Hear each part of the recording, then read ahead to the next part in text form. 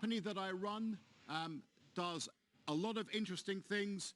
Most of our time, and I want to play with this is good fun, is providing advice to our clients to make sure the money their consultants and contractors are spending is giving them a return on investment.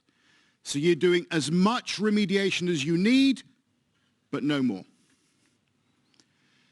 We have a range of challenges. One of the tipping points that have been identified that threaten humanity is pollution, and it has been described as being a bigger challenge to us than climate change.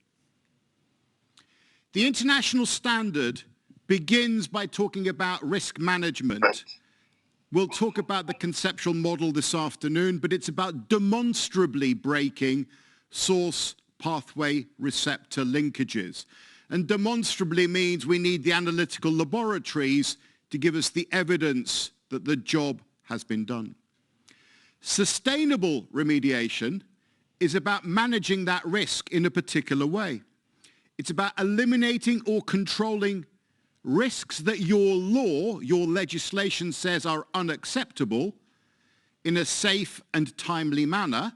That's just good remediation.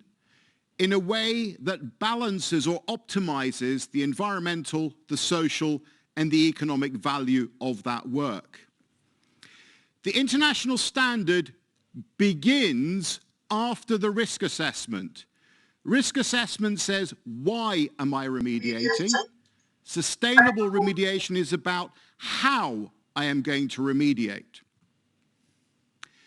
I want to touch on some new work we're doing at the moment on the impact of climate change on remediation and the behavior of contaminants, but I don't have time to go into that in any detail. Just suffice it to say that the effect of extreme weather events, hotter hots, colder colds, wetter wets, drier dries, fires, and strong winds should influence both the selection, the design, and the implementation of your remediation schemes. This is a graphic abstract of a report we wrote in April for the Environment Agency back in the UK to help them with their thinking about their regulatory position on climate change. So if you think about sustainable remediation as a triathlon, where you're trying to find a greener solution, a cheaper solution, and I know it doesn't get spelt with an E, but a more popular solution, then the sweet spot in the middle, there we go, is where sustainable remediation meets. But that's not enough.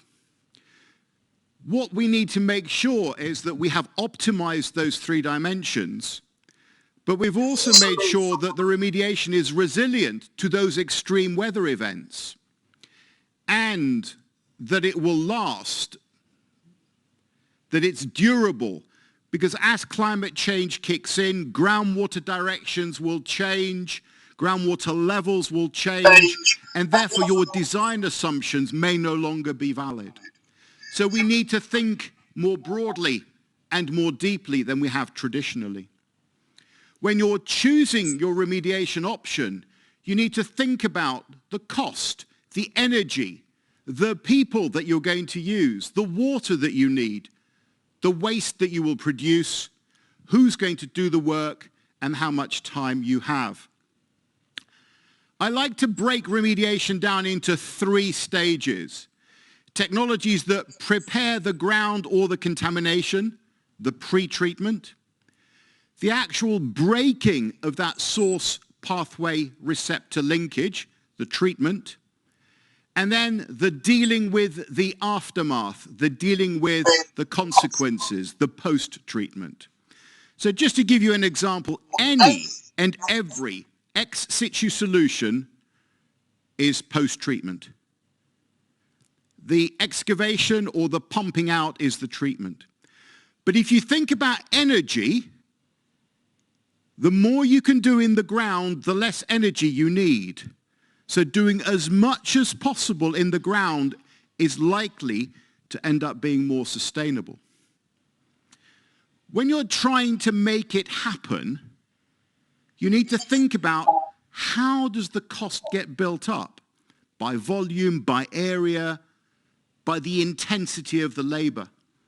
So last week, I gave a lecture at the Global Cleanup Congress in Kuala Lumpur, where I was trying to introduce the idea of intermediate remediation, where you use time and people and natural processes, because in many developing parts of the world, they don't have the money and the technology and the infrastructure that we benefit from in Europe and in North America and in Australia. So what we're looking for are cheaper solutions, slower solutions, trading time with impact, and simpler solutions. So, 2 slides, one on source removal, and of course, once you've removed the source today, climate change isn't going to affect the validity of that remediation because the source, the contamination, has gone. Some are simple and cheap and low intensity, and other solutions are sophisticated and costly and energy intensive. And you'll notice that I've put exporting contaminated soil in square brackets and giving it its own color. That really ought to be a measure of last resort, and we can talk about that too.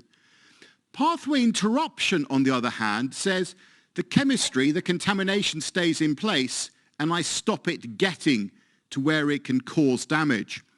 And so that is much more vulnerable to extreme weather events and climate change processes. Now, we'll hear later on lots of words about sustainability and about words along those lines. And it's important to be able to operationalize words, to know what we mean and mean what we want to say. So Humpty Dumpty, character in one of the Lewis Carroll books, says, when I use a word, it means just what I choose it to mean, neither more nor less. The question is, which is to be master? That's all. Now imagine if I use a word and you understand it completely differently. That's a recipe for disaster. So when I use the words sustainable remediation, I mean them in the definition of the international standard. Nothing more, nothing less. You can agree or disagree, but at least you know exactly what I mean. And I'll challenge people later on when they use the phrase if they actually mean it in the same way or in a slightly different way. And you can play with words, and I'm not going to do that, but it's really interesting to press people. What did you mean by that? We have a lawyer speaking later on today, and I love, if I'd had another life, I'd have been a lawyer. Lawyers use words like an artist uses colored paint. They use it to create a picture and to tell their story. So, that's what sustainable remediation is in accordance with the international standard. The process begins with risk assessment, the diagnosis of the problem, and then you go on to look at how you manage the risk. And on the right, you see some of the software we've developed on conceptual site modeling. Why do you remediate? Because there is a legal requirement or an internal corporate policy to manage liability or reputation. What we need to do is manage those risks, and what we want to do is to manage them in a way that considers the environmental, the social, and the economic value of the work. It's easier to know what is unsustainable. It's really, really expensive. I can't afford it. It really upsets people. It causes outrage. We've managed the risk, but the environmental impact is enormous. Actually, it didn't manage the risk. It failed. Or we were left behind with so much uncertainty that we're not sure whether the operation was a success or not. And I'm not talking about PFAS this morning, although I'm writing the guidance for the UK on soil and water pollution by PFAS. But the residual uncertainty means I spent all this time and effort and I still don't know if the land is safe or not. So that's the standard, 24 pages, published in 2017, adopted as a British, a French, an Australian standard. And it tells us standard language and encourages us to a simple consideration of sustainable remediation. You identify a short list of options, any one of which would do the job, would manage that unacceptable risk. And then you are comparing that short list to choose the most sustainable one. So it is a relative comparison of shortlisted options that could do the job. In order to do that, you need indicators. An indicator is a property or a characteristic of a technology that can be compared with one of the other candidates. Let me give you an idea. So if you're wearing glasses, just put your hand up. Okay, so an indicator is something that allows me to sort us into people with glasses and without. Okay? If an indicator is something that we all have in common, then it doesn't help. So choosing the right indicators is really important on a project and site-specific basis. We'll talk about ESG this afternoon, but governance really matters. The same circumstances in England or Poland or Greece or Canada may well result in a different decision. So governance really matters. Keep it as simple as possible. When sustainable remediation first came out, consultants came up with really complicated spreadsheets and full-blown life cycle analysis, and they made life very expensive for their clients. So keep it as simple as possible. So a simple example, I've got 3 options: air sparging, biosparging, and monitored natural attenuation, any one of which would do the job. And you compare them one against the other, and you say, which one's better? And you do that for 4 dimensions, for the economic, the social, the environmental.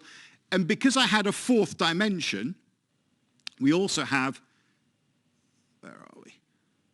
The one in yellow, which is the ease of verification. How easily can I demonstrate that the risk has been managed? And that is the most important slide of the whole talk. Very simple, in a spreadsheet for a particular site. So on the basis of that analysis, monitored natural attenuation was the cheapest, the most socially acceptable, the lowest environmental impact, but the most difficult one to verify because it's a long-term solution. So overall, in that case, monitored natural attenuation would win out on the example I've given you. So here's things to think about. If you're claiming your remediation is sustainable, have you thought about all 3 of these things? Have you thought about the cost, the environmental impact, and the societal acceptance of what you're proposing? Be careful of claims that say, we use renewable energy, we saved some money, we had a barbecue and invited our neighbors for an open day. Those are all good things, but they're not enough to be sustainable remediation. It's site-specific, and if you look at the slides, you can see the objectives there. Very good checklist that we can use later on today. And, as I said, be careful of greenwashing. So I've got 5 seconds left, which is brilliant. Thank you very much indeed for the invitation. Looking forward to the discussion for the rest of the day. Thank you.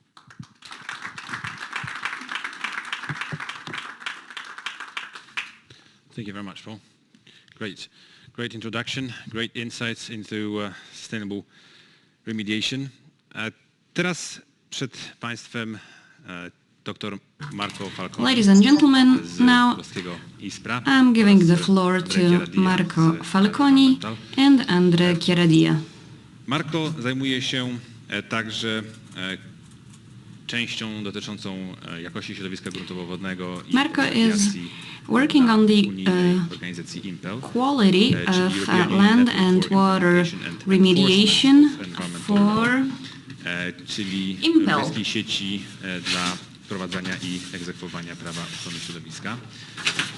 I w ramach tego, co Marco robi dla Impel, ostatnio ukazały się dwie publikacje dotyczące two publications were published by Impel on ISCO and SVE. Marco played an important part in preparing them. So, you have just one Marco and Andre, please come to the floor. You have one microphone to share. Okay, welcome everybody. I'm Marco Falconi. Thank you, Sebastian, for inviting me. I'm here with the head of Impel. Impel is a network of regulators.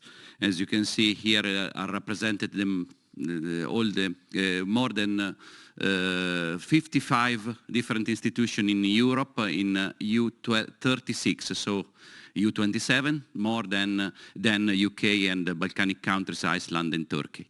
And you can see here there are many institutes and environmental agency. There is also from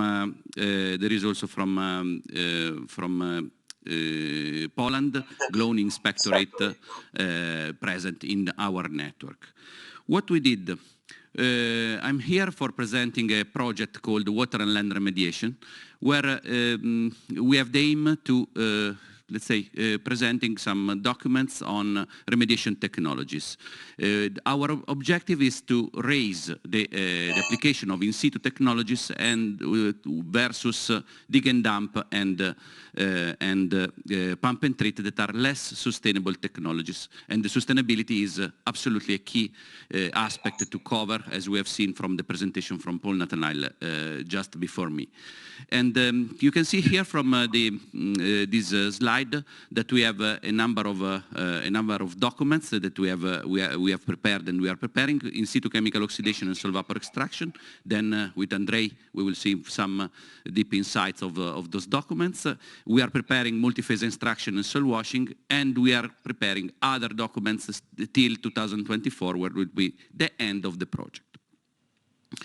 Regarding, you can see here the questionnaires that we are collecting for those two technologies. And specifically, we have for MPE and soil washing, we collected a number of 15 case studies that will be published in our documents. Then for I take the opportunity of being here also for asking you case studies for the next cycle that we cover in situ the thermal desorption and phytoremediation. So if you have case studies to submit, I will be happy to include them in our next cycle of the project.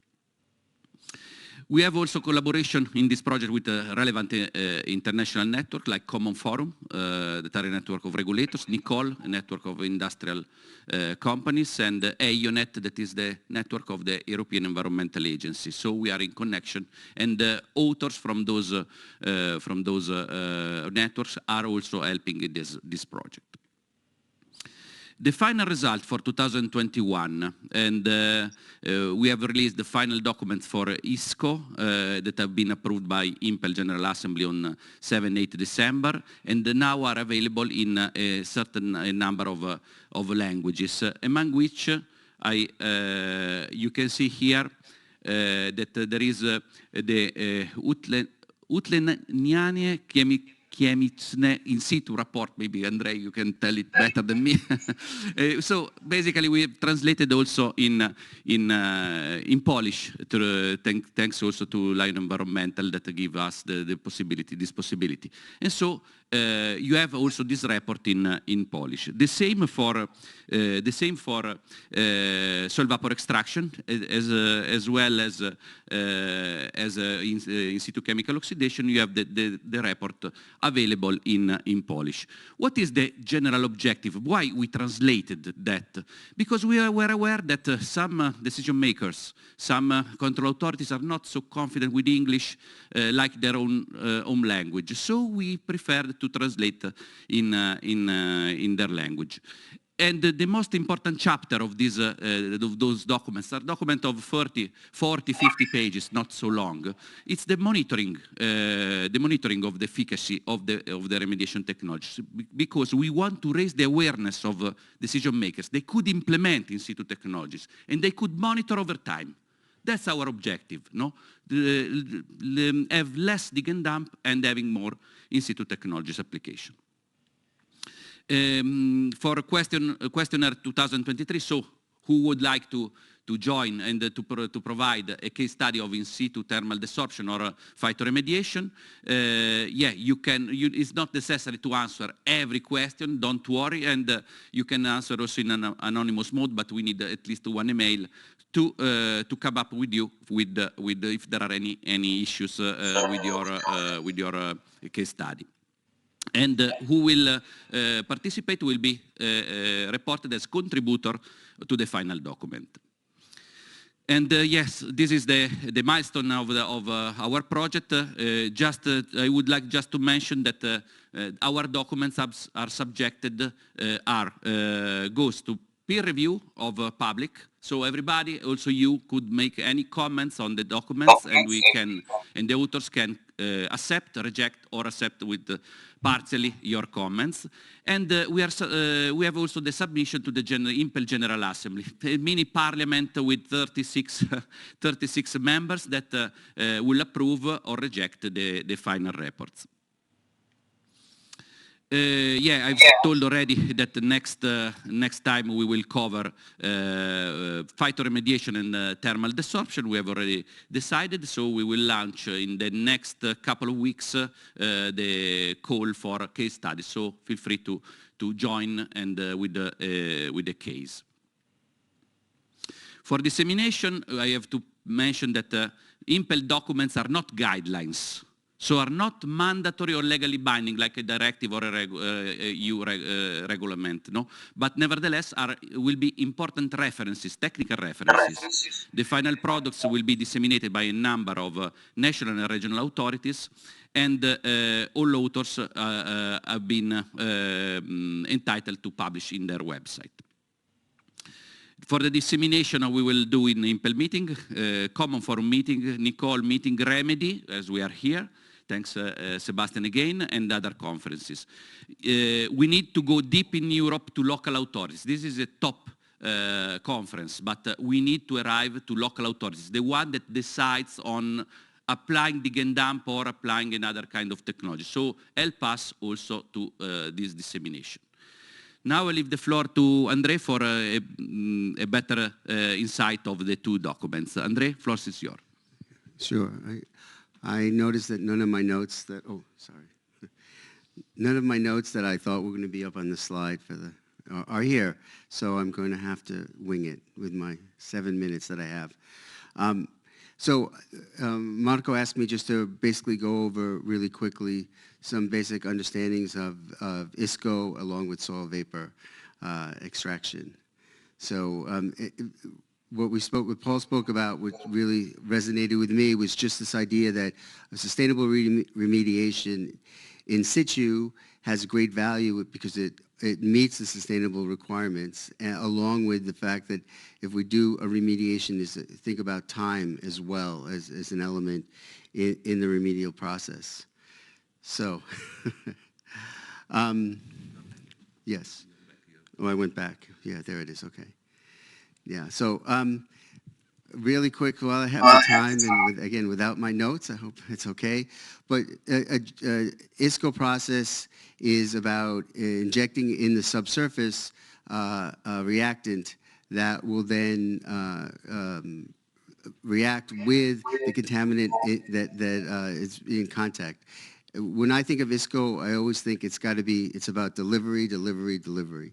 You have to make sure the chemical actually finds the oxidant, or the oxidant finds the chemical. So in essence, ISCO is really about the radicals. So we create a radical in the subsurface, which then can break the chemical bonds. So the chemical bonds being either carbon-carbon, carbon-hydrogen, or carbon-oxygen, or carbon-halogen, whichever one it is.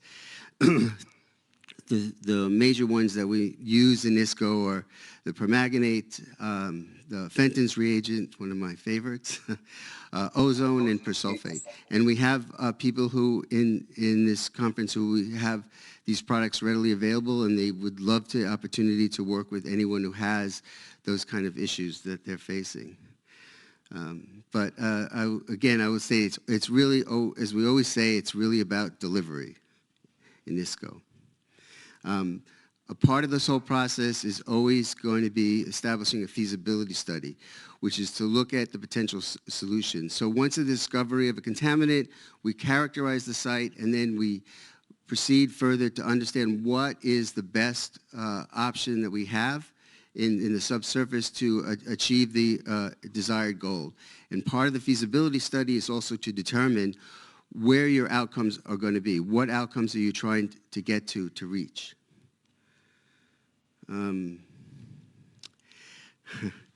Yes, oh, I did it again. Okay, sorry. That looks familiar. A big part.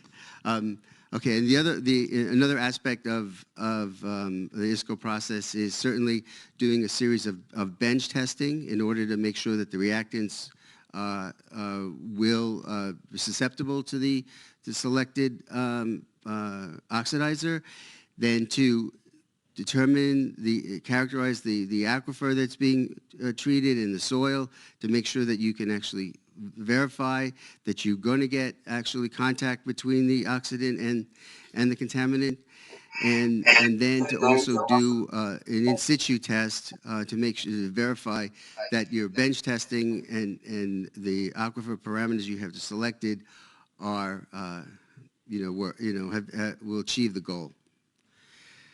And as part of the ISCO feasibility study, we're talking about the nature of the contaminant, its mobility in the aquifer, its concentrations, so that you have sufficient reactant with the concentrations that are found, and whether or not that these all parameters work to achieve, again, the final remedial goal.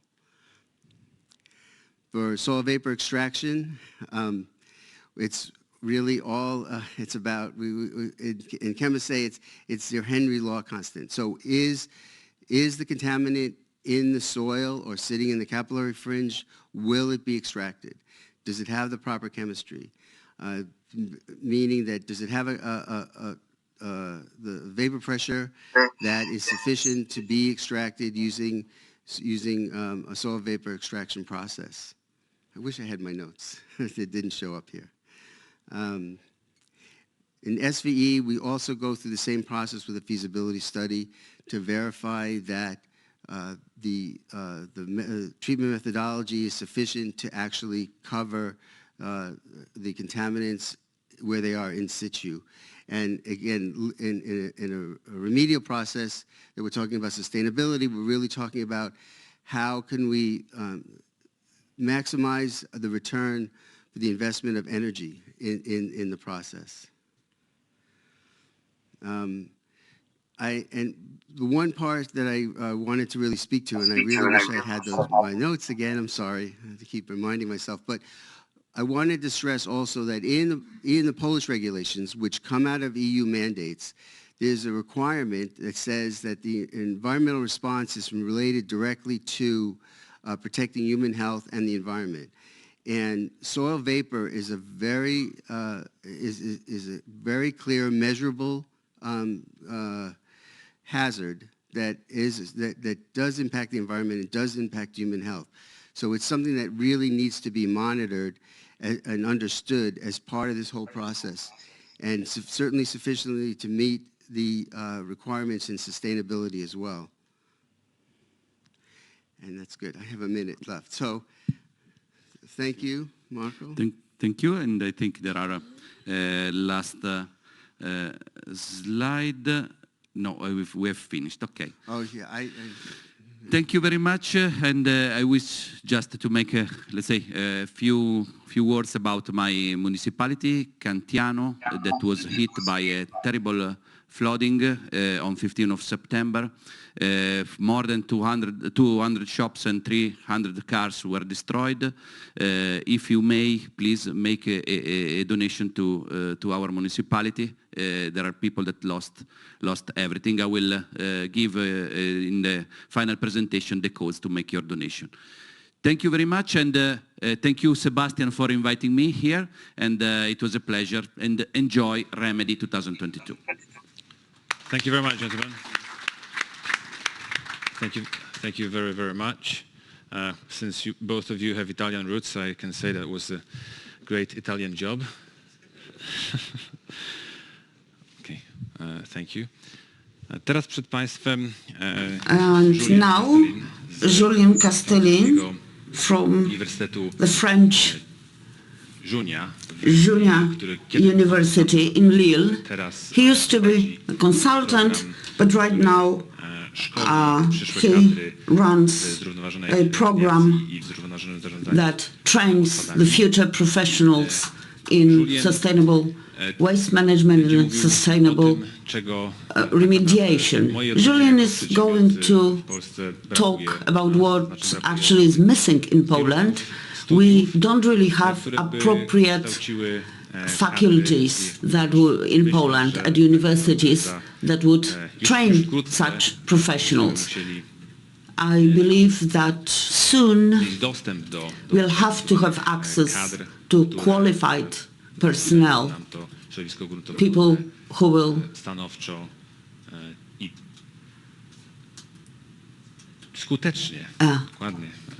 effectively clean and treat the water and soil environment. So, Julien Castellin from Junia University. During the question and answer session.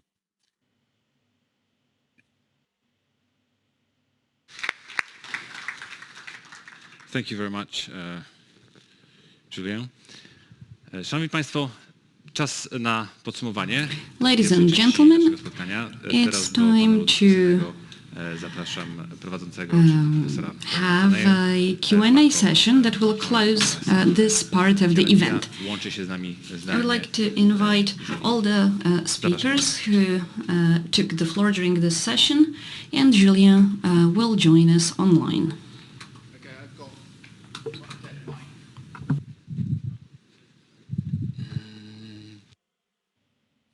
So I've got one really important job to do, which is to finish this by 10 past so you get coffee.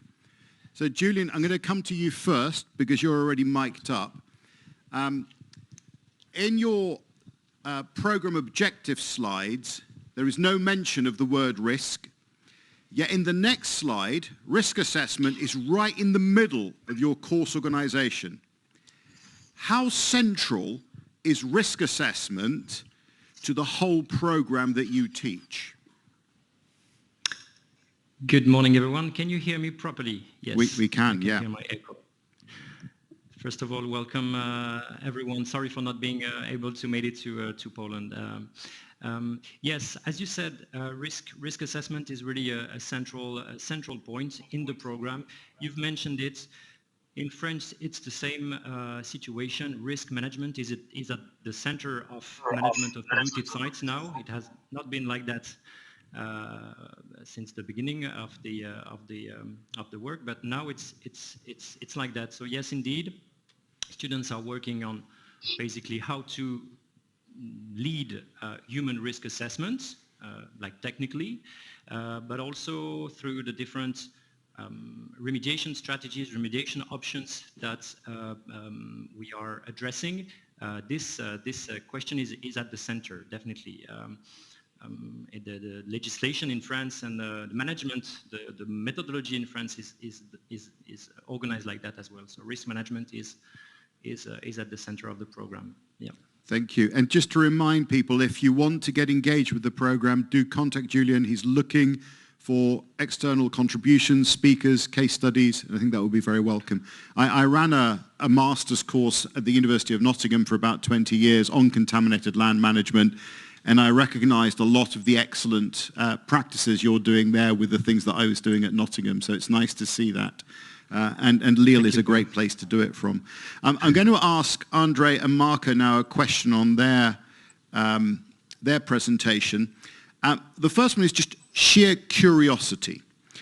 What criteria did you use to choose ISCO and soil vapor extraction as your first two technologies? Why those two? And then I have a follow-up. Yes, thank you, Paul. No, it was, we want to cover in 4 years 8 technologies. No? So we choose the one that we can collect at least some case studies. We had an input from the European Commission to cover, let's say, more challenging remediation technologies, but then we have to face a problem of, let's say, patent. No? Mm-hmm. So when you speak about, I don't mention any technology, no, there are also some here. No? When we have just a technology that has patented, we cannot make a delivery any guidelines. So it was just the most common. We started with the most common. Yes, let's say. Who may say that after 2024, in 2025, we can go in challenging one? Why not? Why not? And Andrew, I've got a different question for you, if I may. I wrote this down, so just bear with me a second. The concept of the operating window is a set of circumstances within which a technology is almost certainly likely to work, because we've done it in lots of other places, building on what Marco said. Do the guides provide an operating window so as a reader I know that my site falls within the area where these technologies are likely to succeed, or do I have to do that thinking for myself by looking at all the case studies that you've summarized? I think that inside the operating window, I think you're always, in all soil cleanup and groundwater cleanup, we're looking at contaminant and the matrix that they're found in. So that really defines what is going to be possible. And I would just kind of flip it back in a way to you, in a sense, and now that we're all, this idea of sustainability, this idea of having to include this in design, you know, what is sustainable, where, you know, and we're adding this in. How do you see that coming into this equation, you know, into this framework? Okay, so that's perfectly reasonable to flip it back at me. I think what I'm realizing with the sustainable remediation thinking is it makes you think about your problem more deeply, a bit like Julian's students, and therefore you come up with more focused answers. It often ends up being that because you think better, you end up doing less work, so it's cheaper, you end up using less energy, producing less waste, and the dimension that most people ignore is the social one, where most of our sites have neighbors. And so thinking about what the people around or that will be on that land afterwards will think is actually a really important way of coming up with a better solution. So it's a different way of thinking that gives you a better solution, I think. I love it. My thought is always, I'm a big believer in the laws of thermodynamics, which is follow the energy. But the energy has a price. The cost of energy is a big element in this, and it also can be factored in to the idea of sustainability as well. So when you add that in, I like this idea of doing processes, whether it's the investigative process, the feasibility process, that you use the minimal amount of energy in order to achieve the results without spending any more than you have to, especially to make it in line with sustainability. That's how I seem to understand sustainability in remediation. Okay. Better, smarter. Thank you. Julian, I'm going to give you the final word. So no pressure, but the future of the remedy sector is partly in your hands. So how are you preparing your students for 20, 30, 40 years of professional practice like some of us in this room have enjoyed? How important is that in your thinking about the philosophy of your course? It's definitely important, and I think it's your hands as well. So definitely putting the students as much as possible in contact with professionals, with experts, to be able to feel a little bit about how the field is evolving, what will be the future challenges, the future important aspects to take into consideration. We've definitely talked a lot about sustainability, sustainable remediation. So it's also by being in touch as much as possible with experts and also with other organizations. And I'm really happy to hear about Mr. Falconi and Impel, and to cite this common forum. And Nicole, I think it's also important networks for us to be in contact with in the future. Yes. Julian, thank you. And since you mentioned Marco, I'm going to say that this isn't only a Western European, North American challenge. Marco's doing a lot of work in other parts of the world, particular interest in going into Africa, for example, and Latin America. So this is a global issue. We just happen to be looking at it from a European lens. Energy is important. Coffee is important, and it's out there waiting for you. So Julian, Marco, Andre, thank you so much for your presentations and for fielding my questions so well. Thank you. Thank you. Thank you. Coffee. Goodbye, everyone. Thank you very much. Thank you very much, gentlemen. Great discussion. Yes, you deserve a cup of coffee now. You'll find references to that topic in the EU biodiversity strategy, but two documents of key importance are the Pathway to a Healthy Planet for all EU action plan towards zero pollution for air, water and soil, and the EU soil strategy for 2030, that is reaping the benefits of healthy soils for people, food, nature and climate. Briefly, healthy soils. So the first document regarding zero pollution from May 2021 is a document of a more general nature, related not only to land but also other elements of the environment. But the general direction is that we should intensify the actions at assessment, remediation of land contamination. We should try to prevent contamination and also undertake measures to eliminate the contamination that already exists. This document provides for specific activities. By 2022, the EU priority watch list for soil contaminants should be developed, and in 2024, the so-called passport for the safe, sustainable and circular use of excavated soils should be developed. So these are very important documents that could significantly impact our market. I would like to focus on the second document, that is the Healthy Soils document. It was published in November 2021, and the goal is to get a good condition of soils by 2050. And here the emphasis is put on land remediation primarily. The point is to treat soils as previously air was treated, for example. That is, it should be subject to more comprehensive protection. And a legislative proposal is going to be developed on soil health. This will be another legal document at the EU level. I don't know whether we're talking about a directive or regulation, but anyway, it's going to provide a comprehensive solution to this issue.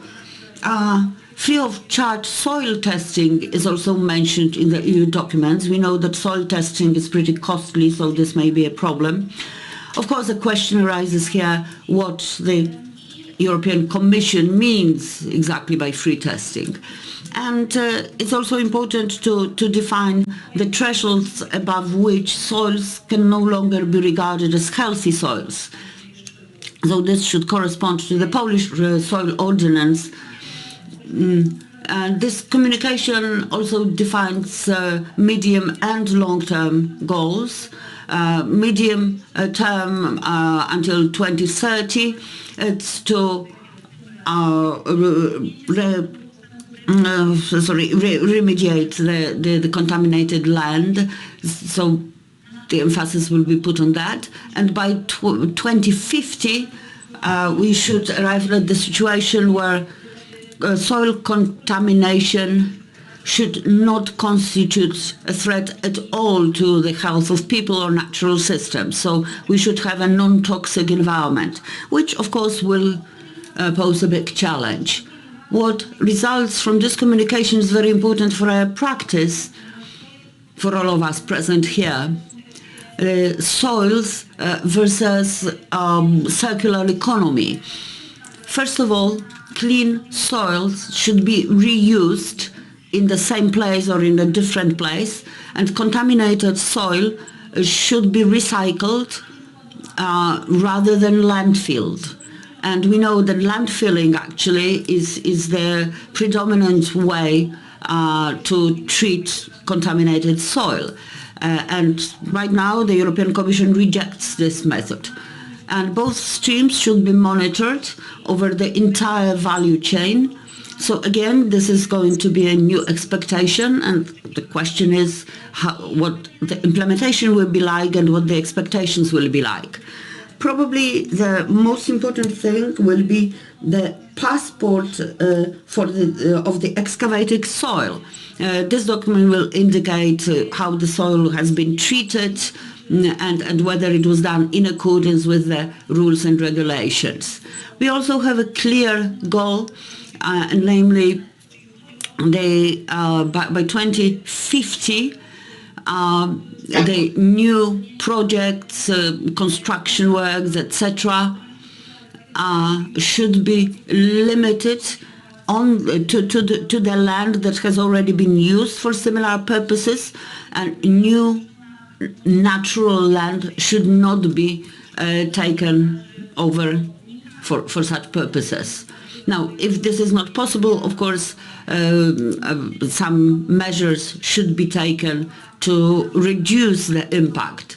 So, for example, the construction should be carried out on the already built-up areas or remediated areas. So, in other words, the brownfields. Right now, this will be a priority. As for remediation itself, what is very important in Europe would be to adopt the soil health certificate. This is a document issued for the purposes of transactions regarding soil, confirming the condition of soil. However, we don't have any European solution here. So this could be a game changer in the sense that it would force the companies, for example, to define the health of soil in many places. And also consultations are going to take place concerning the methods to assess soil contamination risk. I'm going to refer to the Polish context in the moment, but EU regulation should also be developed in this respect in the future. But definitely, the EU strategies and communications show us a clear way. We are going to increasingly discuss remediation in the coming years, which should make us happy. But let us also take a look at what's happening in Poland. We have two draft documents. On the one hand, the ordinance of the Minister of Climate and Environment on the assessment of the threat to people's health, natural environment, etc. And the other one is the treatment of degraded land. The first draft was published in February 2022, and it's supposed to supplement the system of assessment of land contamination that is provided for in the environmental law. Well, the environmental law has not been amended practically since 2014, and risk assessment is very important in terms of deciding whether remediation is possible, or maybe the company may be exempted for remediation. So risk assessment has been provided for previously, but it's not been broadly used. And 5 issues to be taken into account are listed: the chemical form of the contamination, the possibility of spreading, and also the possible exposure ways. Well, the ordinance is pretty detailed. It defines 10 steps to assess the significant threat, in other words, risk assessment.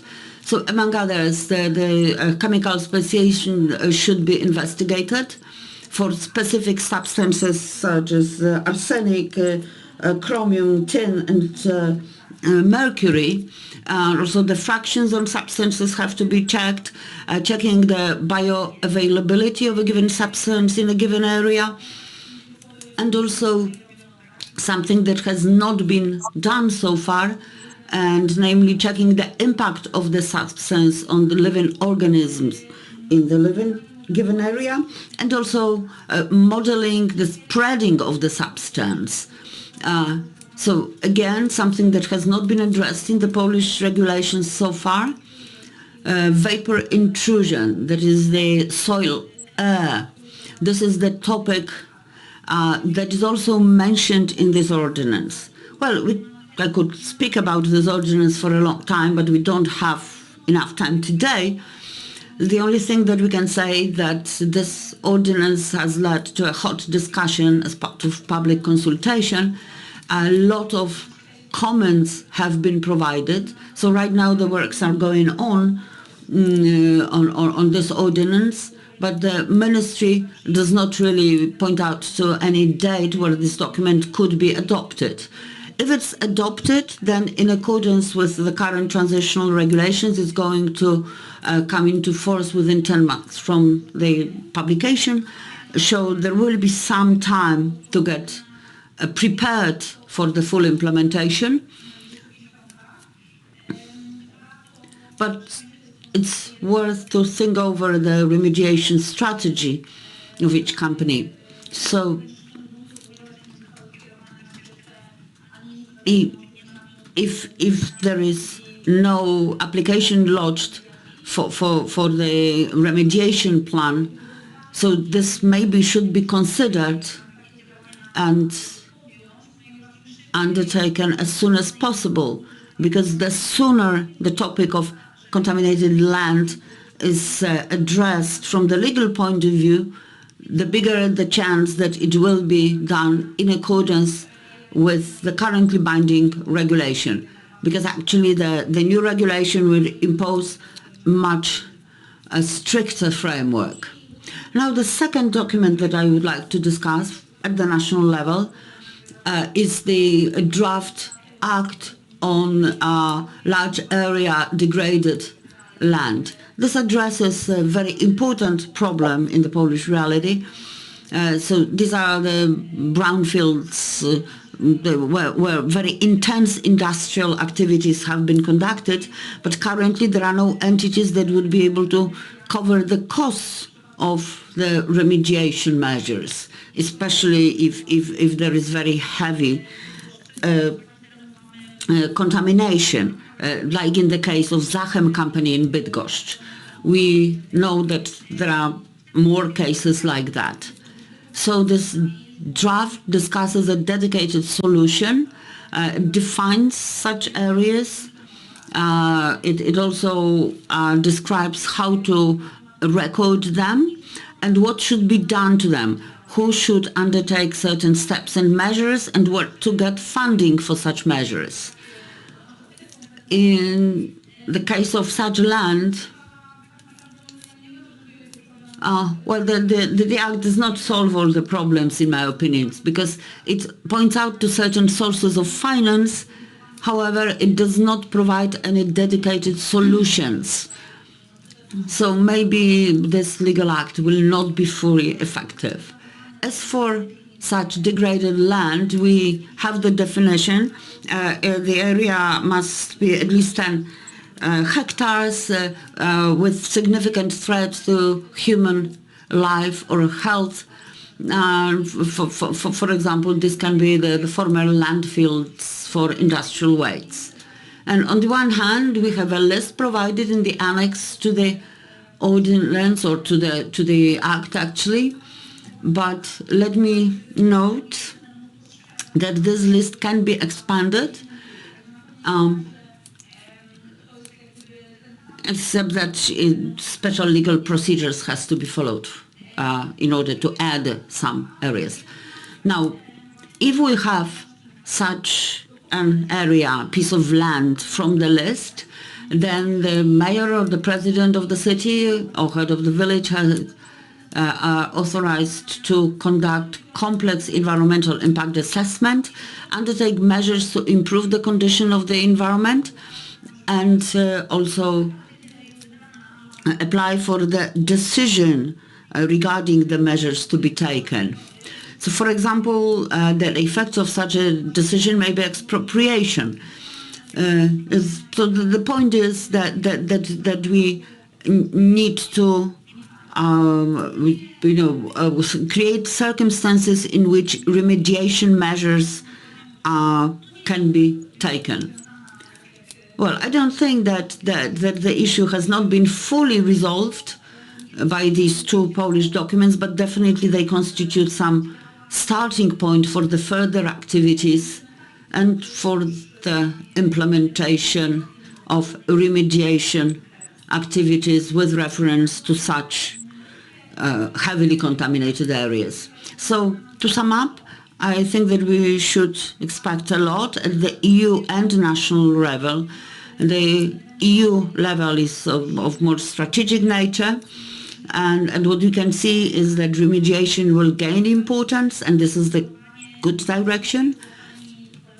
And on the national level, we just have to cope with the local problems. So this is all we have ahead of us. Thank you very much, and I would like to wish you fruitful debates.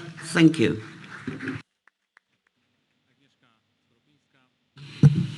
Ladies and gentlemen, this was Agnieszka Skorupińska. We have already had first assessment of remediation projects in Poland in terms of sustainability. Grzegorz Gzyl of the Polish Mining Institute, together with Paul Bardos, carried out such an assessment, and Grzegorz Gzyl is here with us to share with us his results, the outcome of his study.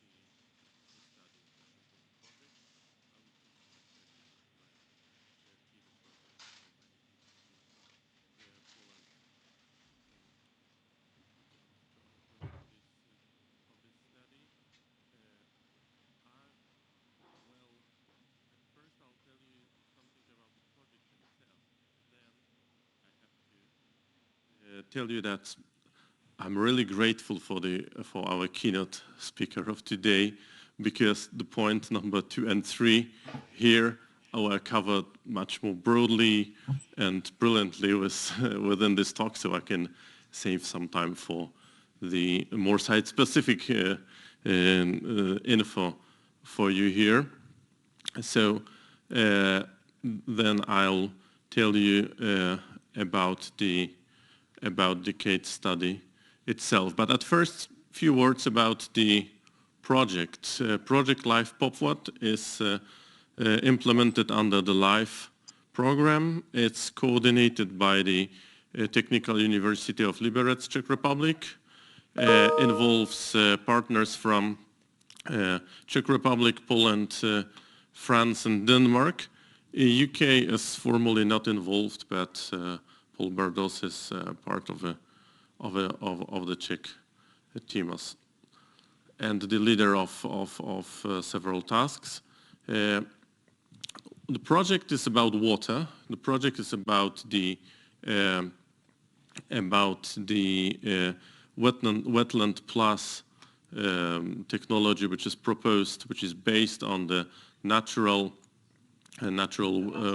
wetland system implementation into the remediation strategy, into the remediation of especially water contaminated with persistent organic pollutants. And the 2 case studies are planned within the project are in Czech Republic, in Hayek. This is like a full scale implementation, and the pilot scale implementation is ongoing in Jaworzno, Poland. No time to go into the details of technology itself, but just to tell you a few words that it's the water flows through the several compartments of the systems, which are based on the zero valent iron. There's also biosorption model. So at first chemical model to in a reduction environment. At first to dehalogenate and then to sort contaminants, and then the aerobic compartment at the end, which is the wetland and which really looks nice, and this is also important issue, nice and green. So I'll not go into the details of risk-based land management.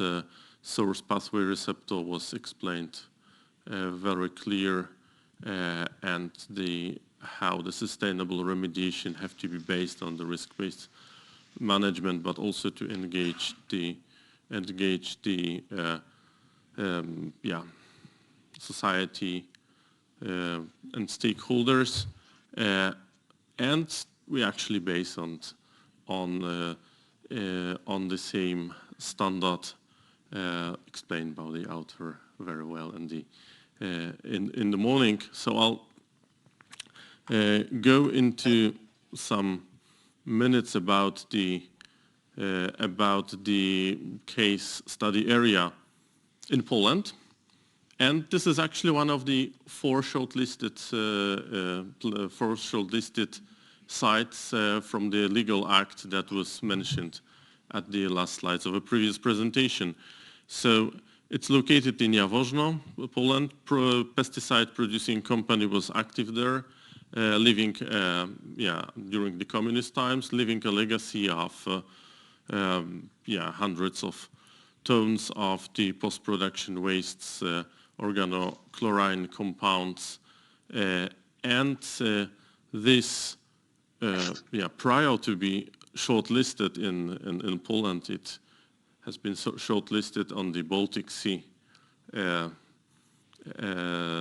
hotspot list done by Helsinki Commission.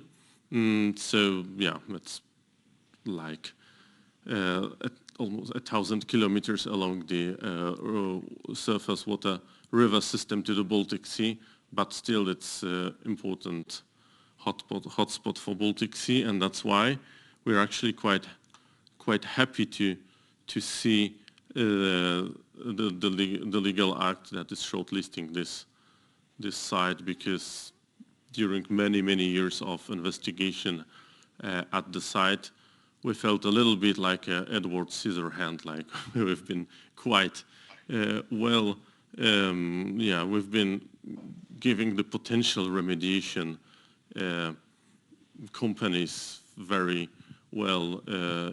good information for something that was impossible to be even started. But anyway, just getting back to the project and the study itself, it is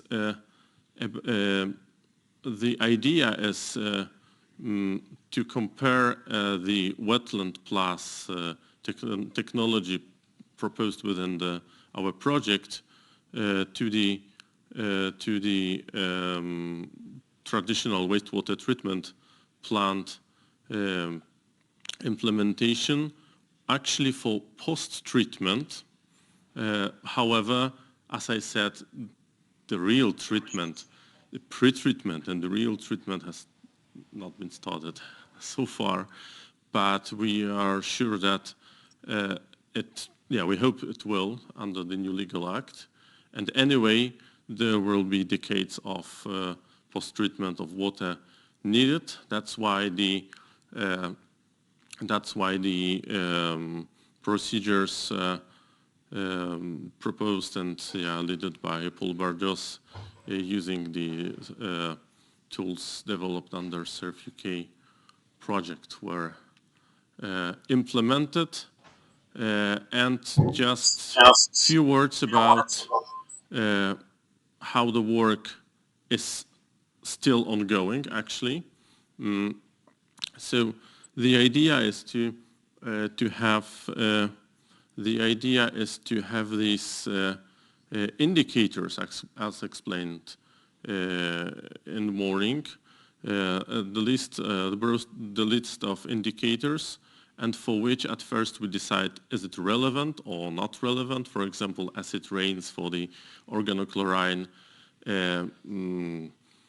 yes, remediation here is not so much relevant, but if it's relevant, then we decide for each indicator, is the proposed new technology better than what would be traditionally implemented here, or is it or not? And these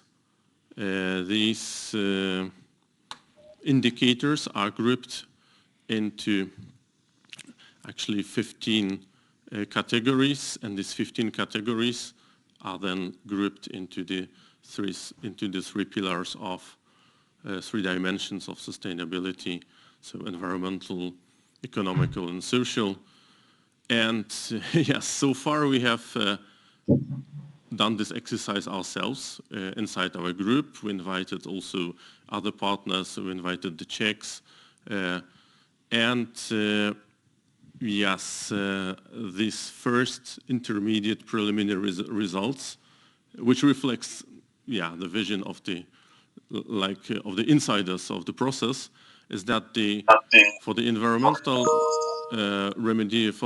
environmental dimension, we are actually proposing something which is better by all means and all categories, from the traditional chemical wastewater treatment plants. No time to go into the details, but all these, well, it's more natural. That's clear. Also, less emission because we are involving natural processes, and soil and groundwater and ecological conditions for the treatment of water using a wetland system is better than to put it into the concrete and steel based actually some industrial installation. When we go to the economics, it's actually the smaller the green the smaller the green area is compared to the red, the better for the newly proposed technology. This is one note.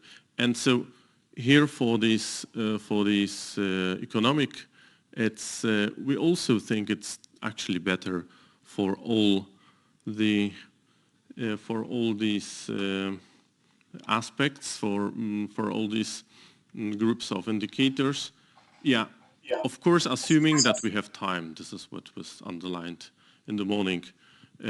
If we are about to clean, if we speak about 5 years, of course, building a wetland, it takes you quite a lot of money in the first year, but then you hopefully do not spend as much as for the other systems. So this is this was for the economics, and as for social, actually this is the only dimension in which we ourselves yes, admit that there might be one aspect among all the social aspects, only one, that we admit that the newly proposed wetland system treatment might be less favorable compared to the state of art. This is just because it's not the state of art. I mean, it's not so easy to get the acceptance both in the regulators, in the experts, engineers, owners, whoever, for the systems and for the ideas which are innovative, just because they do not have a long record of being implemented before, but actually coming back to the conclusions. So yeah, so far we did this exercise ourselves, and we think the proposed technology is better than what could be done instead. However, we can see that there is some uncertainty connected with the fact that it doesn't have a long record of successful implementation cases, and that's why the LIFE program have granted us the money to show that it's really feasible and possible. So we hope that with the help of this project we can demonstrate that it actually works, and then it will make it more credible also to the broader public. And yeah, with that I would like to thank you very much. Questions are coming at the end after the last presentation. Thank you. Dziękuję bardzo, panie Grzegorzu. Thank you very much, Teraz Grzegorz. mecenas Rafał Hałabura, który jest z Remediation. Rafał Hałabura, who's with us at Remedy Conference for the o dwóch aspektach. Problemach prawnych, not for the first time, and he's going to discuss the problem of risk assessment and Witam Państwa bardzo serdecznie. Dziękuję za zaproszenie na tę konferencję. Chciałbym rzeczywiście mówić o tych dwóch kwestiach i może na koniec jeszcze kilka słów komentarza na temat projektu ustawy o wielkoobszarowych terenach zagospodarowanych. Swoją prezentację chciałbym large degraded area or land.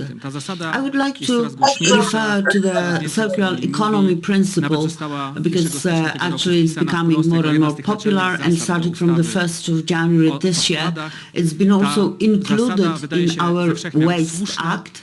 So this principle seems to be right, and what I would like to discuss today is to what extent the currently binding regulations and the planned regulations are consistent with this principle. First of all, I would like to tell you whether these regulations support on-site remediation, which seems to be more justified than ex-situ remediation. Let's start with the environmental protection law, which says that, first of all, we should take measures that should lead to removing the contamination. Please note that it's not about removing the soil, but removing the contamination, because currently the frequently applied method is to remove the land or soil that has been contaminated. So please remember that removing the contamination does not necessarily mean removing the soil. Well, you know that the soil can be treated on site, and remediated on-site. Now, the problem with on-site remediation is related to the fact that such remediation, if it's connected with excavating the soil and its treatment on-site, leads to very complicated situations related to obtaining the relevant permits, because such soil is usually classified as waste, which results from the fact that I'm describing on the transparency. Because the Act on Waste stipulates that this Act will not apply to such excavated soil which is not contaminated and is going to be reused on site. So actually, if the soil is contaminated, it already would be subject to the provisions of the Act on Waste. Even if this thesis is true, this does not necessarily mean that you have to apply for waste processing permit. Why am I saying that? Because in the first step of applying the Act on Waste, we should try to find out whether we're really dealing with waste. And according to the definition, waste is each substance that we want to dispose of, we're planning to dispose of, or we are obliged to dispose of. If we conduct on-site remediation, we are not disposing of the land. We want to treat it, clean it, and use it as more valuable land. So, in accordance with this way of thinking, such contaminated soil should not be treated as waste. However, it is very difficult to convince the authorities that the excavated soil that will be treated on-site is not waste, and only the waste that cannot be remediated will leave the given site as waste. But the authorities have a very conservative approach. They say that such soil is waste and that's it. So we've not been very successful in the majority of cases to convince the authorities. However, in the case of one project, referring to the authority of the Minister of Climate in France, we've been able to convince the authorities that the soil does not have to be treated as waste. And in Poland, unfortunately, the interpretation is that such excavated, contaminated soil is waste. But maybe something could be done with that. Actually, we've had an amendment in the regulations that enter into force as of the 1st of January this year. And it turns out that the procedure provided for in the can be really useful. I mean, there have been a number of changes introduced, but what is important that a specific procedure is provided for in the Act, which makes such land, from the legal point of view, to be treated as something else but the waste. So this procedure could not be applied to soil or land because the end-of-waste status of land had to be regulated in the EU regulations, and such EU-level regulations did not exist. Now, after the amendment that has been implemented, it can be the Polish ordinance of the Minister of Climate that could define such a procedure. Well, it's easier actually to have such regulation or ordinance published at the national level. We still don't have such an ordinance, not yet. I hope it will be drafted soon, because we already have the ordinance on the asphalt destruct. So is already working in practice. So maybe a similar ordinance regarding remediation should be drafted. So maybe we should try to encourage the ministry to start working on such a draft. However, there is also the third method. After the amendment in the regulations, effective as of the 1st of January this year, such end of waste status can also be defined in an individual decision, the waste processing permit. So the conditions may be defined there. Let me suggest that, for example, we should test soil and land in terms of meeting the conditions of the already binding ordinance on assessment of land. In my opinion, this ordinance could also apply to excavated soil or land.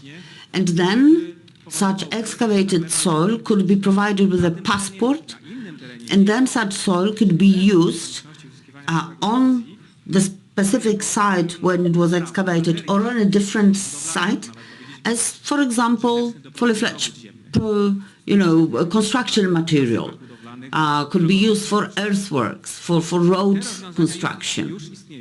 So such solutions already exist. We know that they are not commonly used because the authorities do not have experience in specifying such conditions, and therefore they are very cautious when issuing permits for the end-of-waste status. But hopefully this practice will change. It would definitely change if a Polish ministerial ordinance was issued. Because of course we may hope that the EU will also develop some directive or regulation specifying the conditions, etc. But well, we may wait for a very long time before it's published. Now the second issue is the regulation regarding risk assessment. Well, so far the risk assessment is very briefly discussed in the Parliamentary Act, so it can be conducted in any way we want practically. The risk assessment is part of any remediation plan and any remediation measure, and actually risk assessment has to be conducted if we want to be exempted from the obligation to conduct remediation. So if we want to prove that there is no threat to human life or the condition of health or the condition of the environment, or if we don't want to be forced to remove all the contamination. Now, the draft is pretty extensive. It consists of 10 parts.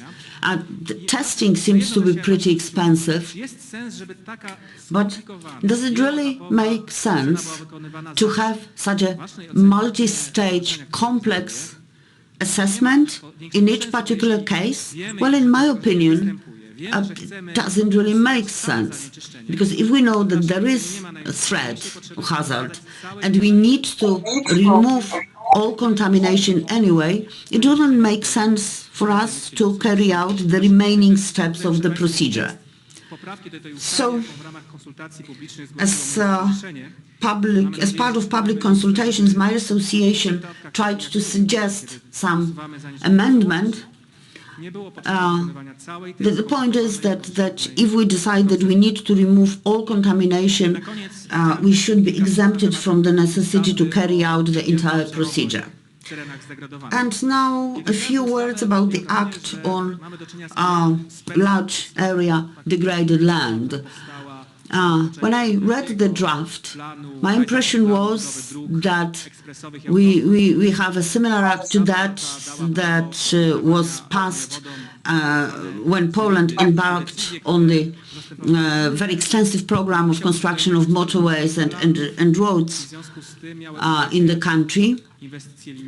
The the purpose of that act was to facilitate road construction projects.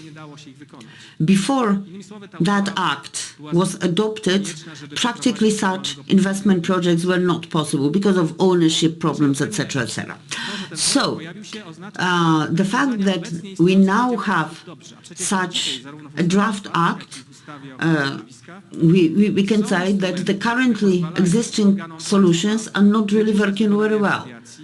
I mean, yes, there are certain premises which would give the state authorities the right to force companies, for example, to conduct remediation.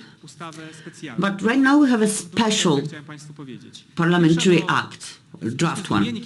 So in the act we saw a provision that the draft environmental improvement plan, well, actually it doesn't only refer to the remediation plan, it also covers a broader range of measures to be taken. But anyway, there are only 4 authorities or institutions that will have the right to prepare such plans for improvement of the condition of the environment. Right now, we do not have such restrictions. If there is an institution or entity that feels competent enough to prepare such a plan, they can do that.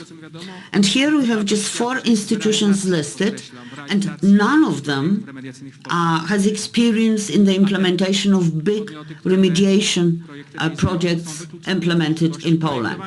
And those institutions or entities which actually carried out such big projects are excluded from the right to prepare such plans. And this actually is against the rules for spending public money, because the Public Procurement Act should apply and the institutions should be selected rather than listed in another parliamentary act. And to end my presentation, today, if you want to have on-site remediation, you need to obtain a number of decisions, especially if the excavated soil is classified as waste. If, in addition to that, we want to treat the soil on-site in the installations, this practically is not feasible, because apart from the decision regarding the remediation plan, you need the permits for waste processing, and if we're talking about installations, also the environmental conditions decision has to be issued, and you need 3 years to obtain such a decision. So the on-site remediation using mobile or fixed plant is not feasible today, because nobody has time to obtain all these decisions, because this would take several years. And I'm mentioning that in the context of the draft act on contaminated land, because right now the decision regarding the measures aimed at improving the environmental condition would replace a number of the decisions which currently have to be obtained. Like for example, the decision on land remediation, or the permit to cut down the trees, etc., etc. And if we're talking about remediation under the draft act that we're discussing right now, a single decision issued by the same institution that issues this new decision and this one decision should replace the numerous other decisions. I mean, the remediation works are something different than construction of an incineration plant, right? Thank you very much for your attention. Well, thank you very much. You have very similar impressions as far as these documents are concerned. And now let's have Dr. Grzegorz Gzyl and Klaudia Choleva from CMS. Jak rozumiem, mamy na dyskusję. If I'm not mistaken, we have only a few minutes left for the Q&A. Is that correct? Mamy na dyskusję niezbyt dużo czasu, więc zacznijmy może od tej nowej ustawy dotyczących wielkoobszarowych terenów zdegradowanych. Let us begin with the new act on large-scale contaminated or degraded sites, because we have touched upon it in our presentations. I can only add that we were surprised to see a reference to the Polish Mining Institute in the Act. We were not asked for the opinion on the regulations before the regulations were made public. We were just included in a way in this process by the Polish Chamber of Environment Protection, because we do not report to the ministry. So we treat it as a message, as a signal from the local governments, because this act equips them with certain tools, but it also imposes certain obligations on them.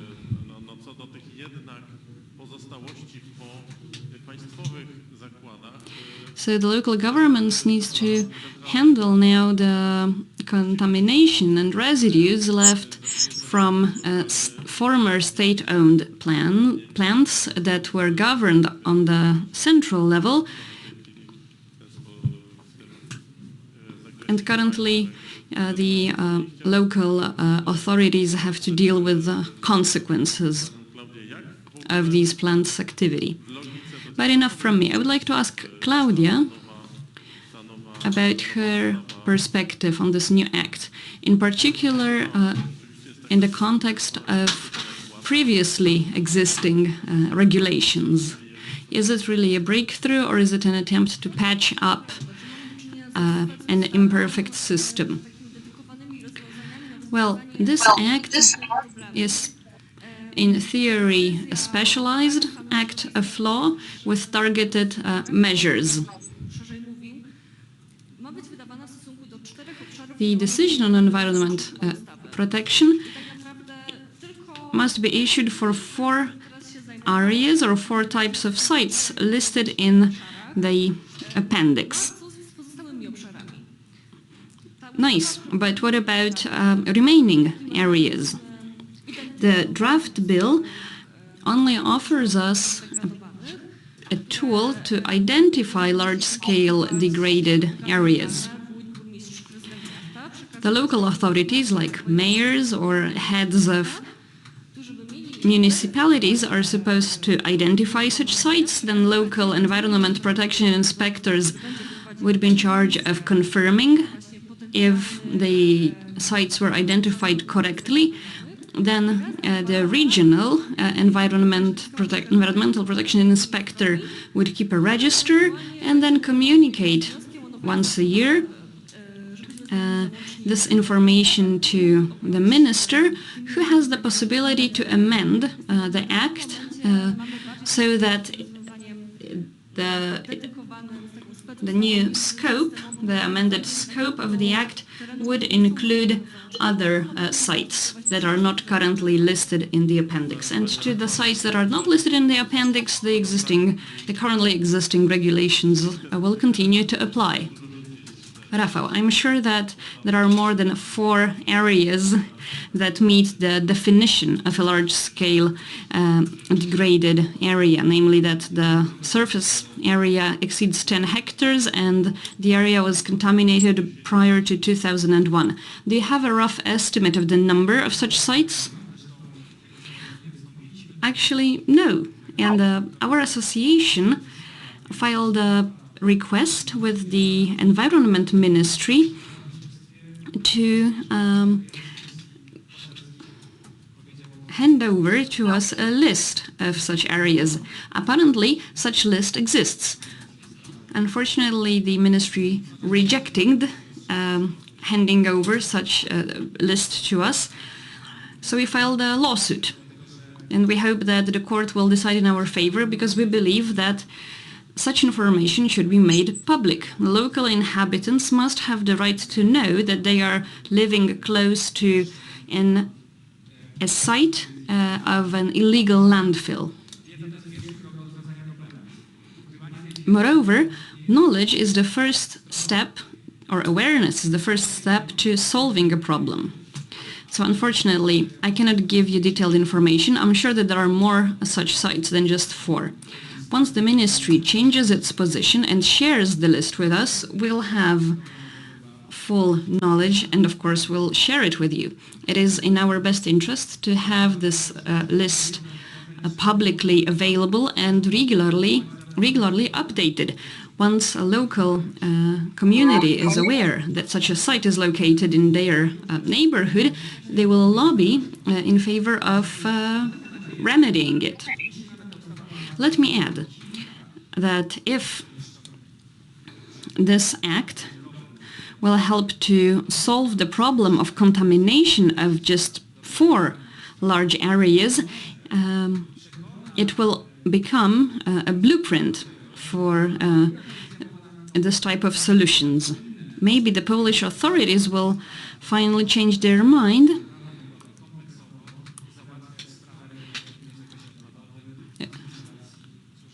and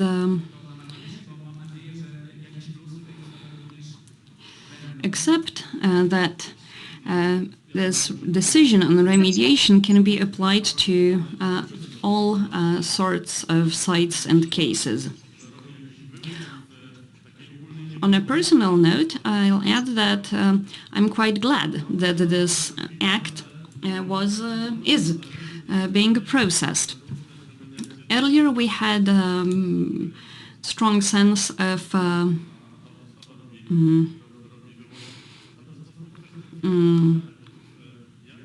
lack of any agency on the part of the government, in the sense that there were no attempts whatsoever to regulate remediation of such areas. So this act, even though it's imperfect, it's still a breakthrough.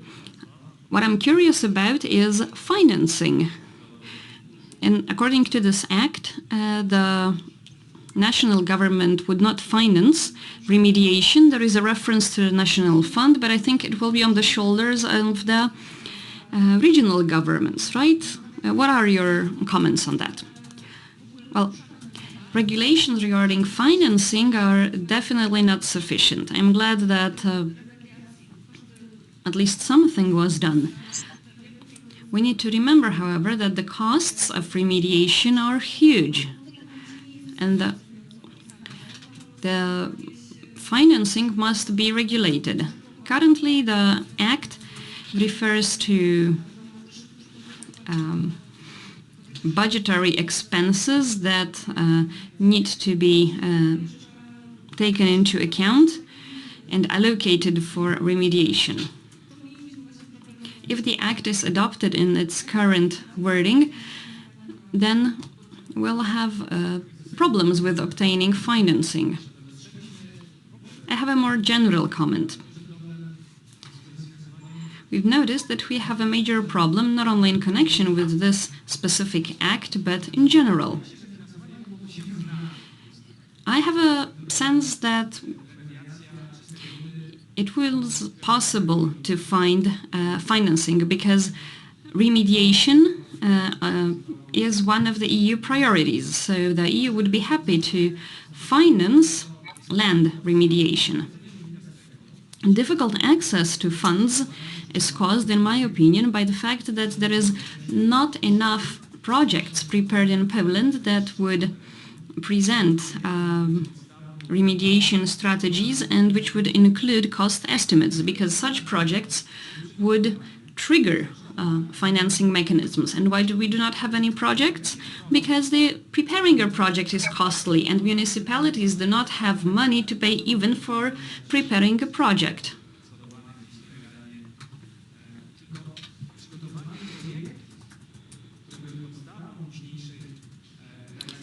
So the problem is a shortage of funds for projects. If we had them, then we would be able to find money to For instance, clean up an illegal landfill of toxic waste. I fully agree with you. I have a sense that we have barriers of legal nature, not really of financial nature.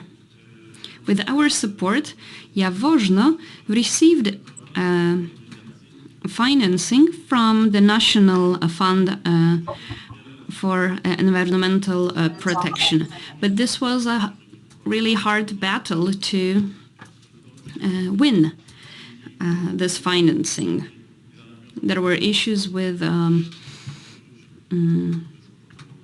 area of competencies, for instance. We were not sure if Jaworzno, as an administrative unit, is entitled or allowed to apply for such funding. Do we need to wrap up? Unfortunately, yes, we have on a really tight schedule today, and I would like to thank you for this interesting debate, but we're already late for the coffee break. So I think it is clear that there is still a lot to do also in terms of shaping the Polish legal framework. I'd like to seize this opportunity to invite representatives of the ministry to attend our event. During the previous editions, we had representatives of the ministry here. This year they didn't register. I do not know why, because we invited them. I hope that they will join us at future editions of the event. So let's have a coffee break and see you in a few minutes.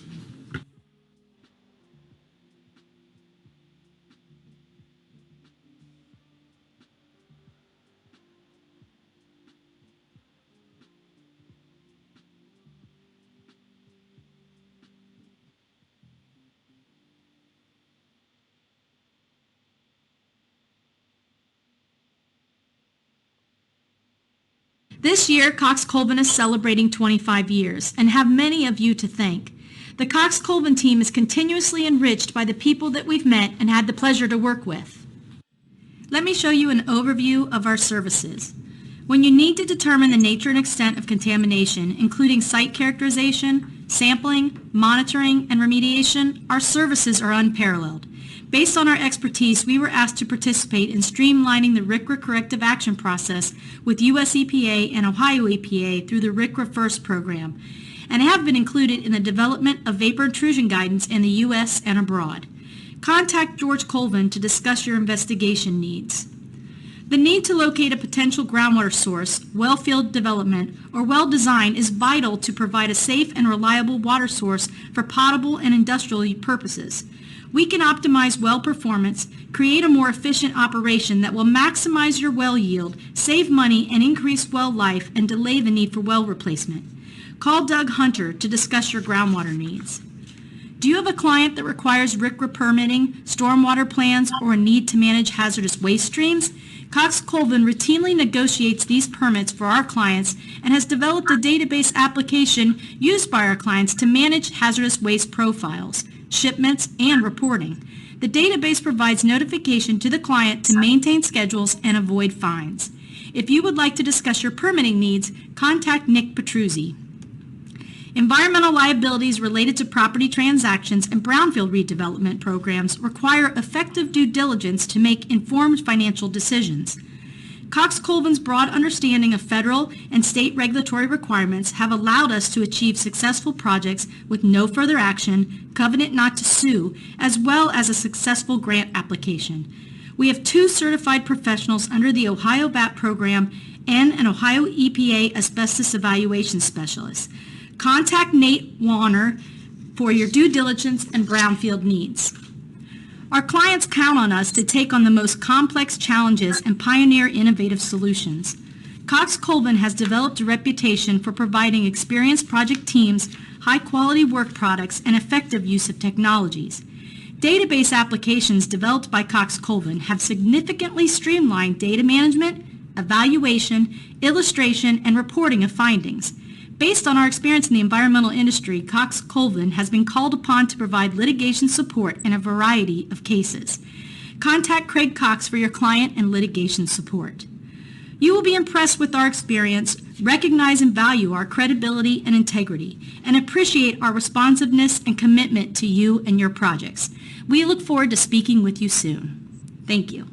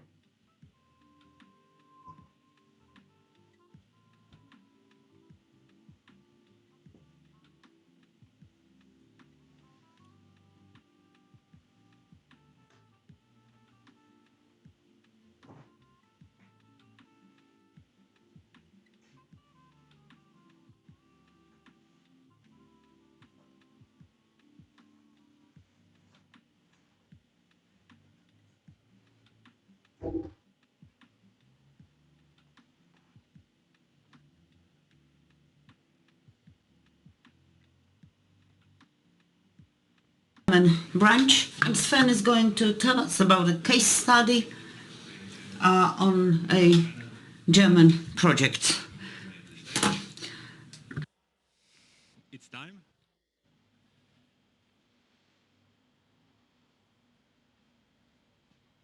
It's great to have you. There you go. That's the device that you might need. Good luck. Thank you. Thanks for the introduction and welcome to my presentation on hydrological challenges on a former lignite refinement site in Lithuania in Germany. The place is called Schwarze Pumpe. In English that means black pump.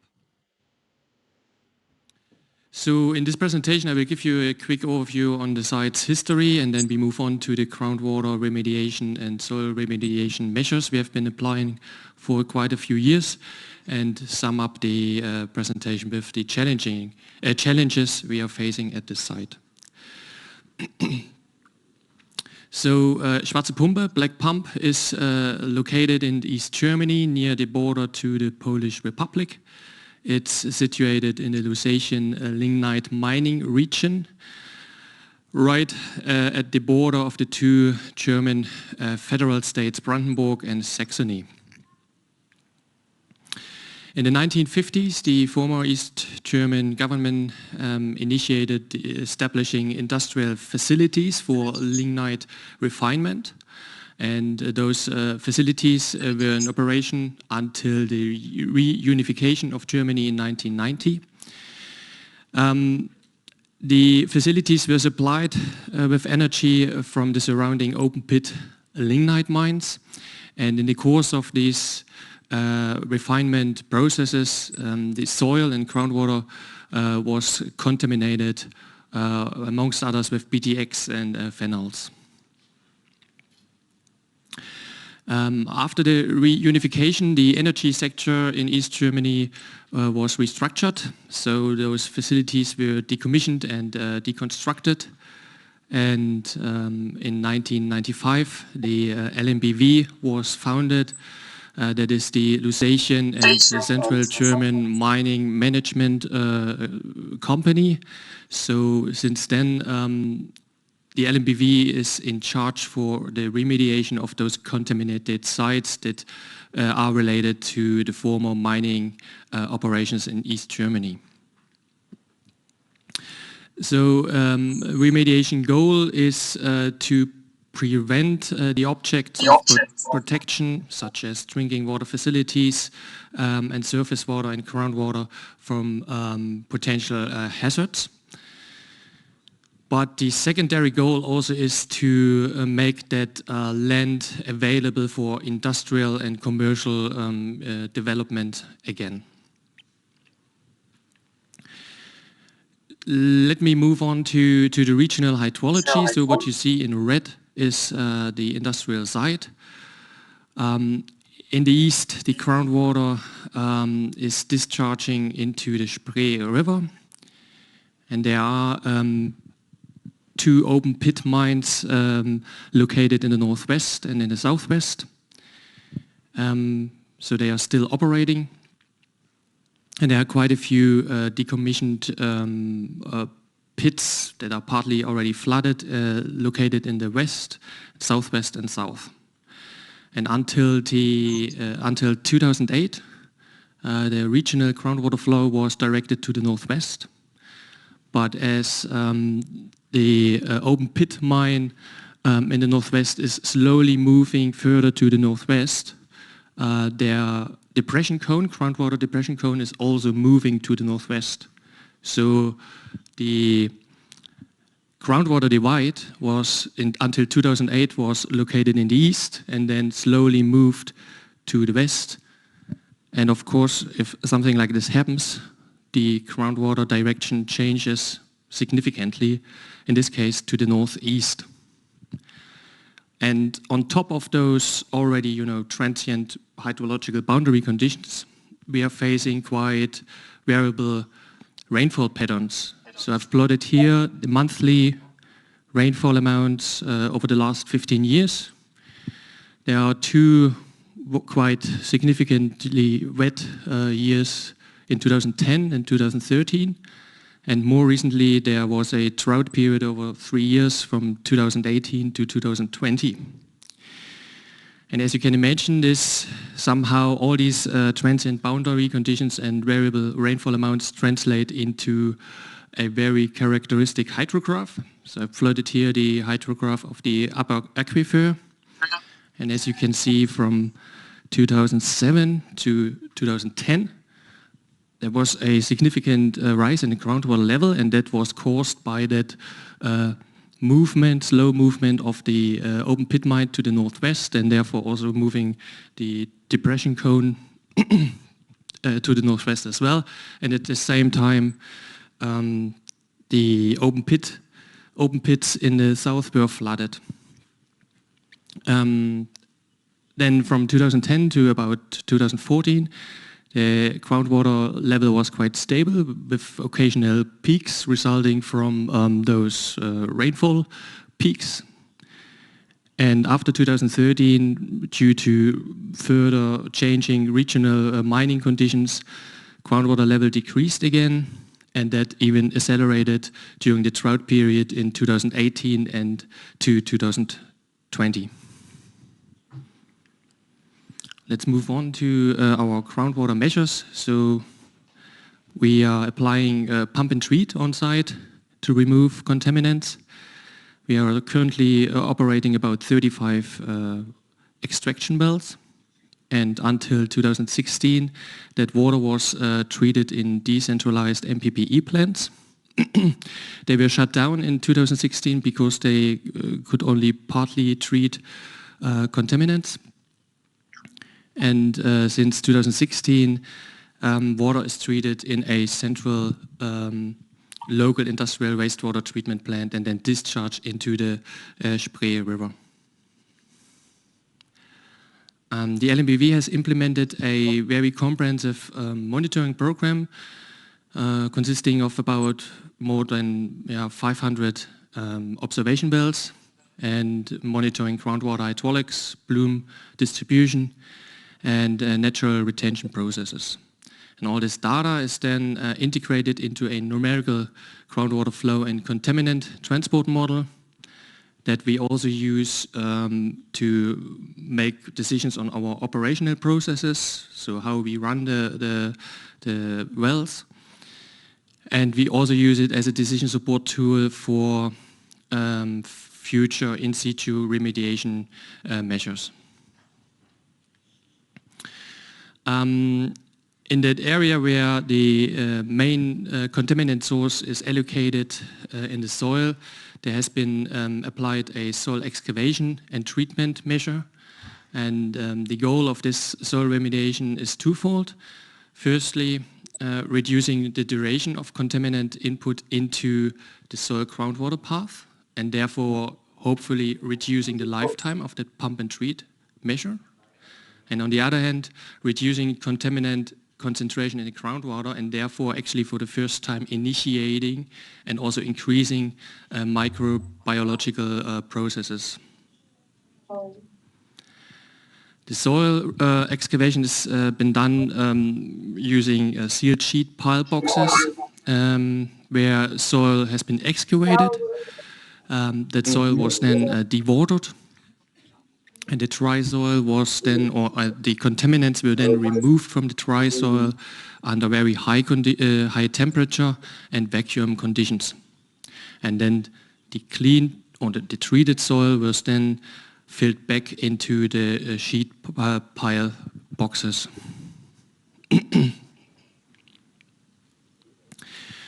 I already mentioned those hydrological challenges on a regional scale. So boundary conditions have significantly changed over the last 10 to 20 years. But on a local scale, we're actually facing the same challenges. So with our pump and treat, of course, we significantly change the hydraulics, groundwater hydraulics. So groundwater directions, but also the hydraulic gradients and therefore the velocities. And further upstream, there's a drainage ditch that has been operating for about 12 years now. and also this drainage ditch significantly changes groundwater hydraulics velocities and the hydraulic gradients. And I already mentioned that this has all these boundary conditions changing, and transient boundary conditions have significant influence on the hydrograph and therefore also on the contaminant distribution. Also quite challenging is the hydrogeological situation. We have aquifers that are divided by hydraulic boundaries. Unfortunately, those hydraulic boundaries have some gaps, and those gaps are unfortunately distributed both in vertically and horizontally, and leading to a very distinct distribution of the vertical hydraulic gradients. So in the western part of the site, we are facing a downward direction of the hydraulic gradient, whereas in the eastern part, the hydraulic gradient is upwards directed. Also quite challenging are the dimensions of our measures. So since 2012, so over the last 10 years, we have extracted about 12 million of cubic meter of water and removed about 60 tons of PTX and 130 tons of phenols. And another kind of challenge is the political and legal situation. So as I mentioned, we are the site is located right at the border of 2 federal states, and it is operating under the German mining legislation. So that means whenever there is a discussion, all the authorities from both states are involved. So I still have 3 minutes to go, so I would like to sum up with a little fun fact. So people sometimes think or wonder why is it called black pump, and I can tell you it is not because the fact that our water pumps are indeed black after we operate them for a while. We have to go back to the Middle Age at the end of the 30 Years' War, when Swedish soldiers were on their way back to the north and crossed the region. And unfortunately, they were murdering and pillaging and looting villages, so people were quite afraid of them. And at the same time, there was a terrible disease going around through Europe that was the plague disease, also known as the Black Death. And to indicate that the Black Death is in town or in village, people used to paint their water pump black. And that was obviously a quite effective measure to make those soldiers not stop in their village. Did you look at it well? Thank you very much for your attention. Thanks for your attention online as well. And thanks to the translators in the box doing a wonderful job. Thank you. Thank you very much. As you know, there's a lot of lignite power plants and mines in Poland too, so I hope that these PTX and phenol remediation projects will soon arrive here, as we have to decarbonize our energy production. Szanowni Państwo, teraz przed Wami wystąpi Lorenzo Sascetti z międzynarodowej firmy dostarczającej technologię remediacji Carus Remediation Technologies. Lorenzo opowie o produktach ISCO, czyli In Situ Chemical Oxidation. Lorenzo, please come and join me at the stage. It's great to have you here for the first time. Yes, thank you. Hello. There you go. Good luck. Thank you. Okay, so today I would like to talk to you about some treatment trains for effective remediation of contaminated sites. I think that there are more qualified people here talking about sustainability, so I would like just to talk about some of my ideas, and then I will leave to any of you thinking about how sustainability can be improved by some of these technologies. Well, so Carus is an American company. We produce wow, fantastic. We produce chemicals. We started 100 years ago to produce permanganate. We have a water purification product, and we do all this kind of nice stuff.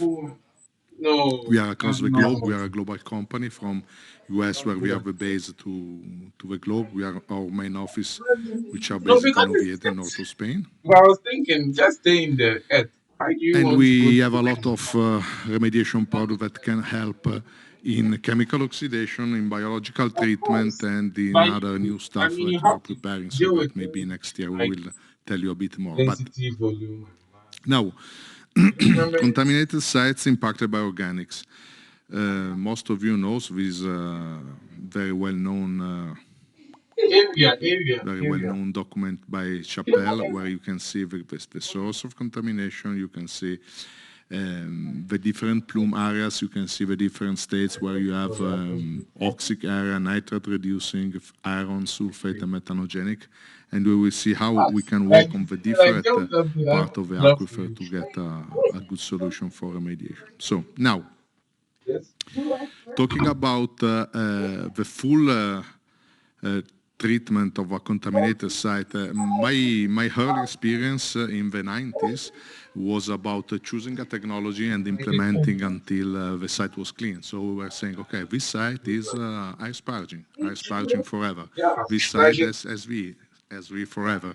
And after that, we understood that it doesn't work that way, and that it was necessary to have treatment trains to achieve results. So we started to understand that, of course, we have to start in a way and we have to finish in another one. So we can now define 4 different steps. The first one, which is the easiest, the most effective in terms of mass removal, which is pump and treat or free-phase removal. So this works on non-aqueous phase liquids, mobile phase liquids, so you can pump, you can also do an MPE to enhance mobility and this kind of stuff. For sure, this cannot stay forever, just when you have a big story. Then you can move to chemical and physical treatment, so you can have treatment with chemical oxidation, you can add some surfactants that you can work on residual non-aqueous phase liquid, and then you can go, when necessary, again with the chemical oxidation, biological treatment. The last technology we have is something new that we will talk later, is a long-term boundary control or long-term treatment, where you go to use colloidal carbons. If necessary, you can have colloidal carbons charged with zero valent iron. So quite a new technology that can help to close your site and to drop concentration very quickly.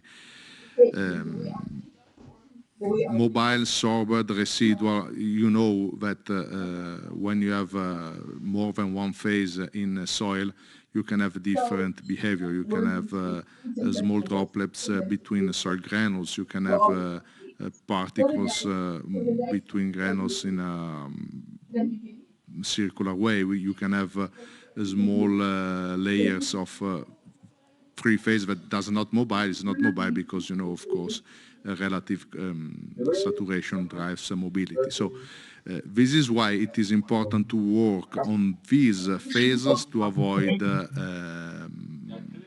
long-term treatment. That residual phase are the one that gives you also rebound. So I will really focus on technologies that can work on the dissolved phase, which is easy, but mainly they must work on this product to be sustainable. Otherwise, you clean a bit, and then after 2 years, you get some rebound.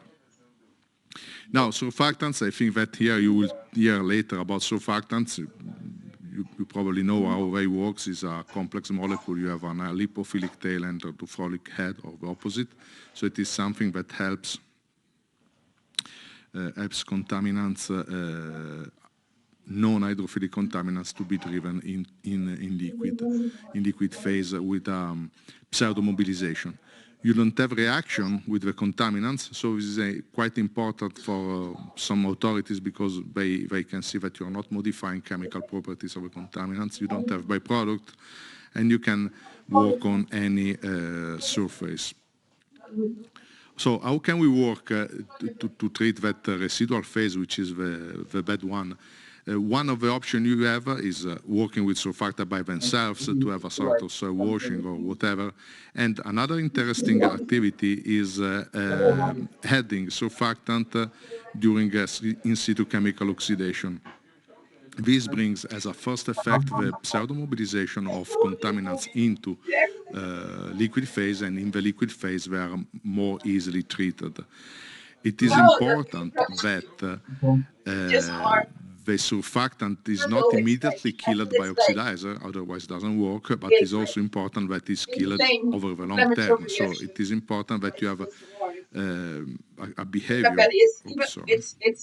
a behavior like this one, so you can have initially you have a good lowering in surface tension, and then after the time, after 1 hour, 2 days, 6 days, 10 days, the effect of a surfactant is reduced because of the chemical oxidation. So long term, as we spoke about the long-term treatment, long term is very useful to leave the oxidizer to work and the surfactant to pull the contaminants in water and to be treated. After that, when I spoke about chemical oxidation, there are several technologies that combine different steps in the same mechanism. I bring you this example because it's the easiest for us to show. This is our product, is an activated persulfate we call OBC, which stands for oxygen biochem. Is a patented product which is persulfate and calcium peroxide as an activator, and doesn't need the pH control. It's a two-step action. So you have a first, in 1-2 months, the chemical effect. So you have calcium peroxide generating H2O2 and dropping pH, so you can have production of sulfate radicals. And these are the chemical oxidation step that takes a couple of months, as any other persulfate. After 2 months, persulfate is decomposed. This SO4 is still works for the next months or years, depending on hydrogeological situation, just to give oxygen to bacteria as SO4. And this sulfur minus can react with metals or with soil to precipitate metals. So you see, this is a multi-step: chemical oxidation, biological treatment of organics, and metals precipitation. Few words about this biological treatment by sulfate-reducing bacteria. I added this pie that shows a study carried out in '94 on 74 gasoline sites before any treatment, and you can and they measured, if you remember my second slide, with all the different conditions. So aerobic, iron reduction, manganese reduction, nitrate reduction, and sulfate reduction. Most of sites are naturally in sulfate reduction conditions. So this biological stimulation is real effective, doesn't need to change your biology, and it is just an enhancement of what naturally is occurring. So this product is by itself quite a complex treatment train. So you can have a first the surfactant, then, or in alternative surfactant blended with OBC to have a quite complex and sophisticated way to treat organics. This is a case study. I drive your attention only on this one, which is this is the bad one. You see that after the injection, you have a peak of contamination because the target of this T-site project was to remove residual free phase, and an incomplete chemical oxidation can do this effect. So moving and mobilizing contamination, so that after the second injection, we drop concentration to achieve our target. So again, OBC, activated persulfate, chemical oxidation can be used also as a solubility enhancer, not only as an oxidizer by itself. So it's a very flexible technology. You can use to oxidize, you can use to mobilize, you can use to do a lot of interesting things with a bit of experience and of fantasy. Second case study, okay, this shows that it works very well, but trust me, it works. What about chlorinated compounds? I focused this presentation on organics, I would say phenols, BTX, petroleum hydrocarbons, but the same approach can be used to treat sites impacted by chlorinated compounds, I mean chloretanes, chloromethanes, pesticides, freons, anything you can imagine. In this case, treatment trains can include, again, surfactant and permanganate, surfactant and, again, activated persulfates, and then reductive bioremediation products like carbon substrate that can give long-term mass removal to achieve targets. This long-term is still arriving, so to get at a target with an easy and simple and cheap technologies, because when we are talking about reductive bioremediation, we are almost talking about food-grade reagents, so something very, very easy and very green and very sustainable for our environment. Other examples are using carbon substrate with zero valent iron, so you couple biology with abiotic treatment by zero valent iron, and then there are some new experiences with colloidal carbon with active sites of ZVI. This means that you have the colloidal activated carbon, which is about 1 micron size. On inside of this one is charged with 50 nanometers particles of zero valent iron that do the chemical treatment. So it's a combination, again, in one product, a treatment train of adsorption and distraction. This is an example. This is a laboratory trial that we performed a few weeks ago for a site in Italy.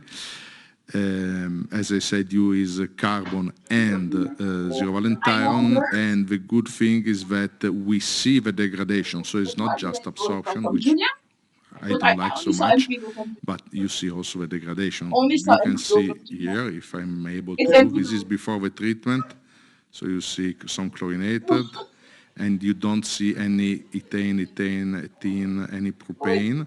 This is 3 steps of treatment. You see that the low dosage one was enough to immediately reduce the contamination below detection limit, and of course you can believe, yes, it's carbon, you absorb everything, so in water you don't have nothing, but surprise, you can see here below a lot of the end products. So this is the clear sign that we are degrading, we are not just absorbing. So that's a powerful technology that can help. And this is easy, simple, low impact on sites because it's just an injection. The reagents themselves are not very aggressive reagents. So in terms of thinking about if a technology is sustainable on a site or not, this is something that you have to take into consideration because of these extremely good results in terms of real degradation and not just absorption and keeping forever. So I hope to have been able to stay in my time. I usually am too fast. So thank you very much, Lorenzo. Thank you very much for your insights. I hope that ISCO will be soon more widely spread in Poland and the entire region. It's a proven technology that's been, the chemistry is the same everywhere, right? Yeah. Thank you again.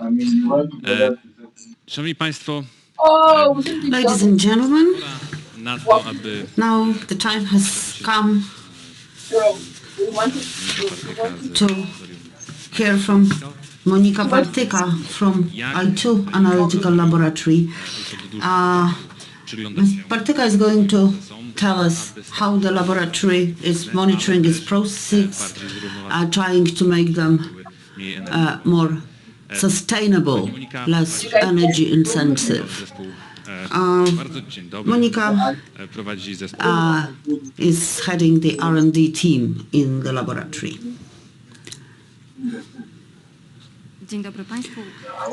Good afternoon, ladies and gentlemen. It's a great pleasure for me to be able to say a few words about what we do in our laboratory, what is happening in the laboratory work, and what the processes that we can observe in your operations are connected with. These processes also require laboratory works. Because in order to assess the effects of the measures that you take, if you want to assess the effects of the measures aimed at environmental protection, we have to use laboratory tests, laboratory analysis. And this is what I would like to talk about today, because what we do today will have an impact on the future generations, on the life of our children, on what our tomorrow will be, what our worth will be like. We only have one Earth, and whatever we do to the Earth, we can not reverse. Even our smallest activities impact what is going to happen in the future. So generally speaking, we're talking about sustainable development, about the sustainable development strategy. We're saying that we have to get involved in the activities leading to avoiding disasters or negative effects. Of course, we are going to die sooner or later. Our life will be over, but the future generations will stay. So we must not think about ourselves only. We also have to act for the future generations. We have to have the future generations at the back of our heads. We have to think about what's going to happen in the future. We have to think about sustainable development. We have to make sure that whatever is happening in the economy and society should be linked with the environment and with our future, the future of our planet. And here, the laboratories have a very important role to play, because laboratories conduct tests, take samples for testing, and laboratories present the current state of the environment, of the future state of the environment. Laboratory testing is an absolutely necessary element if we want to define contamination or pollution of the environment, but also unnecessary if we want to assess the effectiveness of the measures taken. Okay. So laboratory testing can be used for monitoring of the current situation, but also for the assessment of the effectiveness of the measures taken. As we've heard before,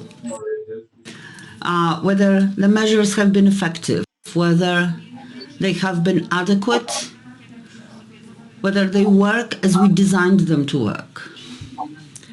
I don't know.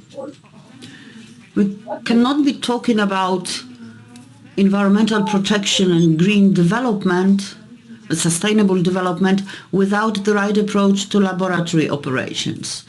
The laboratory works should also, or activities should also be conducted in accordance with the sustainable development concept.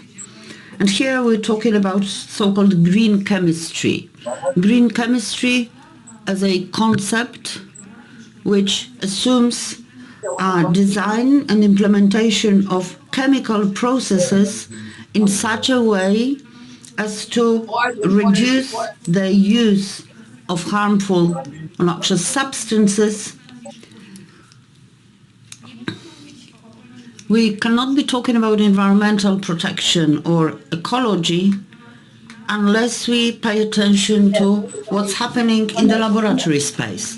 Because it must not be that on the one hand we're talking about environmental protection and pro-environmental actions, but on the other hand, in the laboratory, we, for example, get rid of the reagents, just, putting them into the sink and not taking proper care of them.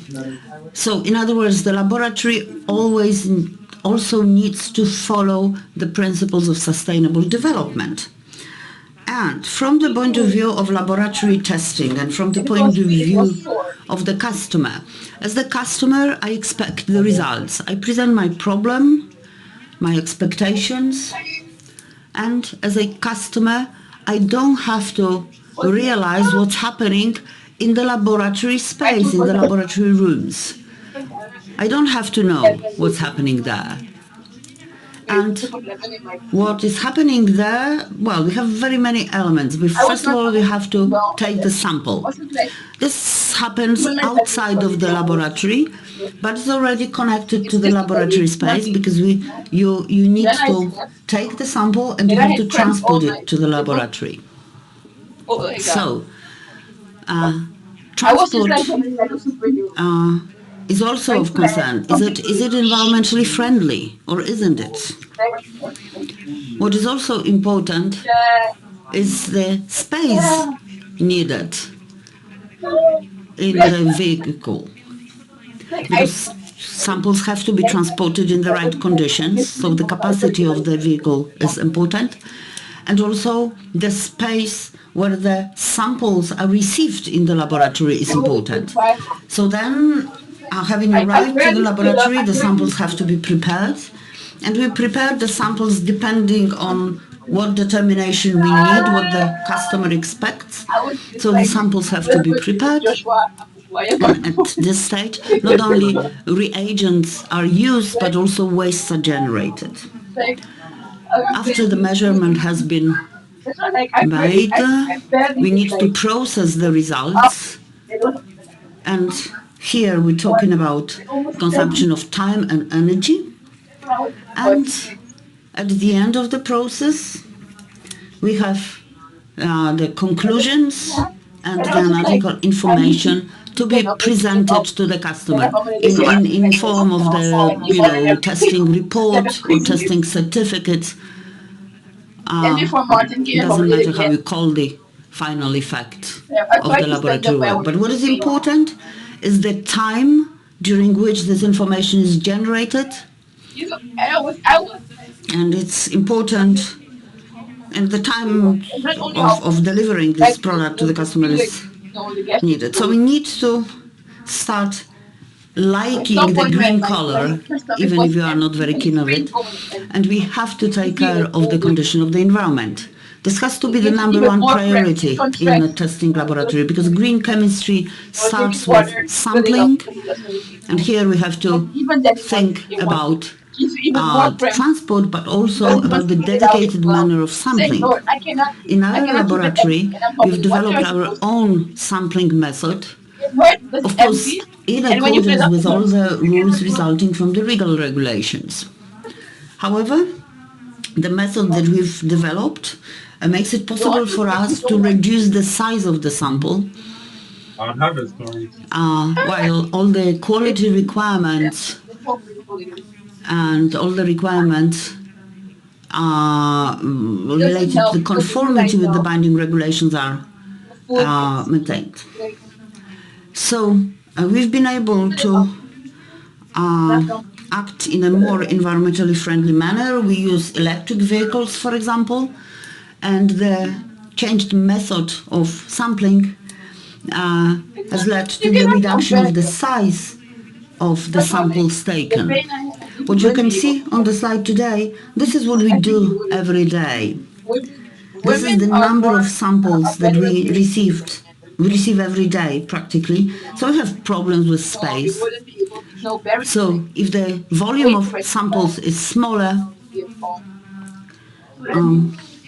we can actually generate savings, like 30% savings related to transport. We don't need to send so many vehicles to fetch the samples, to transport the samples. And also, if the size of the sample is smaller, then less waste is generated after the testing. We conduct testing on-site, or measurements on-site, those that can be performed like that. And a large part of the testing takes place in our laboratory rooms. And also here we follow the principles of green analytical chemistry.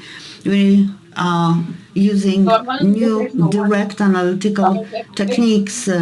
We use solvent-free technologies to prepare the samples for the analysis. We have new extraction agents. We also have some agents that would facilitate the processes like microwave radiation, etc. Wherever possible, we use direct analytical technologies. We eliminate reagents which are highly toxical or ecotoxic, and this gets translated into the efficiency of our work. And wherever we can use automation, we do that. You use automated systems. And as a result, we reduce labor intensity and energy intensity. We all know that on the global scale, we have energy-related problems. So it's not water only, but also energy. Now, so wherever we can, we should take measures to save energy in our laboratory works. Now, what else? Thanks to the use of modern solutions and smaller solutions, we reduce the vapor and gas emissions, and we reduce the amounts of waste, post-testing waste. And thanks to that, we've been able to close the loop. We can determine many factors or characteristics during one analytical cycle. We can determine many analytes during one cycle. Well, of course, it's appropriately supervised to control the quality control is a routine thing for us. And all this makes it possible for us to strive at using green analytical chemistry in our day-to-day operations, and we have our competence confirmed by, well, we actually confirm it every day by internal quality control.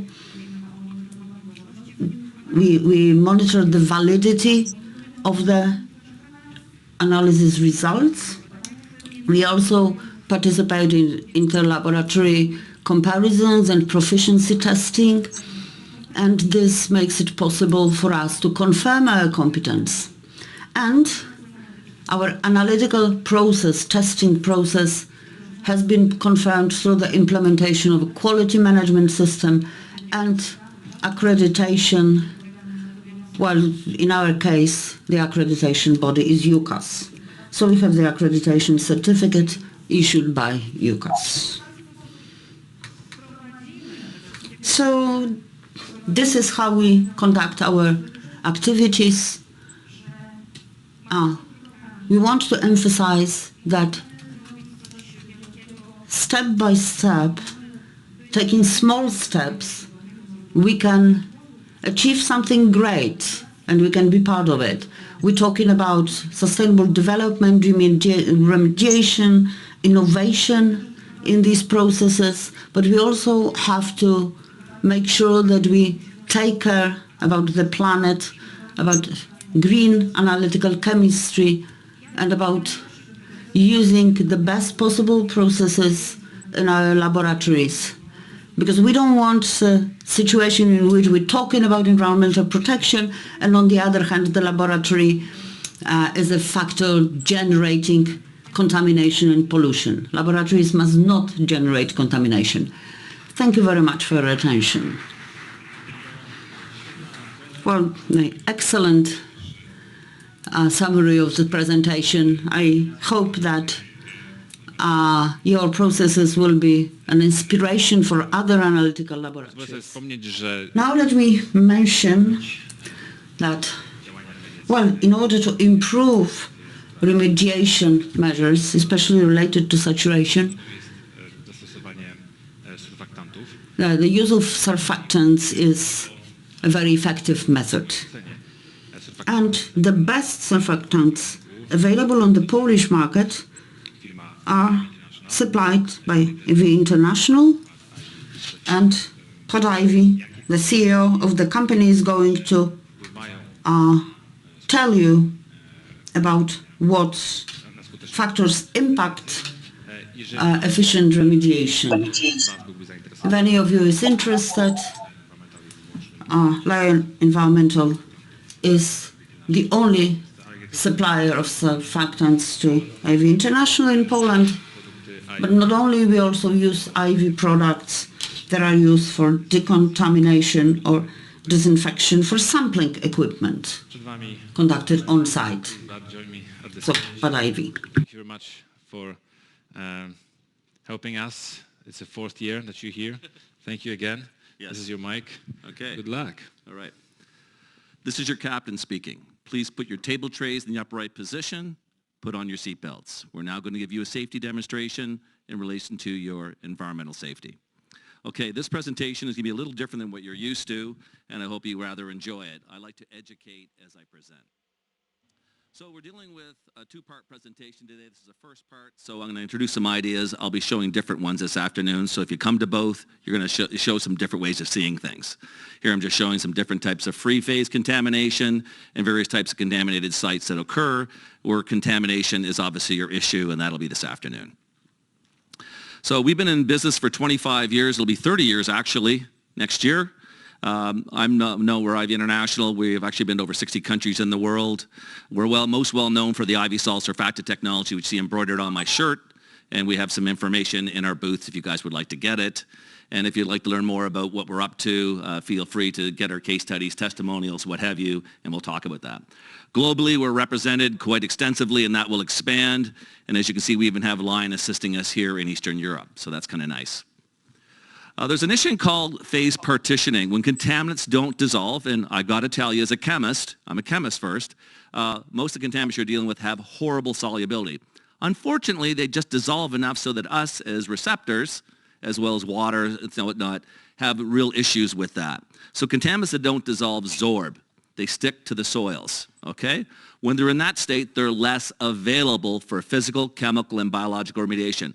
That's all you have. 3 choices. There's lots within each of those 3, but there's your only 3 choices. So if you could desorb that and make it more available, all of a sudden it becomes more easy for you to use for physical, chemical, and biological remediation.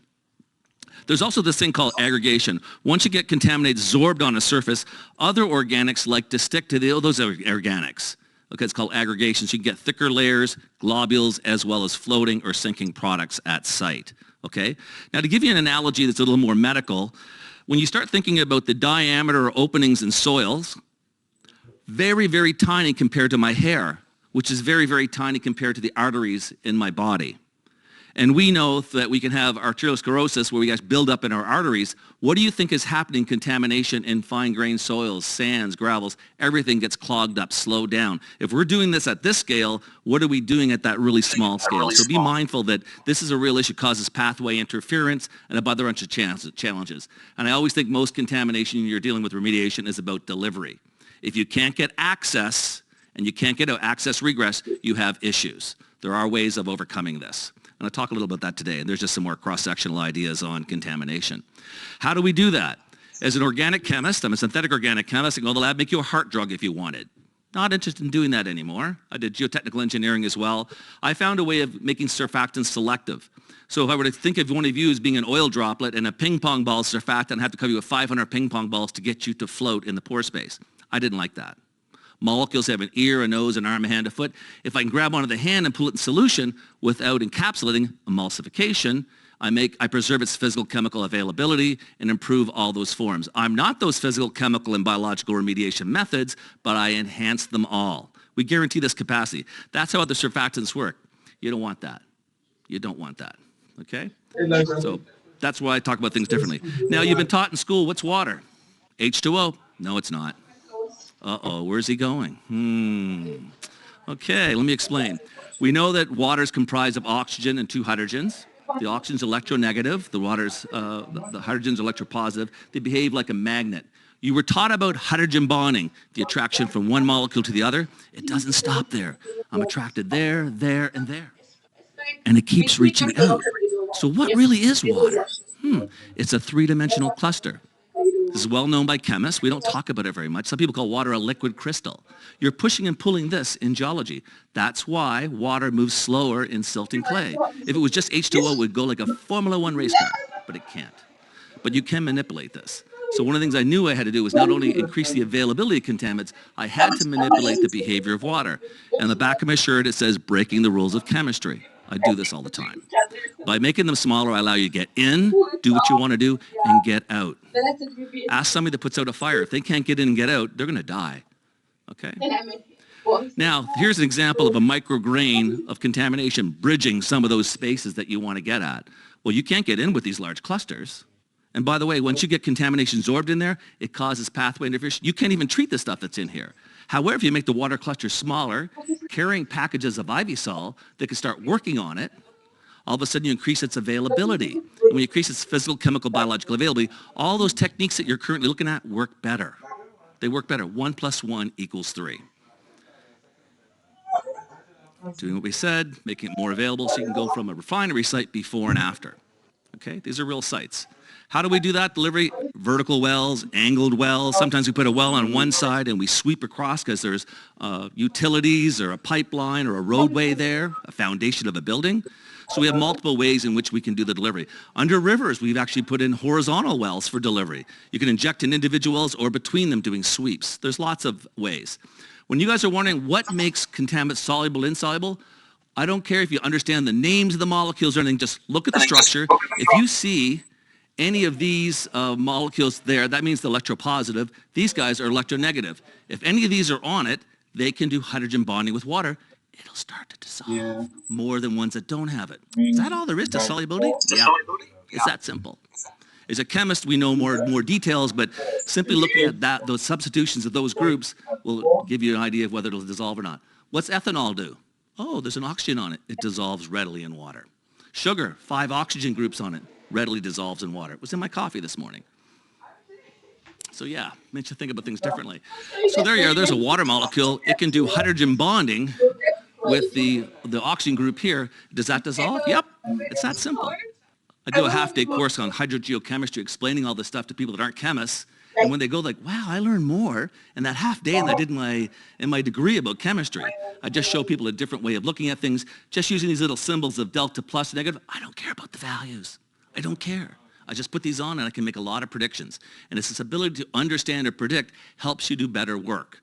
And like a doctor, you have to understand the patient to apply the method of remediation or remedy so that they become healthier. If you don't, you'll make a misdiagnosis and the patient will suffer, in our case, time and money for remediation. So you don't want You don't get it.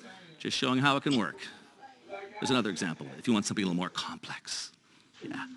So here's an interesting thing. Look at this. The ethanol solubility, incredibly high. However, although you have these electronegative groups on, as soon as the organic component becomes greater and greater, it starts to behave more organic. And as you'll see, you get into like a decanol, 10-carbon chain with an oxygen group on it, it's insoluble. Just showing there's some trends you can actually be aware of. Yeah. So what I'm going to get into right now, after I did a little bit of education, I'm going to show you a case study. This is an interesting site that's in southern in Australia that we were involved with near Melbourne. Anyways, let's get into that right now. It was a former gasworks site. You might call it a manufactured gas plant type site that they had. And then you can see here that these are some of the plumes that they've done. What they really did in the site that I liked is they did a lot of testing and they really understood the site, the geology, the hydrogeology, the contamination. There was over 100 wells put at this site. The concern with this, as you can see, it's co-located with a residential area. A long time ago, you had your downtown area and you had your industries way outside. Well, as the cities all expanded, it encompassed these areas. And now we have residential receptors and there's also agriculture there. So this is getting a lot of attention. They've been trying multi-phase extraction for many years, very expensive to do, very slow. but it was the method they were using. They wanted to see if they could find a way to enhance this. We did bench scale studies, then we did some pilot and full scale. I'm sharing that story with you now. Oh, what was interesting here, though, is where they had, let me back up a bit, where they had these plumes of contamination, where they had naphthalene. It was actually a nice indicator, because Paul was talking earlier today, where we saw this naphthalene, we're also seeing a lot of free phase. But on this site, too, not only do they have floating contamination, they had sinking contamination, typical of what you would see at these properties. And again, they did a tremendous amount of research at this property, and in terms of the number of wells they put in, so they really understood the site well. And like a good practitioner, like a good doctor, they have to understand the patient to treat them properly. These guys did a good job on that front. So it made my working with them easier. Here I'm just explaining how the IV-Sol works at the below the CMC. In other words, we can grab something and desorb it and make it more available. In this case, we're making it more available for the multi-phase extraction system to get that mass out and try to improve that process. Here just shows them getting set up at the site, and then you can see in the background there's agricultural areas, there's a lot of people there. So we have, not only do we have the cleanup of the soil and groundwater, we have local citizens, we have local farmers, we have a number of stakeholders that are concerned about what we're doing, and they don't want to be disturbed. And they're concerned also, they have children. Are they going to be hurt by this? Is their water supply going to be damaged? So there's a lot of concern. So they maintain very good communication with the local community. Failing to do that has people suspicious and not comfortable. They avoided that. They did the right thing. So what I try to show here is, I don't know if I need the IT guys to help me, but I need them to click so they can make the video operate here. I can't do that here. So is there somebody that can make that happen for me? Yeah, just click on that.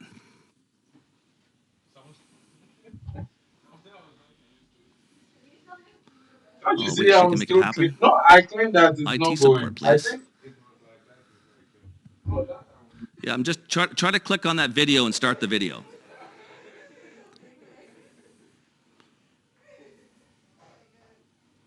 There we go. So this is a three-dimensional animation of the application. They put in, they did the investigation where the vapor soil, LNAPL or DNAPL contamination is, and based on that, we could put in injection wells where we know if we inject, we can reach a certain distance, called the injection diffusion radius, to changing the axis for you into the subsurface. All we do is we do our injections by gravity feed. You can put a packer in there if you like, so we can cover a large range. As this goes in by gravity feed, it goes out a certain distance around each well to make contact. We allow that 24 to 48 hours in most cases, and then we extract it out. We call that a push-pull. Push-pull. What are we doing here? We're doing a series of extractions. It's called a sequential extraction. You saw a lab just up here. Do you know all the mathematics around sequential extraction was created over 100 years ago? This is not new. The lab does it to every one of your samples. I'm using surfactants to get the mass out. If the mass is a source of your vapor, soil, groundwater, contamination, well, if you guys are a problem, I should probably remove you, a few of you from the room, and the problem gets less and less and less. So that's what we're trying to do, is by making you more available, then all of a sudden the multi-phase extraction system works so much better. And here's a nice visual example that we had when we started. This baler actually is interesting. This baler actually has LNAPL, DNAPL. What's going on in here? Oh, you guys think it's all floaters and sinkers? No, there's stuff in between. Do you know if you have diesel on your site and you have chlorinated solvents, the chlorinated solvents will not sink, they'll stay with the diesel. Why is that? Come talk to me. Chemistry. But as you can see, we started like this, and over the period of the application, it got less and less. They could see it in the sampling, but we could also see it in the data. So they did a lot of multiple levels of verification of what we were doing.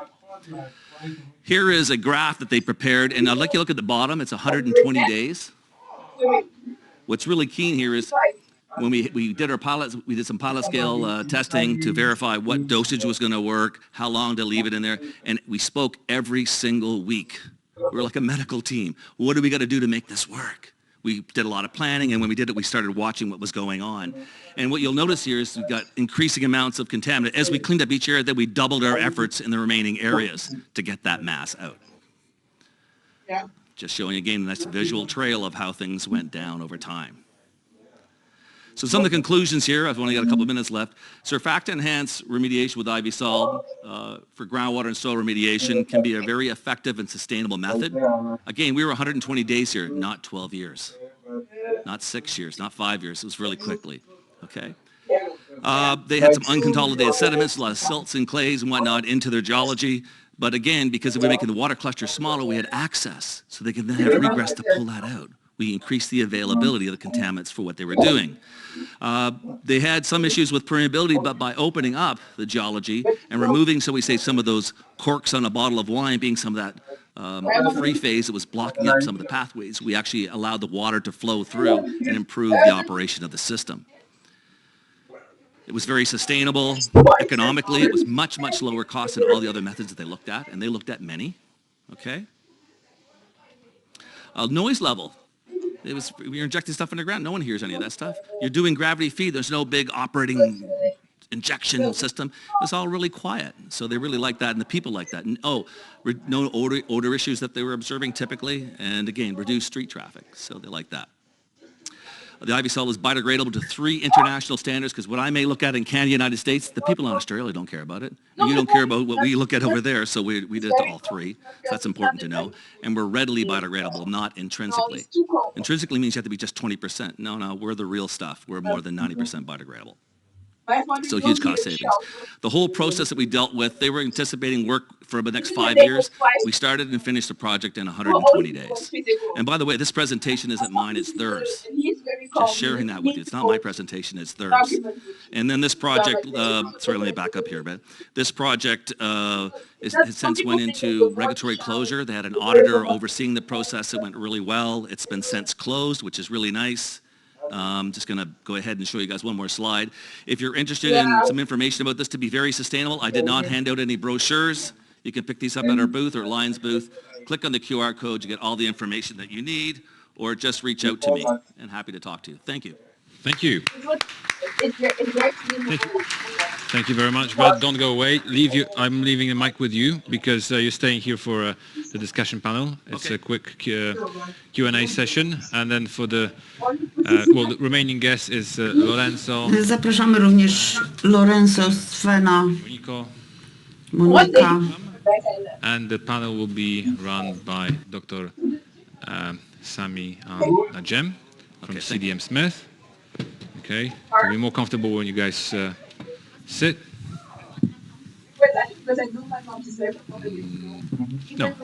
No headphones? So, well, yes, you have to wear headphones, but you, Lorenzo, just talking this? But for translation.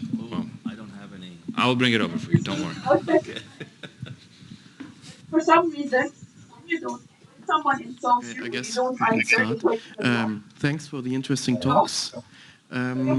I guess we only have like 5 to 7 minutes left, so just a short round of questions. Want to start with Sven.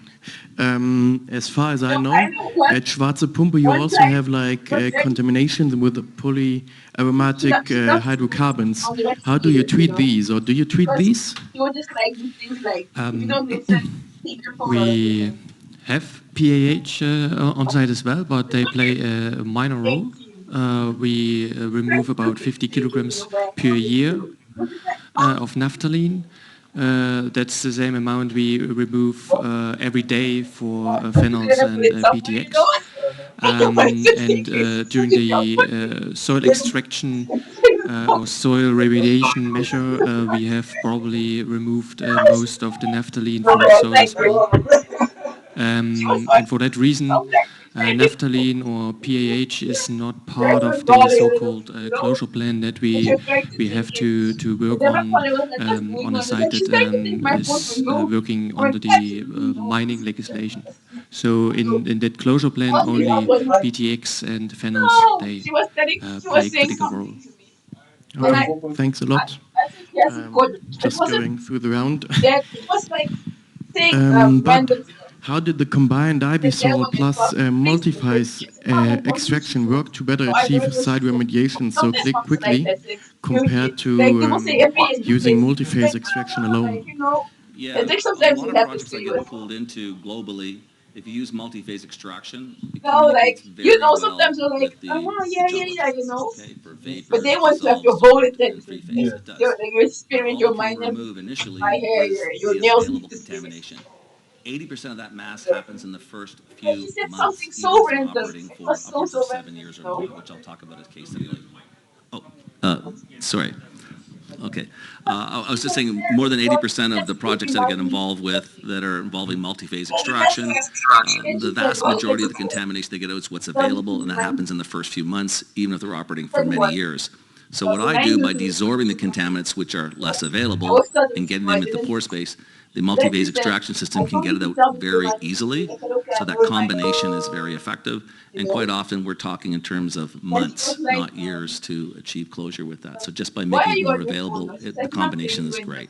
And she wanted to see what I was doing because sounds something very was more promising. interesting. Thanks I a lot. wasn't even doing Going further with Lorenzo, you mentioned colloidal activated carbons with zero valent iron for chlorinated compounds. Do you have any experience with non-chlorinated contaminations, such as aromatics, petroleum hydrocarbons, or heavy metals? Yes, there are different kinds of activated carbons, and I spoke before with the ones with the zero valent iron for the chlorinated, but there are also different types without zero valent iron, or maybe that can be blended with bioremediation product to enhance oxygen content and to promote bioremediation. So there is a big number of solutions that you can adapt adsorption technologies with different chemicals. So it's wide. You can use also colloidal iron oxides to be able to absorb metals. You know, metals are not easily absorbed to activated carbon. So if you have, for instance, a site where the contamination comes from heavy metals, you can have absorption by nanoscale, I would say microscale iron oxides. Yes. Okay, thanks a lot. And Monica, what are the other possibilities and limitations of carbon footprint in laboratory testing? 8 o'clock. Just like it's late, it's dangerous outside. I said, Mom, when you were my age, Well, first of all, as far as the limitation of carbon footprint is concerned, we need to use as many solvent-free technologies as possible. Wherever we can use such solvent-free technologies, and if we can speed up the process, of course, bearing in mind the quality of the test results, this is the first thing that you have to think over. And the second thing is what I've mentioned during the presentation, namely we have transport. We need to transport, we have to take the samples and then transport them to the laboratory. The samples have to be transported in appropriate conditions, and the smallest the size of the sample, the better, because you can fit more samples in the car, and the carbon footprint related to transport will be reduced. And there are also other factors related to the laboratory equipment, for example. But generally speaking, the carbon footprint and calculation of carbon footprint is a relatively new topic. We still don't have a full knowledge on what we should pay attention to, but the elements that I've mentioned, in my opinion, are the most important. Okay, thanks a lot. As far I don't have any more questions, so thank you all very much for your interesting talks and presentations. And I guess it's time for lunch now. Huh? Yeah, founding, yeah. Thank you so much. Thank you. Thank you very much for a great discussion. And it's time for lunch. So please meet us back here at 1:45. Yes. Thank you very much for being quick with your panel. Thanks to that, we can enjoy lunch for a little bit more, and for all the discussions. And then after eating, please don't forget to go and check out our trade show. And also, I strongly recommend online audience to also actively participate in our panel discussions, because we are waiting for your questions, and that applies to the next panels. Thank you again. Also find a new man. A new man. You're jealous. You're jealous. You're jealous. Halo, halo.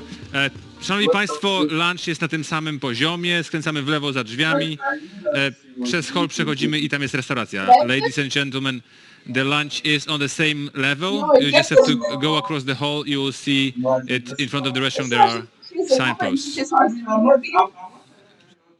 But you don't want to. Why? Jealousy. It's jealousy, that's all. What if she finds you good? This year, Cox Colvin is celebrating 25 years and have many of you to thank. The Cox Colvin team is continuously enriched by the people that we've met and had the pleasure to work with. Let me show you an overview of our services. When you need to determine the nature and extent of contamination, including site characterization, sampling, monitoring, and remediation, our services are unparalleled. Based on our expertise, we were asked to participate in streamlining the RCRA corrective action process with U.S. EPA and Ohio EPA through the RCRA First program, and have been included in the development of vapor intrusion guidance in the U.S. and abroad. Contact George Colvin to discuss your investigation needs. The need to locate a potential groundwater source, well field development, or well design is vital to provide a safe and reliable water source for potable and industrial purposes. We can optimize well performance, create a more efficient operation that will maximize your well yield, save money, and increase well life, and delay the need for well replacement. Call Doug Hunter to discuss your groundwater needs. Do you have a client that requires RCRA permitting, stormwater plans, or a need to manage hazardous waste streams? Cox Colvin routinely negotiates these permits for our clients and has developed a database application used by our clients to manage hazardous waste profiles, shipments, and reporting. The database provides notification to the client to maintain schedules and avoid fines. If you would like to discuss your permitting needs, contact Nick Petruzzi. Environmental liabilities related to property transactions and brownfield redevelopment programs require effective due diligence to make informed financial decisions. Cox Colvin's broad understanding of federal and state regulatory requirements have allowed us to achieve successful projects with no further action, covenant not to sue, as well as a successful grant application. We have 2 certified professionals under the Ohio BAP program and an Ohio EPA asbestos evaluation specialist. Contact Nate Warner for your due diligence and brownfield needs. Our clients count on us to take on the most complex challenges and pioneer innovative solutions. Cox Colvin has developed a reputation for providing experienced project teams, high-quality work products, and effective use of technologies. Database applications developed by Cox Colvin have significantly streamlined data management, evaluation, illustration, and reporting of findings. Based on our experience in the environmental industry, Cox Colvin has been called upon to provide litigation support in a variety of cases. Contact Craig Cox for your client and litigation support. You will be impressed with our experience, recognize and value our credibility and integrity, and appreciate our responsiveness and commitment to you and your projects. We look forward to speaking with you soon. Thank you.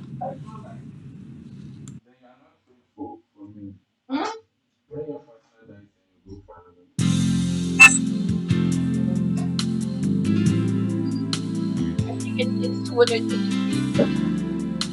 Some people, sometimes the world is worth it. The world is like you have to get like today is someone else tomorrow. Take your time to do yourself, that's what one thing. Even when people they know if they want the rest of their with their they will try to find someone.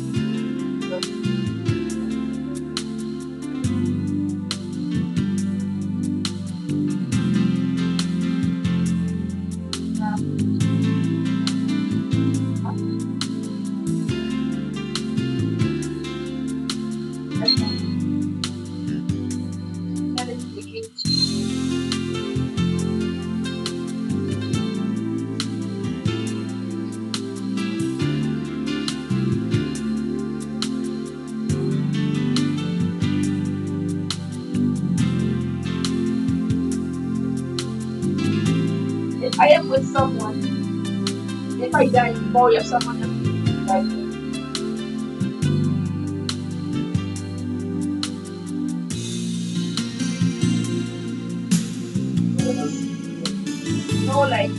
some people they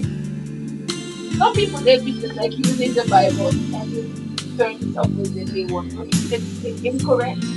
Like even my father and my mom died, his first and second choice. It's actually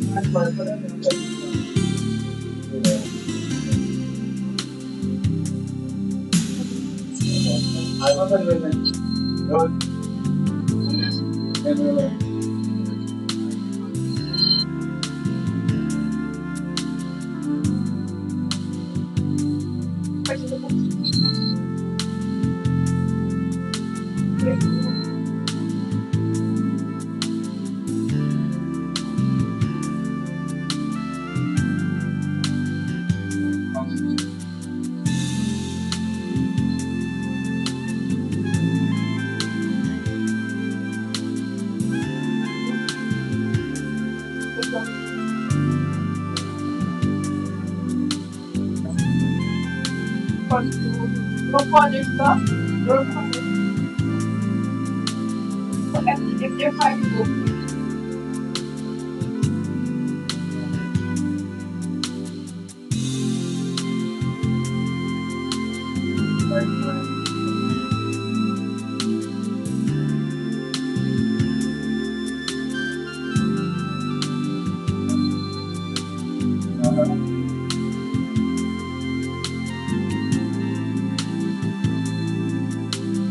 whatever they're fighting.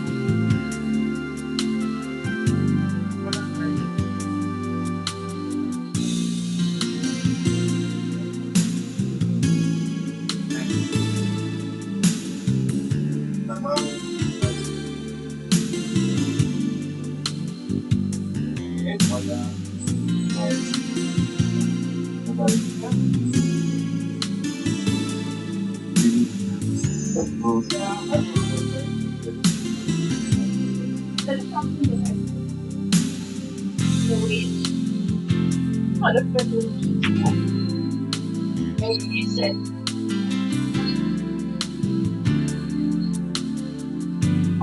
all of his brothers, sisters, mothers, and but fighting the right of the property. You know, I really don't like that. I'm more in Europe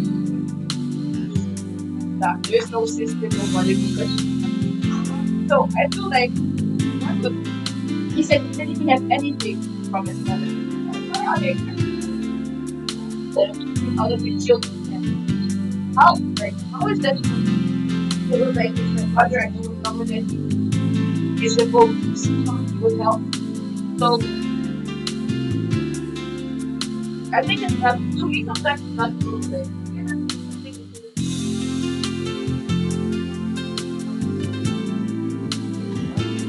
so itself.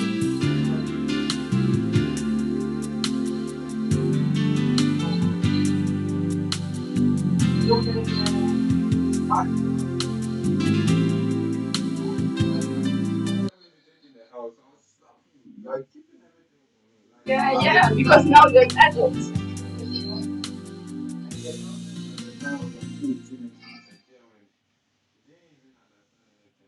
But do you think that it was something, it went highly wrong?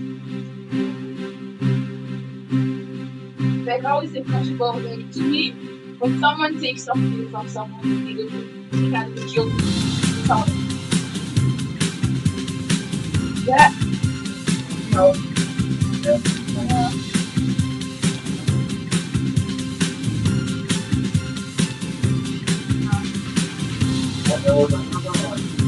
They didn't even give you guys anything.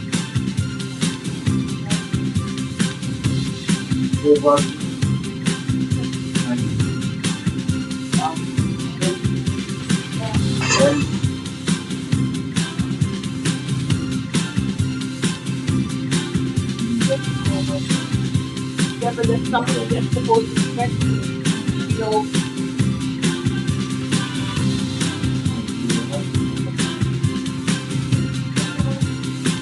To me, that's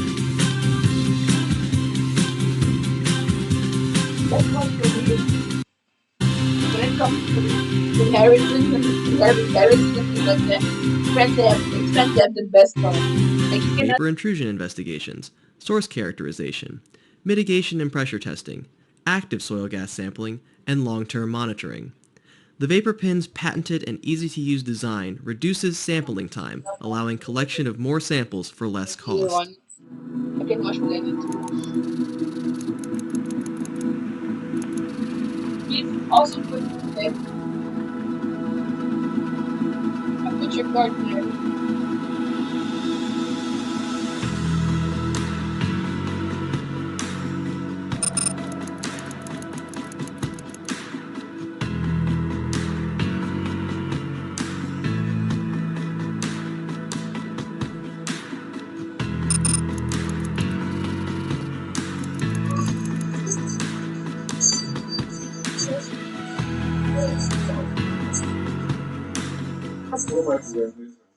Huh?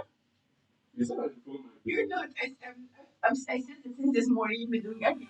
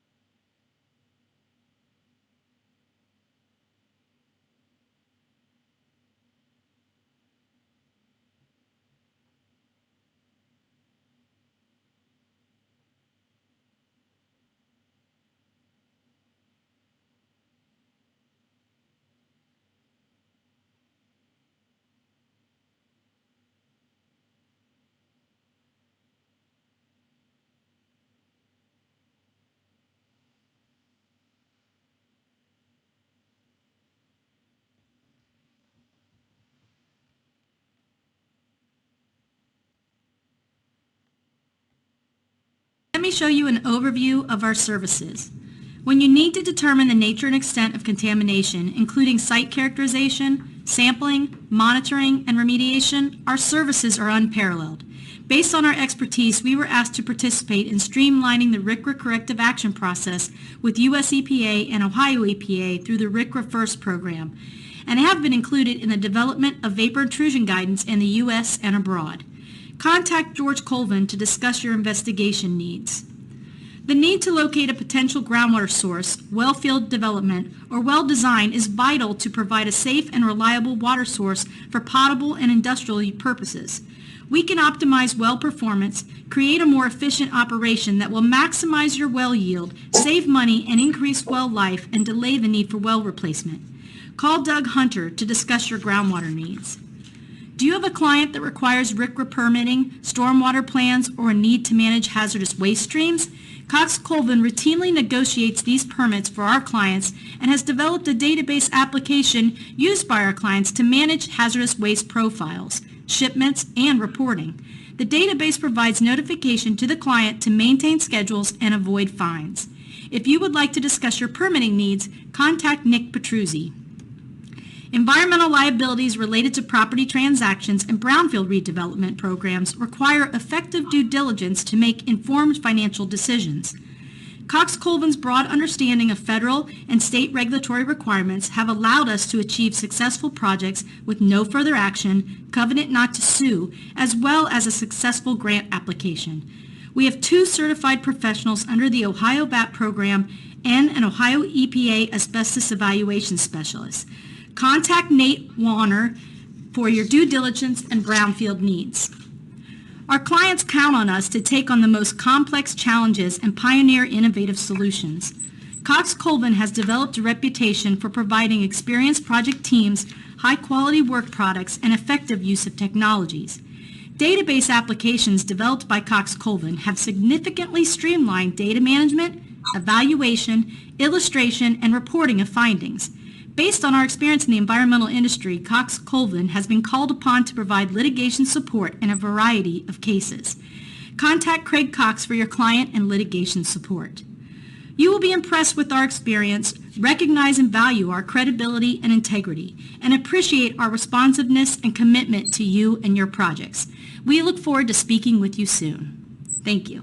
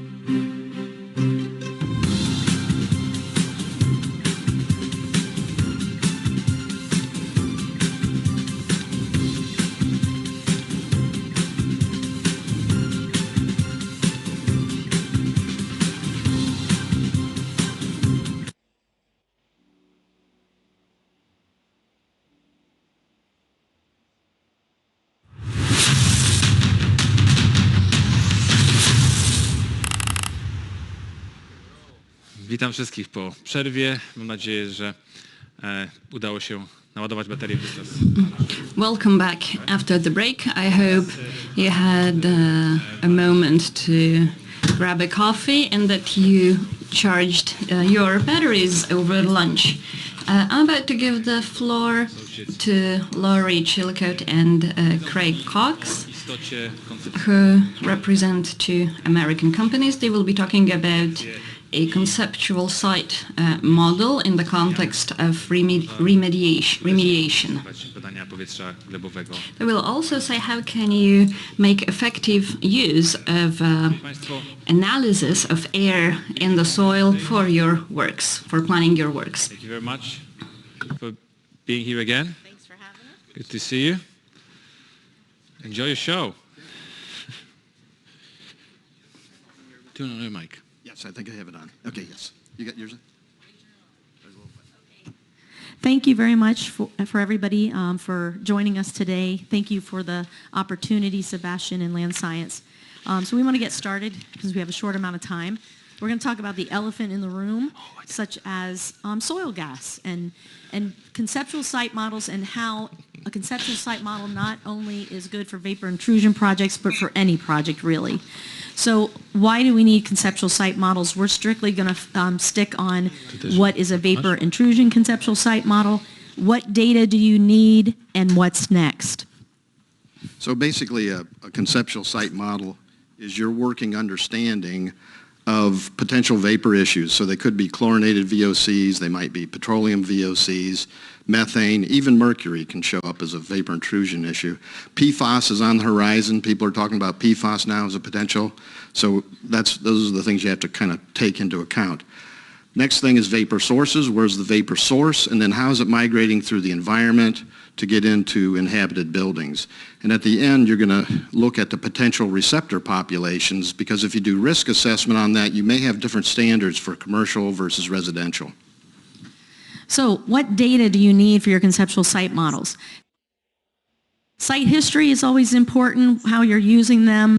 What are the adjacent property doing? How are they using them? What about building construction details?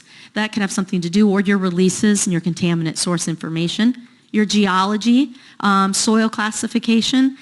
But soil and groundwater, we have a question mark on, because soil, you really need to be at the source when you take that sample. And groundwater, yeah, groundwater was sort of the first step off for vapor intrusion. If you had groundwater contamination, you may be able to predict what the vapor intrusion is going to be. But for the most part, groundwater data was collected for, the wells that were installed to collect groundwater data were for some other purpose, and they're usually too deep within the aquifer to provide the kind of sample that you need. You need something right at the very top of the water to predict vapor intrusion.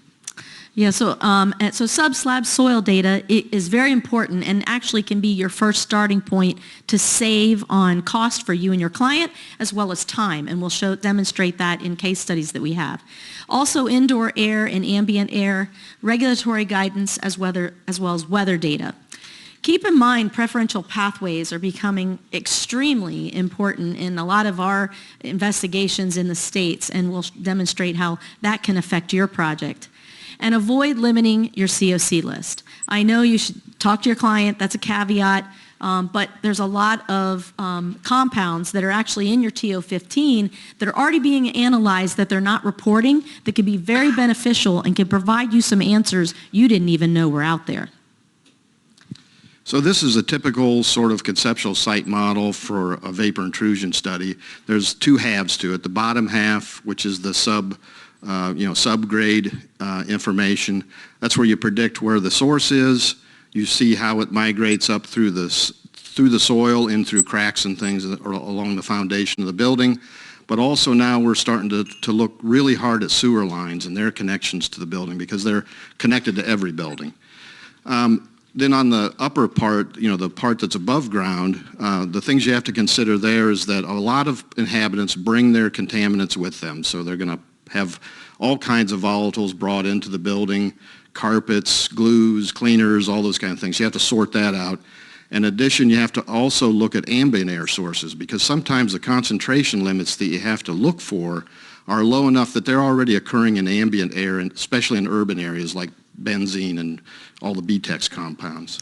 So, but we recommend and believe what's next, because we do it all the time, is actually plot your data on your conceptual site model. We're all visual creatures. We like to see what's happening, and it makes it easier to explain to your client what exactly you found in the data that you had analyzed and what's going on with the property.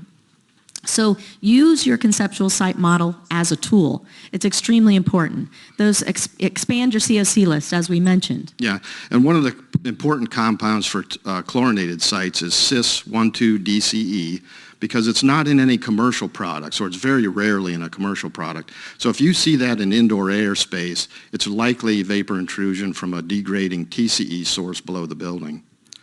And sewer gas constituents, again, those that we mentioned, they're on the TO15 list, such as brominated compounds, chloroform, tetrahydrofuran. So we'll explain how that work. High resolution sampling is just another word for lots of data. The vapor pen can allow you to do that in a short amount of time and very inexpensive. Use those multiple lines of evidence to consider all those preferential pathways, collect differential data, and consider weather variations as well. The other thing that we do a lot of, and we encourage other people to do, is we look at visually presenting our data in a lot of different methods so that we can look for trends. And this is a trilinear plot of PCE at the top and TCE at one corner, and then the sewer gas indicators at the other corner. And so if you fall down in that triangle down toward 50% of that relative concentration is sewer gas, when those yellow circles are all from a sewer gas samples, what we found was in the data that we had collected prior to that, a lot of our indoor air and a lot of our subslab soil gas data had some flavor of sewer gas compounds detected in it. So we were seeing preferential pathways, but we weren't really sure how to look at them yet. Use that conceptual site model again to interpret your data, and make sure you use GIS. If you start in one place because that's where your current location is, and don't take into consideration where it used to be historically, you could totally miss the full story of the site. So those takeaways are: consider all those preferential pathways, make sure you use some high sampling techniques, incorporate GIS, expand your COC list, visually evaluate your data on the conceptual site model, but visit it often. But let's get into the case studies before we run out of time. So we're going to look at 4. The first one is a poorly conceived conceptual site model. So we're going to look at a list of questions to ask, and Lori's going to go through that now. So this list of information, keep in mind, because you can basically use it as a checklist, as a phase 1. And you should do that really for any site you have as a great starting point, because all the information on what you needed can help you go. So the check marks are showing you where the project started, and then we're going to put stars on them on what we added when we came into the project. So this site, they knew they had a vapor intrusion issue, but they couldn't find the source, so they couldn't mitigate it. And what they had relied heavily on was soil and groundwater data, so they didn't have any subslab soil gas data. So this issue was a 60,000 square foot building, and like he had mentioned, they had a lot of soil and groundwater data, and they had actually evaluated it for 2 years and was unable to locate the source. So we came in with the vapor pins and put in points 90 in 2 days, and using a PID, which correlates very, very well with the subslab results, as you can see, PCE and TCE. We were able to locate that source in 1 week. So if you would start with soil gas, they would have had their answer a long time ago. You should start and save yourself time and money with your clients. So let's go to the next one. So again, just as a reminder, they were using groundwater and soil and unable to locate that source under the building. So the next one is a source characterization. So we were tasked with finding a groundwater source, or a source of groundwater contamination beneath a building. And this project had been studied extensively because there was a lot of groundwater issues in a regional sense, so there was a lot of information about the site. But we didn't have any subslab data. We didn't have any indoor air or ambient air data because it was before kind of vapor intrusion was even a thing. But it was a great way to solve the problem, and understanding. If we wish we would have known now what we knew then, yeah. We would have started that way. So, there was PC records were the only thing used. We talked to the environmental manager on duty, and remember, they're going to just tell you what they know and what they understand of the site. So you really need to dig deep, and that's the whole point of investigation, because you're trying to tell the story. So they again had extensive groundwater information, but that was not telling us where that groundwater source was underneath the building. So we put in 156 locations in 1 week. Now we didn't have 156 pins, we had 30 pins, and we would install them, sample them, extract them, and fill the hole, then come back the next day with clean pins and do it again. So, you don't need 156 pins, you can start with 30, but we still got that job done in 1 week. We used a multi-gas meter to screen every point, so we looked for VOCs and for other indicators, and oxygen was one of them. And that was in the vapor intrusion kind of studies. Oxygen meant, if you had high oxygen content, like atmospheric oxygen, it meant you had a leak. But actually what we found is that we didn't have leaks. What we were actually surveying was the preferential pathway. So that's where sewer lines went out of the building, water lines came in, there was tunnels that came through from another building. So there's a lot of places for oxygen to kind of come into this picture. And again, vapor's telling the story, vapor's defining the items that you need to know. PID readings indicated the contaminants weren't where they originally thought they were, which were those green dots that you see up now. And those correlated, again, with the soil gas samples that we took. This was PCE, this was TCE, and it allowed us to do a focused soil campaign. And we found remediation 15 feet below the surface, 15 found DNAPL 15 feet. I was I'm like, okay, what measurement am I supposed to be using? 15 feet. 15 what feet. country am I in, and what measurement should I be using? 15 feet below the surface, just by taking that sip of air at the top. 5 meters. 5 meters. So, and so these are actually soil sample locations. So with a geoprobe, and we bored down and collected samples. The red dots are TCE and the blue dots are PCE. And it was basically, we found both as DNAPLs. It wasn't degrading or anything. It was just, there was a TCE DNAPL and a PCE DNAPL there. And, so it really made us wonder what was going on, because they said they never used TCE, the site. They looked through all the records and couldn't find anything. But again, it took us to using soil gas to locate that groundwater source. Saved us time, because we did that in a week.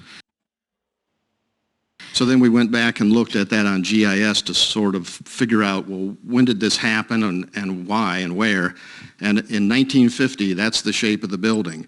And so back in 1950, they had obviously used TCE and PCE, and they did exactly what they were told to do in the standards of the time, which was take used solvent outside and dump it on the ground. So our last one is well, not the last one, that's why you got to keep going. Yeah, expanded site list. Now this one, we knew a lot about the project. It was vapor intrusion. Vapor intrusion, and the lawyers were involved because there was a court case. So we had lots of money, lots of data, lots of information. The only thing they didn't have was expanded COC list. So they just looked for their clients' problems, and that's all they found. Yep. And so what we suggested is they go back and have some of that data re-reported, because it was already analyzed. They had the kind of sewer gas indicators already in the data set. They just had never reported them. Yeah, so these were the 4 standards that they reported everywhere, and that was what they were expecting. And so indoor air looked uniform throughout the building, PCE, TCE, little TCA. When we added in tetrahydrofuran, what we saw is that there was a lot of tetrahydrofuran in the sewer, and there was a lot of tetrahydrofuran in the indoor restrooms of the house. So it was obvious there was a connection there where they had leaky plumbing, and just bad plumbing was their issue. It wasn't really vapor intrusion, it was just bad plumbing. So that was actually mitigated very quickly by a plumber in one day, and we searched around down in the basement and found a couple of paint cans. So that was very simple to take care of. Well, we did add tetrachlorofluoromethane as well, which showed that it was an indoor air issue. So again, expanded our COC list, stuff that's already reported, but it demonstrates that now we mitigated this house in a much less expensive fashion than a whole mitigation system. So our final one, our final one is This is property transfers. It seems like we do a lot of these now, where somebody's buying some company's buying a whole group of sites across the country. Don't tell the whole story. You don't tell the whole And every once in a while, there's one that has a dry cleaner site that used to be there, so that's what this one was. And they had a lot of old data. And so what we asked is that we be able to go down and actually do a little bit of exploration during the phase one, and that's what happened. So we weren't allowed to go in the property because they didn't own it, but we were allowed to go around the outside of the property, and so within 4 hours, we installed a bunch of vapor pins outside in the parking lot with a PID and said, you have a problem, this needs to be looked at, set aside some money because you're going to have to mitigate. Yeah. And the sale went through, and they needed the money to mitigate, so it turned out really well. And you can utilize these vapor pins, especially that big site that we had locating that groundwater source. We located the source with the pins, then we did some vapor intrusion studies because vapor intrusion then became an issue. Then we installed a mitigation system, and then we used the pins to actually monitor the mitigation systems to take those differential pressures. So again, that soil gas and those gas information are taking us from the beginning of the project all the way through, and we're still monitoring those today. Yep. So 2 seconds left. Thank you very much. Thank you very much for your time. Great presentation, guys. Thank you very much again. I'll keep those. Thank you. It might be handy for later. Do I? Yes, I do. Thank you. Szanowni Państwo, Ladies and gentlemen, we would like our event, which is taking place just once a year, we want to improve it, and we want our industry to meet at least once a year so that we all can discuss the things that we are interested in, to discuss the new solutions, and to discuss contaminations which have not been very well investigated. So we want to use this opportunity of you being here with us, and we want to improve.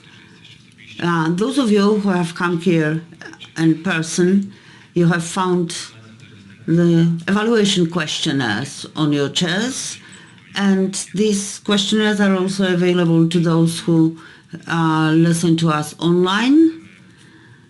And we would like to ask you to fill in these questionnaires. Every year we try to bring experts who, not only according to us, but according to the general opinion, are great speakers to listen to. Now, in the next part of our conference, we are going to discuss the most sustainable remediation method, that is phytoremediation. Randy Mott, the president of Phytoremedia, the company that implements phytoremediation solutions involving plants and bacteria, is going to tell us about his experiences from Poland and Belgium. On the stage, because I know that you were with us for many years. That's the forward one, that's the back. Yeah, and then you can use this as a pointer, but you have to point it at that screen down below or the one above. Good luck. Use your mic, please. You get a position on.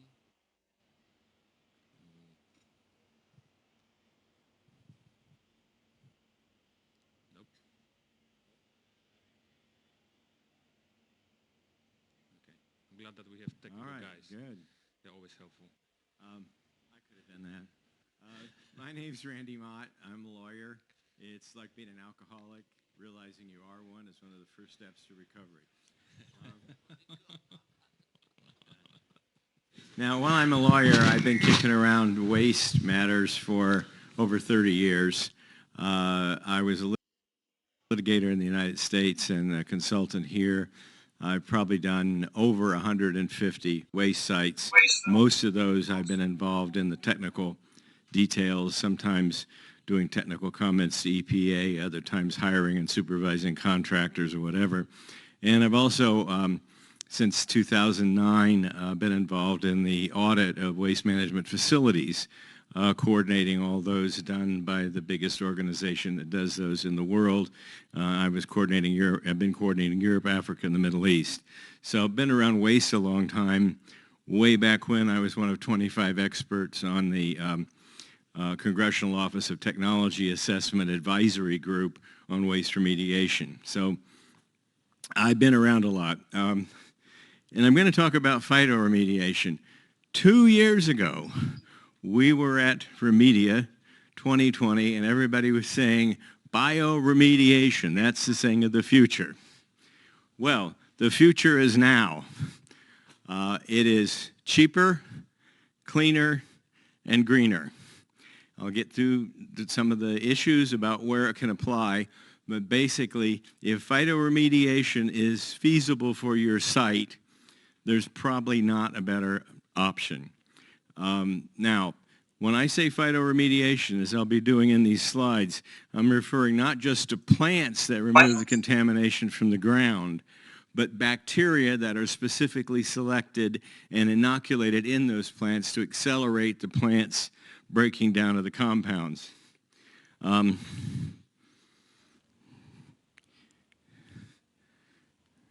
I point the pointer at the screen or up here? Yep.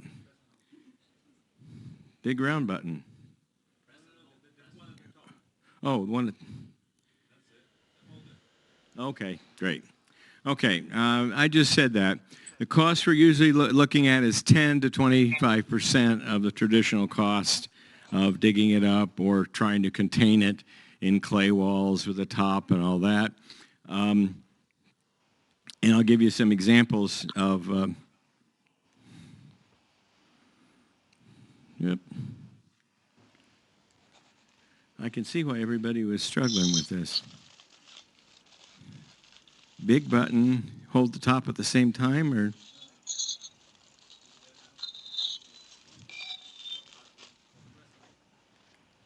Oh, top, oh, great. All right, key elements of phytoremediation. Plants extract contaminants from soil and groundwater. Organic compounds can be broken down in the plants. This can be accelerated by specific bacteria that break up that compound. We look at the DNA analysis of what kinds of bacteria are available. I'll give some examples and find one that really likes that pollutant, thinks it's food, and will destroy. It's also possible, while it's possible to destroy, it's also possible to have evapotranspiration. So part of the compound's broken down and part of it volatilizes off the leaves of the plant. Usually that's inconsequential, but I'll give an example of that and how that can actually be eliminated. Inorganic compounds aren't broken down, they bioaccumulate in the plant, and then you have to plant new plants seasonally to keep removing it, to keep reducing it down. But inorganic compounds can also be stabilized in the root zone of the plant so they don't leach or migrate. And I'll give you some examples where that's been successful. And plants can also form a groundwater barrier. So instead of a very expensive pump and treat system, you can put a couple of hectares of something like hybrid poplars in, and they will pump the water out and then process what the pollutant and create a big depression in the ground. And I'll show you some examples of where that's been successful. So phytoremediation can be barriers, it can be extraction, it can be destruction, it can be stabilization. It all depends on the site and what your issues are. Top button. There we go. Where has it been successfully applied? I'm not going to read all the chemical names.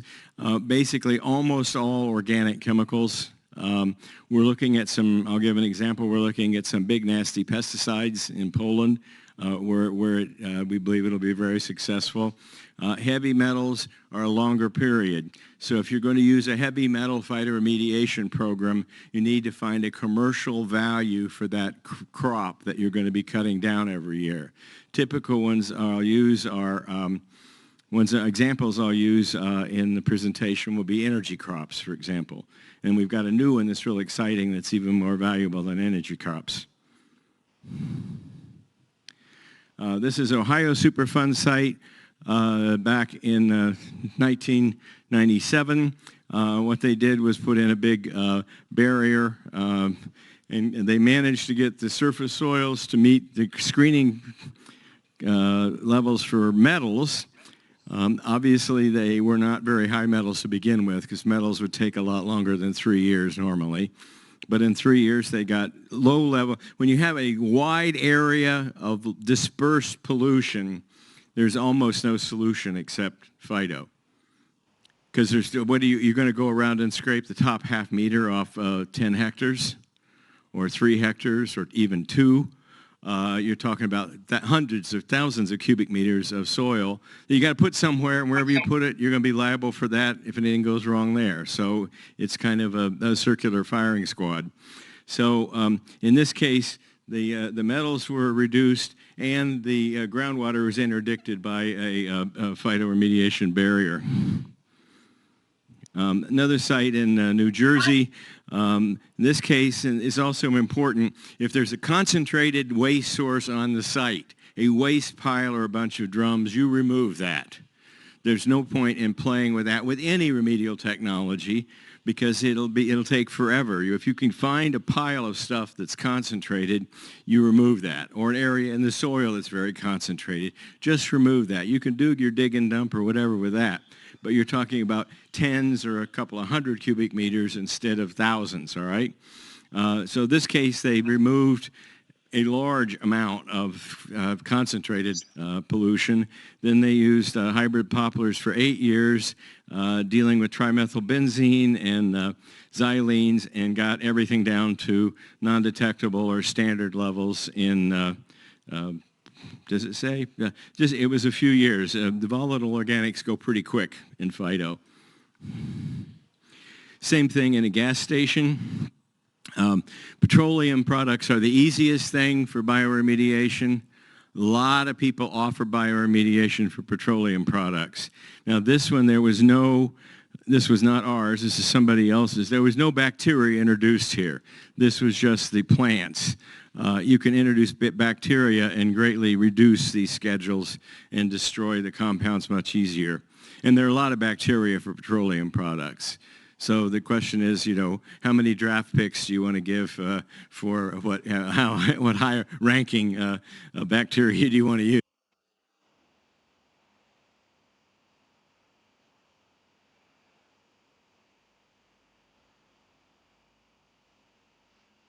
And work with Hazlitt University in Belgium and Marie Curie University here, the biology and biotech department, so that we isolate the DNA in the bacteria, as I'll show you. This is one for depth, because one of the limitations is you're limited in phyto to the depth of the roots. Now, hybrid poplar can go about 5 meters, but sometimes that isn't the right tree or plant, and you need another plant that may not have that root penetration. This is a case where they did it in lifts. So one option is you plant one season at one level, and then you scrape half meter or meter off the top. The material's already reduced in that, put it in a low spot on the site, do another planting, and this one was done in 3 lifts, and you can see the savings, $540,000 versus $3 million. Now this is one that our team did. Our top guy is from Belgium, and is I tell him his CV is 17 pages long, and that's not even big font. But he is the guy in phyto. We also have people in Denmark and elsewhere that help out, and in Lublin, the PhD department there, and another Polish PhD in Krakow. This is an area where there was a Belgian plant. The objective of this, since it was an operating plant, was not to get under the plant and clean the whole plume out. The Belgian Environmental Authority said, just contain it. We just want it contained so you keep it on property. And this was successfully done in about 4 years, where they dramatically reduced the plume to the point where it's almost static underneath the area. Now, if it was me, and I had been back there, I would have probably said, why don't we do some planting right there? And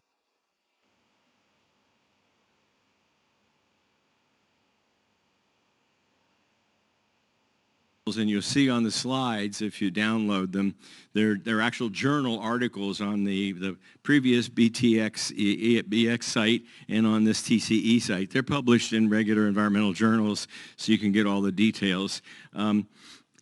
This TCE site was also done by our technical guys. They planted poplar trees, and then this is the levels from starting TCE, and then this is one year, I believe, and then these are 1 year intervals, and they went down to virtually zero very, very quickly. And how they achieved that was they found a specific bug. I won't try to pronounce it. We'll just call him W619. W69 was a bad bug, and it loved TCE, and it just ate it, broke it down, convinced there was something in that TCE molecule that it would nourish it. And then the plant said, oh yeah, now we picked up some carbon, we got some other things from this TCE, we like that too, we'll use that. So the question was, what was left? Frequently you'll get transevaporation off the leaves of the trees. Now here shows you the inoculation. The bacteria is added in these things a lot like your houseplants, and you stick them in. And so anyway, even after the bugs were so effective that the transevaporation was virtually non-existent. Now, whoop.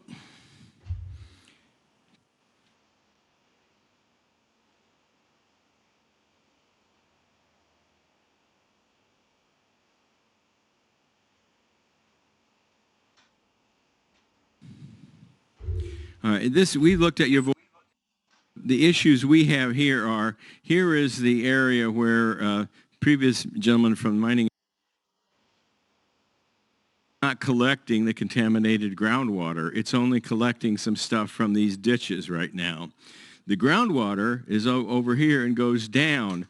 The one well here is one of the highest on the site, is 600 parts per billion lindane. And then down here off the chart, several hundred meters down, is another hot well. And lindane is bad at 1 part per billion. And this site has been like this since the Second World War. So we don't know where. The answer to the question is, we know the lindane plume from some of the work that the gentleman's team did earlier. We know the lindane plume is this area, and generally it's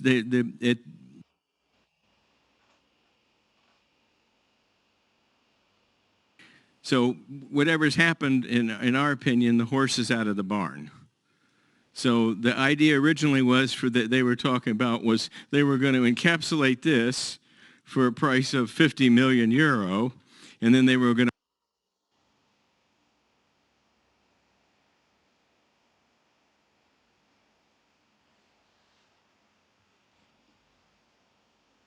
down where the lindane's going and set up a barrier and stop it. Then we think we could conceivably come back, and we hope to test soon, planting trees on the landfill itself. Because when they were testing this bug, we have a bug for lindane. When they were testing it, there were beakers in the lab, and one was all lindane, and they were mixed, 1 part per million and 2 parts per billion, and they were putting the bugs in to see how it would do. The lab assistant screwed up, and he put the bugs in the lindane vat. And the bug said, whoa, smorgasbord, and was living in straight lindane. So we know bacteria can survive that will destroy lindane. So the idea was we stop the migration down gradient here, and then we consider long-term reducing the source by putting trees right in the landfill and extracting it and destroying it. The cost for treatment, 150 million euro if we wanted to dig this up and put it somewhere. And these are 2016. So add a lot to that. So our cost, I'll just pick a wild-ass, scientific wild swag, I'll say swag, it's probably 4 or 5 million for a phytoremediation remedy for this. That will guarantee that it doesn't get out and may eventually reduce the source. I'm over time, let me. Commercial applications. If you have unused land sitting with limited commercial value, the best time to do this is clean it up is while you have time now, not when you get a buyer and then he wants to set aside for the amount, he discounts the value, and you lose out what could be a much more valuable land use that you would profit by. You have active plant operations. We're talking to several companies in Poland that bought old privatized Polish plants where everything was dumped out back for 40 years. Under their integrated pollution control permit, they are going to have to clean that up when they close the factory. Somewhere back in Munich or Detroit or Paris or Tokyo, they know that that factory is going to be closed. Corporate guys say, well, we're going to run that until 2030. Well, the time to start cleaning it up with FIDO is now, so by the time you get there, you spent several $100,000, let's say, or $1 million or $2 million, in a large parcel that quite frequently is in a very valuable commercial area. It could be a shopping center, apartment buildings, even residential, but you'd have to address the contamination. As I said, large sites where all traditional approaches don't work because it's inexpensive, this is good. Small sites that have readily treated organics like gas stations, and we're looking at, and I left out agricultural land. We have a project in Poland looking at energy crops using 2 different kinds of plants, and we're still figuring out the economic model to offer a landowner on how do you do the energy crop reduction and whatever. And I can't say anything about it except we have a project on PFAS with phytoremediation proceeding in Western Europe. And they say it looks good, but I can't tell anything, I can't say anything about it besides that. So maybe next year. Thanks.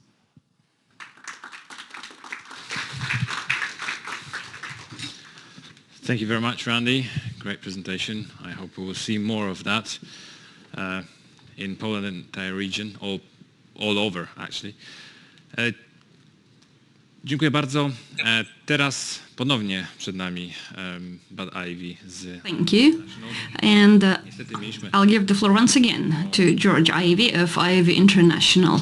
Unfortunately, we had a minor technical glitch. Powinna być teraz. It turns out that the presentation that Bud delivered in the previous session was supposed to be delivered now. There you go, that's your mic. Good luck. So now he will give the presentation that he was supposed to give during the previous session. Oh, there we go. All right. Thank you for flying Remedy Airlines. This is your captain speaking. Put your table trays in upright position and put your seatbelts on. I will now give you a safety briefing before we land at the airport. I'd like to thank my 2 co-pilots, Monica and Sebastian, for helping make this a wonderful journey. Now moving on to my presentation, and if anyone noticed, a slight error occurred. My presentation this afternoon on manufactured gas plants occurred this morning, and now I have the one from this morning now. So please bear with that situation. So when we talk about surfactant-enhanced vapor-absorbed and NAPL phase remediation of petroleum chlorinated solvents at brownfield sites, I'll try to get out of the way so you guys can see this. All right. Here just again talking about the presentations, but moving on. I told you guys about our company before. We're working internationally. I personally have been in 60 countries around the world, and the thing I enjoy the most are the people I get to work with doing remediation. So let's just move on. So yeah. Don't need to really talk too much about these slides, just saw them in the previous one, but other than that, we have a good global footprint as far as our availability for things. Now, I want to take a slightly different approach in how I look at contaminated sites. I made a bit of a medical analogy earlier, like about a doctor. Again, that was my presentation for this afternoon. I often look at sites and the contamination of soil and groundwater is you are observing symptoms. So when you guys are seeing the presence of vapors, soil contamination of groundwater, you're actually seeing the disease. Medical way of looking at things. So you, as practitioners, imagine yourselves being medical doctors or nurses or support staff. The better you understand the patient, the better you can come up with a remedy for it. If you don't, you're going to start having some challenges. Misdiagnosis, or you do an application because you don't really totally understand what's going on. If you have a headache, I can give you chemotherapy. That's not the solution. It's maybe a Tylenol. So you got to be careful about what you do. So if you make mistakes, it's going to usually reflects in terms of time and cost and frustration. Remediation is frustrating. I often refer to it as a concussion for clients. So when we do have all these anthropogenic, man-made sources of contamination, we have spills. If it occurs in the ground and it's a bit volatile, you're going to smell it. If it gets into the soil, it's the soil texture. Sandy, silty clay will dictate how quickly it will move. If it's lighter than water, it'll hit the water and kind of float. and follow the direction of groundwater flow. If it's denser, such as chlorinated, fluorinated, and brominated compounds, it will sink because it's denser than water. This is a baler from a site that I was involved with, manufactured gas plant. There's some L-napple in there. There's D-napple. What's going on in the middle? We tend to look at things in general terms of L-napples, D-napples. That's not the only phase. I could show you a vial with 12 different layers in it of contaminants that actually occupy different spots. So just you have to understand that there's a little more going on when you start looking at contamination and how things behave. And regardless of where that spill is, they're all sources of volatile organic carbon, or VOCs, vapors, and it's got the guys from VaporPen talking about that, and the importance of using that as a tool to see where the contamination is. It's going to present itself in many different ways as far as the disease goes. Yeah, not too bad, eh?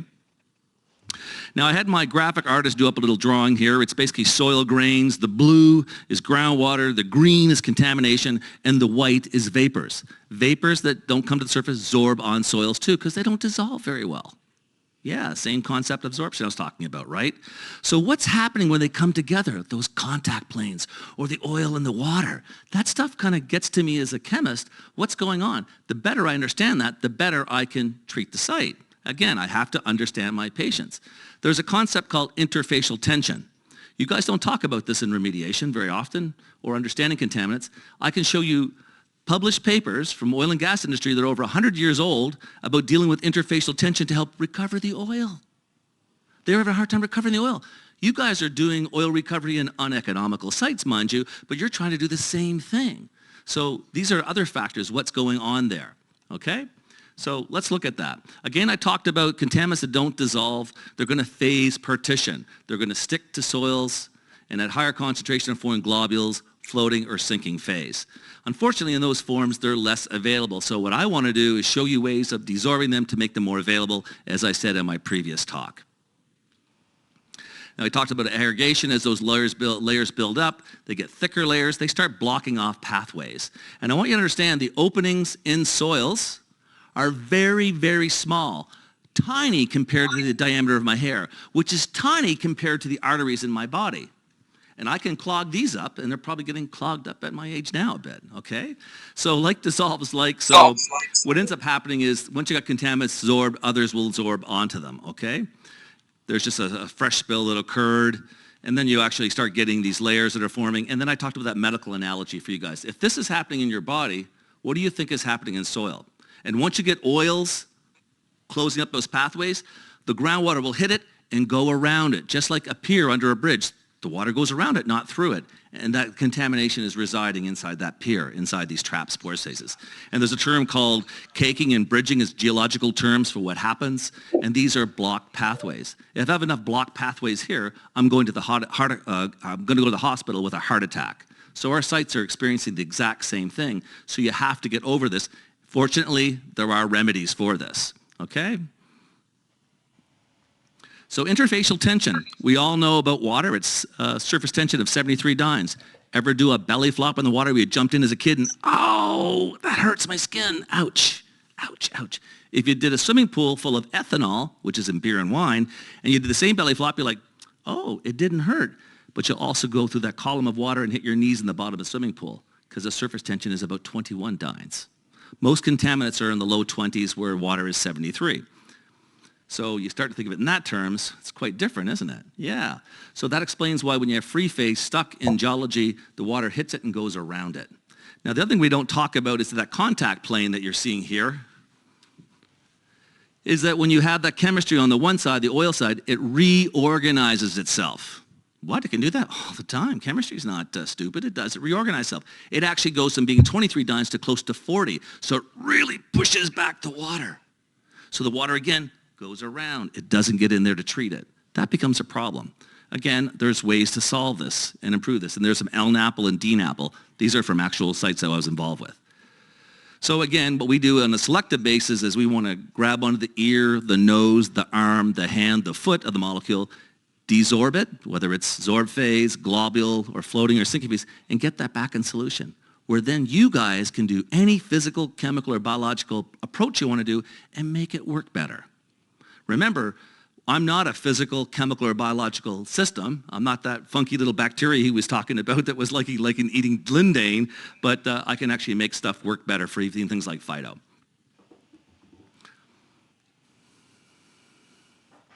So I talked about water before, and I told you water is not H2O. Fundamentally, we talk about it being that way, but it's really a simplified way of looking at water. Just like NaCl doesn't exist. There's no such thing as one Na connected to one Cl. But they teach us this in school. No, actually in the crystal lattice, it's one Na communicating with 6 chlorides, but only 1/6 of their volume. Oh, 1 times 6 times 1/6 is a 1-to-1. Oh, NaCl. I get it. So there's ways we represent things in chemistry which sometimes make it confusing. Here's again water. It's, as I told you, it's made up of essentially oxygen and hydrogen. It behaves like magnets, and that's why water is attracted to itself. One of the few liquids which has a higher surface tension than that is mercury. It's around 460 or something like that. It's really high. If you land into a swimming pool of mercury, it's like landing on concrete. Trust me, you won't go through it. You'll float and you'll be hurt. Yeah.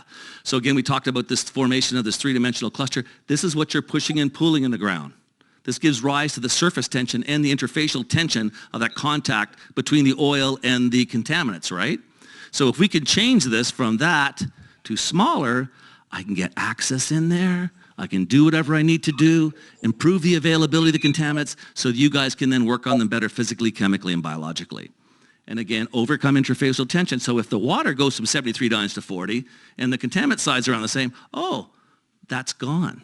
Now there's freedom of movement. And since we're also pulling the oil into water, and by the way, you can pull water into oil. I do both. A lot of people don't know that. Some people are just doing oil into water as a surfactant technique. As a chemist, I do both. Why not? You can. Anyways, I overcome that and allow you to overcome interfacial tension as another barrier to remediation. Yeah, kind of neat. Particularly important when you have L-NAPL and D-NAPL. Look at those. I'm making them miscible in those photos. Making them miscible without emulsification. Interesting. Yeah. And again, we talk about that whole thing. If the water clusters don't get in there, you don't remove that contamination. You don't treat it. I don't care what technique you're doing, this will be an issue. But if you can start to get access to that by making the cluster smaller, all I'm doing is going in and improving availability. I'm not a multi-phase extraction. I'm not the biological. I'm not phytoremediation. I'm none of those things. But if I can make the contaminants more available, you guys stand a fighting chance. And again, breaking the rules of chemistry on the back of my shirt. That's all I'm trying to do is give you guys a chance to manipulate things so you can win this little battle. And remediation is tough. It's hard. Treating a cancer patient is tough. It's hard. Ask any doctors that are doing it. You've got to kind of innovative ways to do things and really understand the behavior of those things you're treating. And if you don't, again, you'll make mistakes. And here, just showing before and after at a refinery. You can use vertical wells to put it in. We call that a push-pull. You can inject it one side across. I'm dealing with somebody with a whole bunch of utilities that look like spaghetti, the amount of utilities. We got to inject in one side and wash through because we can't drill. That's neat, eh? Yeah. So I'm going to quickly go through in the next 4.5 minutes a case study from a client. As you'll notice, I'm not showing you my presentation. I'm showing you theirs. Okay, so they've been altered by me. This is one that was presented at Battelle. It was an active grain elevator site, which means they're storing grain. Something that they used to do to preserve the grain from rotting, they used to put carbon tetrachloride on it. That's cancerous. Isn't that kind of stupid? Yeah, it is. They did it. Yeah. It's kind of post-war they did it. Now it's banned. But, you know, they used 12.7 million kilograms of this as a fumigant in the United States in 1978 before it was banned. It's banned now, but that's just to show you how much it is. Anyways, they entered into the cleanup program, like a Superfund site for Missouri in 2000. They ran a multi-phase extraction system for about 7 years. They contacted me because they wanted to enhance the system. I was working with their California office doing a lot of this. So the Missouri office reached out to me, dealt with this guy called Eric Dooley, great guy. We get along great now. We've done a bunch of work together.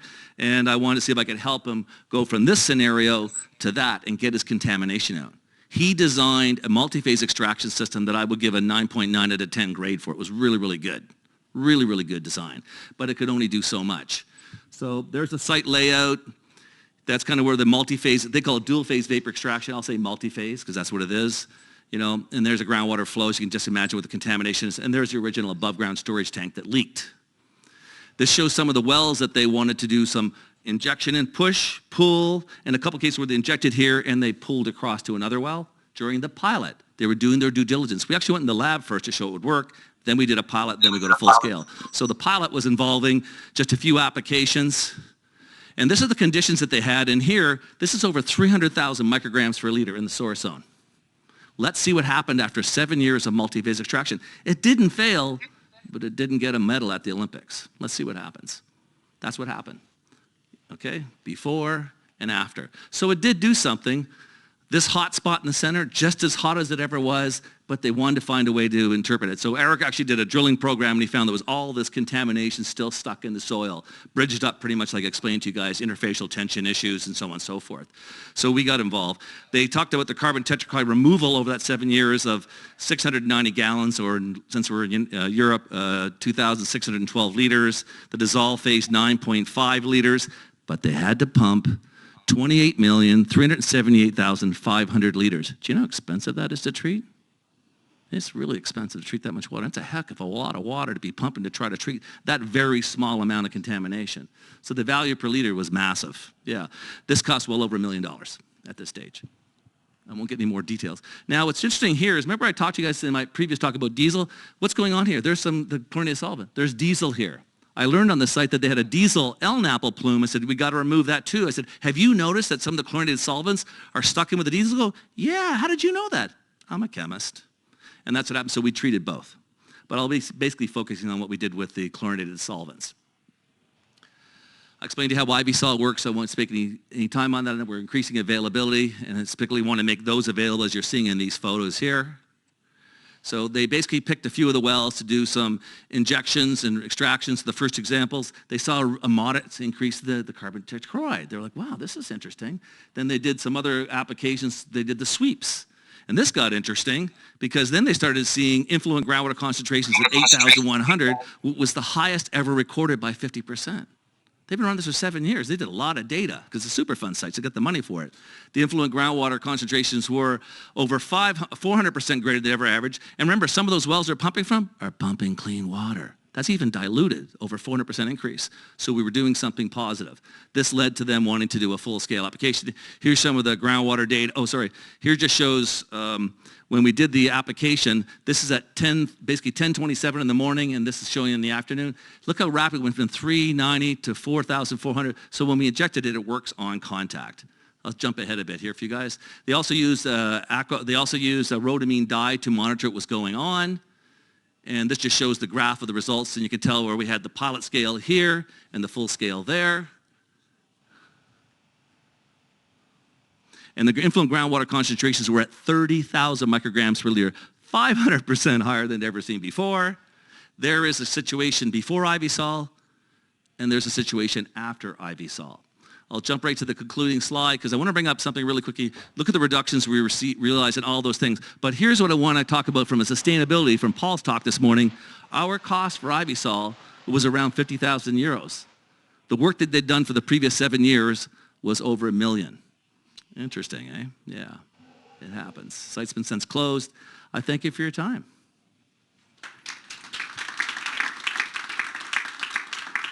Thank you very much, Brad. Thank you.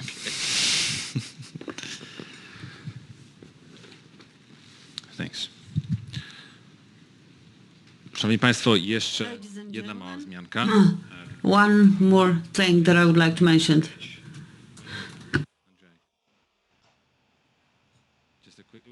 Just a little surprise, yes. So Marco has an announcement. There you go, Marco. I hope it's still okay. You can tap it. Yeah. Check it.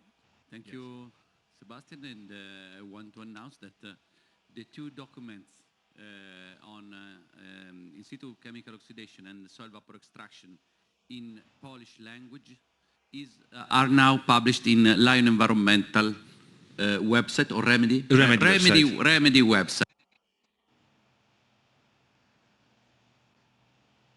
Decision makers and control authorities of Poland to make use of those documents. You will find in those documents the monitoring, how to monitor the success of those technologies during time. So please, we want to raise your confidence towards in situ technologies. That was the announcement, and then yes, we have to make a picture, and yeah, if somebody's taking one, okay, probably bad. I think we already have one. but it never hurts to have more than one. Thank you very much. Thank you, Marco. Great. Thank you.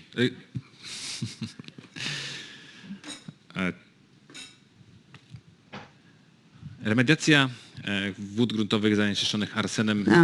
Remediation of arsenic-contaminated groundwater is never simple.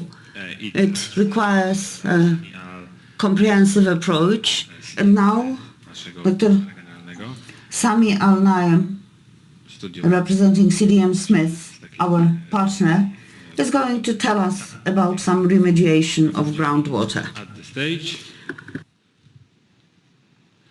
I didn't do anything with this mic, so it should be fine. Okay, and you know already how to use this. Yeah, thanks for the invitation and thanks for the introduction.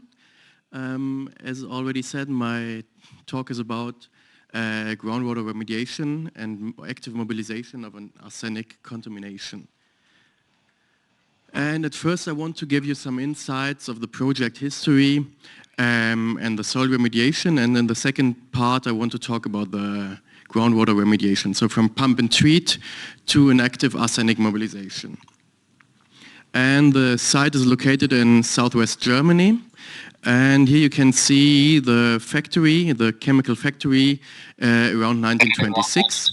And the operation period was about 100 years and lasted until 1927. And the main products were soda, hydrochloric acid, sulfuric acid, and phosphate-based fertilizers. And the residential area, since the 1950s, on the site there was transformed to a residential area, and since the 80s there was found out that there's a contamination on the site, and it's mainly arsenic and as well heavy metals and as well organic material. And the affected media is the soil and the groundwater.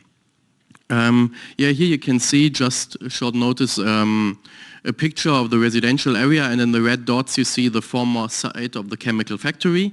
And on the left side you see like a brief project history, starting with a historic investigation, preliminary detailed investigation, towards remediation concepts, remediation plans, and the starting in 2003 of the groundwater and soil remediation. During the investigations we found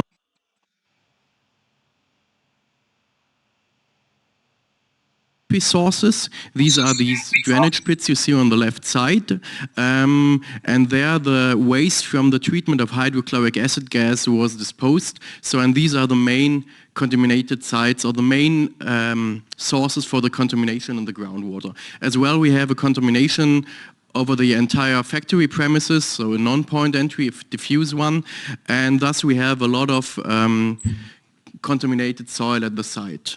And so there was the necessity of soil remediation, which started in 2003.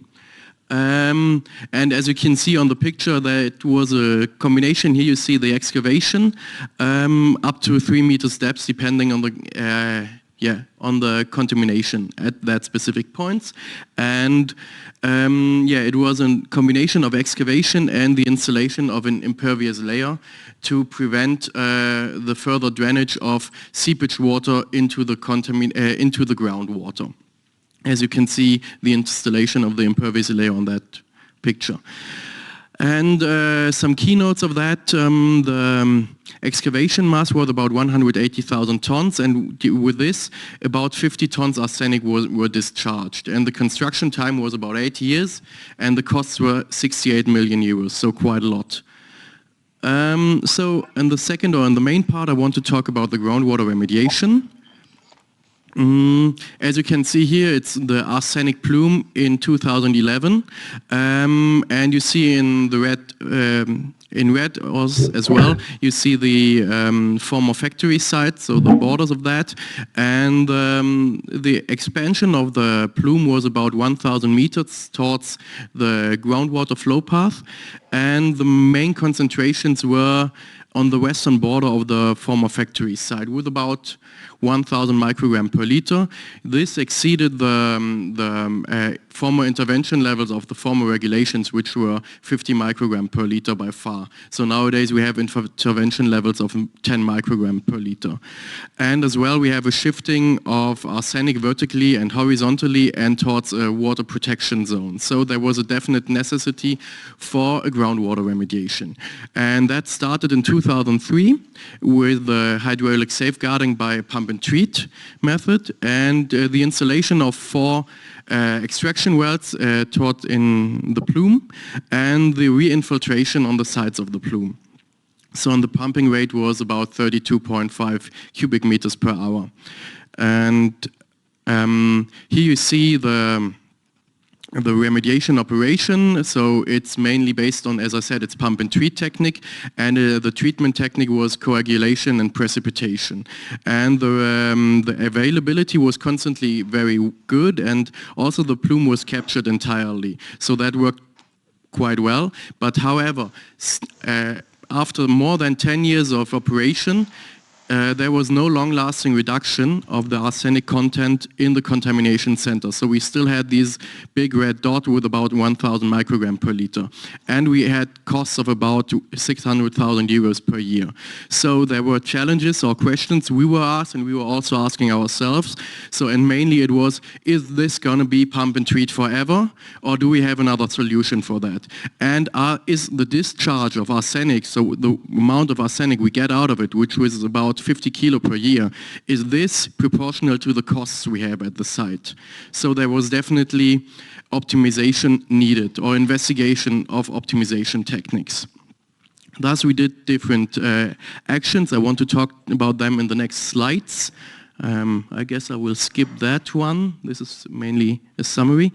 And so we did a new detailed investigation of the contamination center in the saturated zone. And we found out that the total amount of arsenic which is bound to the soil in the saturated zone is about 6.8 tons arsenic. And of this, the available amount which can be transported or dissolved into the groundwater is 4.4 tons. So that is quite a lot. And in the next step, we developed a mass transport model and did different simulations under different scenarios. I want to present one or two. As you can see on that picture on the site, we have the concentration, the contamination center on the right side down there. I don't know if this is working. I don't think so. Okay, whatever. On the right side in the bottom you see the contamination center, and on the upper part of the picture you see water wells of a potable water. So, and this scenario shows what happens in 450 years without the use of an active mobilization technique, an active remediation technique, sorry. So without active remediation, the plume will reach the water wells. And another scenario, we tested the required time for the pump and treat remediation technique we used to do for more than 10 years to remediate the whole site. And it was, the simulation said that we need far more than 100 years to clean up the whole site. So there was definitely necessity for an optimization of the remediation technique. Thus, in the next step, we did a variance study, and the preferential option of the variance study was an active mobilization of arsenic. So now I want to give you a brief summary about the theoretical fundamentals of that. These are basically 2 points of it. So the first point is arsenic on solid matter, so on soils, is mainly bound as AS5, as an arsenate, or it's sorbed onto the solid matter as arsenate. And this arsenate, or AS5, looks quite similar to phosphate from the molecular structure. Thus, when you add phosphate into the aquifer, you get a competitive superficial complexation. So the phosphate tends to sorb to the solid matter or to the soil. Thus, the arsenate is partly desorbed from the soil.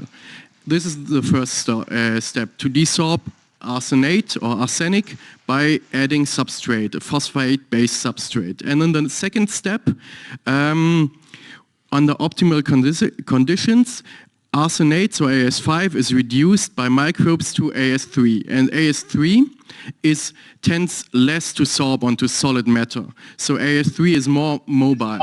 And we want to use this to extract the more mobile arsenic out of the site. So these are the two main points for the mobilization. And thus we conducted some lab experiments, as you can see here on the side, on the right side. We did some column experiments at a university. And yeah, on the left side you see like the arsenic discharge and the effluent of the column experiments.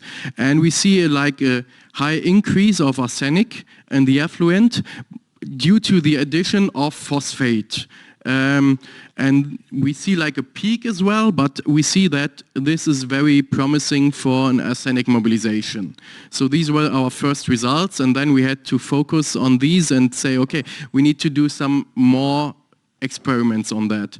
Thus, we conducted some lysimeter experiments, so basically big column experiments with soil material from the site and groundwater from the site as well. And the findings are shown here. And it is in two different stages. First an oxic phase, and in the second part an anoxic phase. And we see again the arsenic concentration in the effluent of the columns or the lysimeter. And within the oxic phase, we add phosphate with different concentrations, and we see that the arsenic increases a lot, from about 1,000 microgram per liter in the effluent to up to more than 9,000 microgram per liter. So the potential is very, very big for that. But we again see these peaks, and then it's going down. So we try to get a peak and stay on a possibly higher level for a longer time. Thus, in the second phase, which is the anoxic phase, without adding substrate, we just generated anoxic conditions. We see again like an increase of arsenic without adding any substrate, just because of changing the conditions and getting from the AS5, from the arsenate, reducing it to arsenite. So we have a high potential. And thus, in the next step, we switched. We tried that in a field pilot test. I want to show this. That's basically one street, which is the most contaminated street on the site. And you see on the right side the infiltration wells. There, the substrate was added. In the middle, we have some monitoring wells, and on the left side, the extraction well. And as you can see again, we get a high increase of the concentration of arsenic. And again, but we get again when we, after a time we get this peak. So we need to do some optimization still. And thus we did it in two phases. On the last slide I only showed the first phase. Now again an oxic and an anoxic phase, and here you see the arsenic discharge, the cumulative one, in the extraction well. And we see in red on that the active mobilization, and in blue it's displayed a simulated arsenic discharge without active mobilization, but under optimum conditions with the pump and treat technique. And we see in the anoxic phase, which is adding substrate and generating anoxic, so basically oxygen-free conditions, which is the most effective one when you compare the slopes of these two. So we see a significantly increased discharge compared to the remediation without added phosphate. Thus, the conclusions of the case study are: large-scale implementation of the treatment is suitable and possible. And regarding sustainability, we have two goals. The first is the reduction of the specific remediation costs, and second, the shortening of the remediation duration. And I will skip these ones. So, thus, since 2018, we implemented a large-scale mobilization technique, combining pump and treat and active mobilization. Thus, we installed 8 infiltration wells. You can see them. These are the black ones, and 5 extraction wells. And the substrate, so the phosphate-based mobilization substrate, as well as reduction agent, as well as phosphoric acid to balance the pH, were added within the infiltration wells. And yeah. This is also, like, again, the same street with you see the extraction wells and the infiltration on the other side. Yeah, and the main challenges are of this, how to deliver the phosphate or to distribute it where it is needed. Like, it is meant to be a lot of phosphate. We found out that it should be about 100 milligram per liter under anoxic conditions with a pH of around 6.5. And the challenges are to get that everywhere in the whole site. So, like the last few slides, want to show our findings from the large-scale implementation. In the last years, we removed about 140 kilos arsenic per year, and this is triple the amount we removed in the pump and treat method. So, like, our projections were quite optimistic. We thought we might get the 5 times the discharge, but it's still, we got 3 times the discharge, but we also want continuously improve that, and this we want to do by playing with all the variables we have. We can increase the amount of phosphate where it's needed to get it better distributed. We also increase the extraction rate of the extraction wells in the contamination center when needed, and what we also do actually this year, since like a month, we switched the flow. So the extraction wells got infiltration wells now, and the infiltration wells got extraction wells now. And thus we play with all the variables to get the most discharge. And the last slide is about the costs. Although there has been a big invest due to all the lab experiments we did and the transformation of the water treatment technique, we are already behind that break-even point. Thus, the discharge of arsenic is cheaper now than before with the pump and treat method, and it's still getting cheaper. I'm at the end of my talk, and thanks for your attention. Thank you very much. Well, stay on the stage, because now we are starting with our Q&A session, summarizing the second technical part of Remedy 2020. Craig, Laurie, Bud, and Jay, you're running it. Yes, please. I hope that we have enough mics. Good.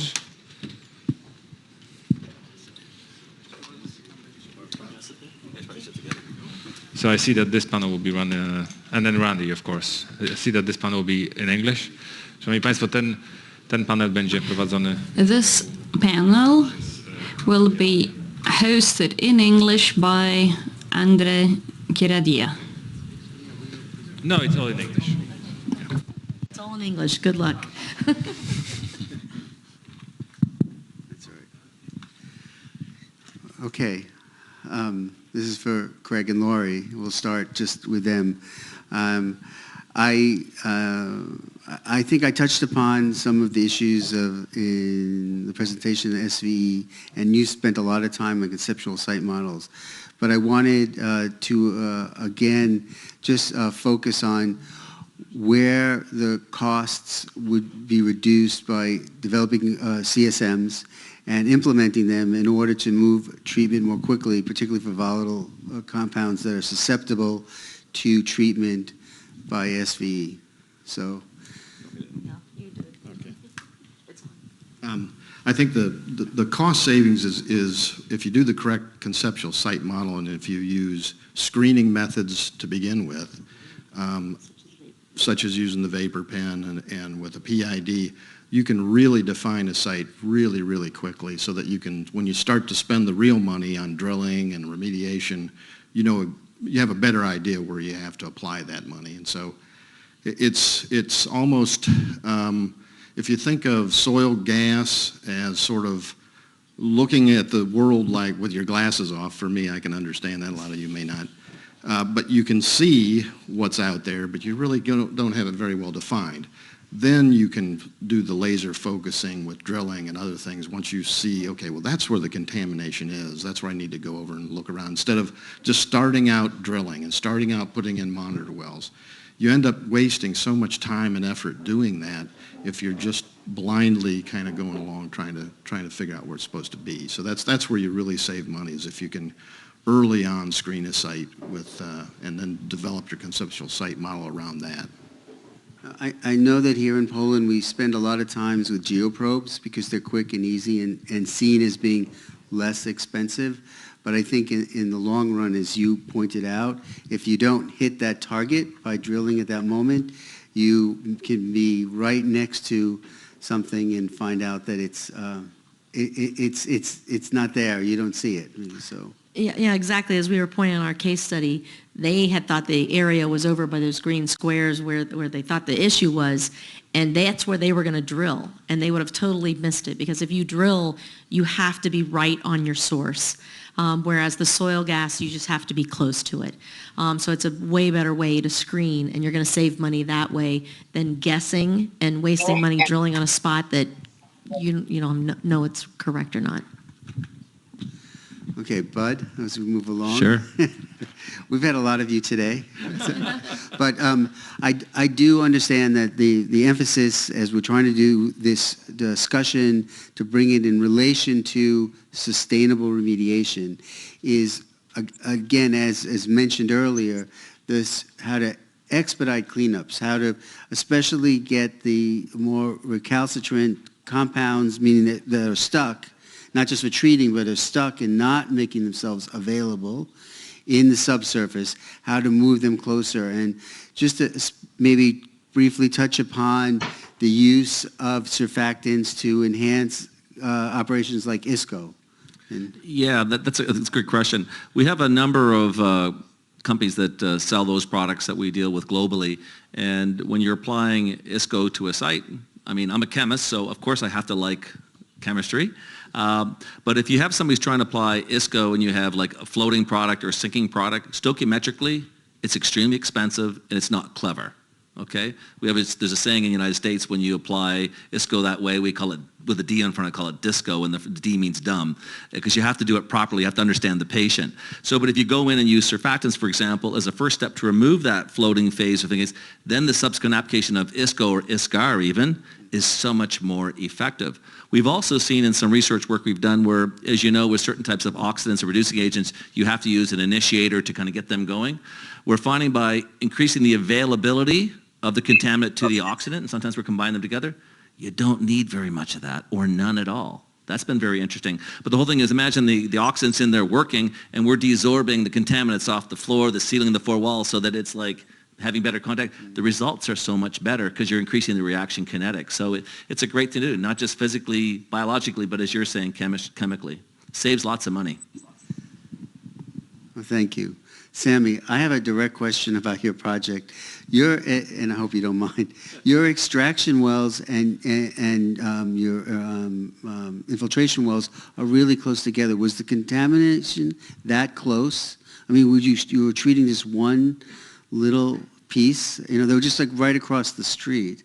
And I'm only asking, having been many projects, we're always trying to maximize, you know, the cleanup area. So maybe if you could just explain that on your project. Is that okay?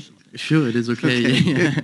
So we thought of maximizing that or extending that, but there are two things with that. You need to get the phosphate into the soil, and if you don't want to put a lot of substrate in it, so you need to distribute it well. So either you do a lot of infiltration wells, or you stick really to one center, and that's what we focused on, because we really wanted to stay in this contamination center, and thus we didn't want to do a lot of infiltration wells. Okay. Maybe in the next step, we can go on the other side of the street and go step by step. But the problem is, it's also a residential area, and we were not allowed to digging everywhere. So that is one thing, and yeah, mainly, yeah, the most important one, I would say. Okay, thank you. That was what made me curious. And so we're running short on time. And if you could give Randy. Sure. So, Randy, in sustainable remediation, phytoremediation is certainly the first thing comes to everyone's mind. And I'm wondering, with the push for sustainability in Europe, has there been much thought about how to quantify what you're doing and maybe get the sort of carbon credits that could be possible through using, say, phytoremediation, not so much with the bacteria, but certainly with the flora? Well, I think that the only way you could get the credits is if you were replacing an existing operation. So if you were running a pump and treat that was using a lot of electricity off a coal grid, you could probably claim, at least as a voluntary credits, the amount of the emissions from the electricity as against it, because we really don't use any power. You know, you drive out in a truck and you put the plants in, and somebody drives out in their Harley and puts in the Harley-Davidson bike and puts in the bacteria, and you come back and check, you know, every couple of weeks, and that's about it. You know, you don't have any big pumps going or any machinery or anything. So. You mentioned the idea of, say, the planting of the trees and about evapotranspiration. What about leaving the, post-treatment, leaving those trees there? Yeah. You would be leaving the trees there. So, yeah, you'd get some carbon uptake from the plants. We hope they get it all from the contamination, but they probably get some from the air too. Well, yeah, I mean, that's how trees grow. Yeah, exactly. To be honest, yeah. That's the idea. We can't train them to only do, live on the carbon. We'll give you some air when you behave. Okay. All right. I think the main thing, and I wanted to say, and I didn't get a chance because I was short on time, is we live in a country where there's not a lot of money for environmental protection. We don't have a national fund. We don't have an excise tax on chemical feedstocks that spits out hundreds of millions a year. The companies frequently, there are a few big international companies here that I think can pay the freight, but many cannot. And there's a legacy of these state companies that dumped everything for 50 years. And it's not just these 4 sites. There's about 20 or 30 that we got off a list. So all these things with all these arrows and bears and bells and whistles and all this extra money would be great if you have the money and if it looks cost effective in your case. But basically what Poland needs is economical, efficient, fairly simple remediation. And in particular, Phyto is an alternative when you're the regional environmental inspectorate and they say, oh, it'll cost me $6 million to dig all this up. We can't do it. We'll have to leave it. And you're the regulator and says, oh, wait a minute. That's dimethyl bad stuff and they're going to leave it. This is a good alternative to the no action alternative, which is, we don't have to spend $6 million, but you can spend €125,000 a year, planting and doing this, and that will give us assurance that things will be all right. So, well, it is the monitored natural attenuation. I would just quickly add, we're over. Thank you, everyone, for this. I hope that those people who are listening here and those people listening online think about the idea that there's a lot of technology available now that can be applied to contaminated sites. And in other locations, and specifically here in Poland, and to sort of again echo what Marco Falconi said, which is just we really need people to really look at these systems to apply it here in Poland as well, so we can all live in a safer, healthier Poland because of it. Thank you, everyone. Thank you. Thank you.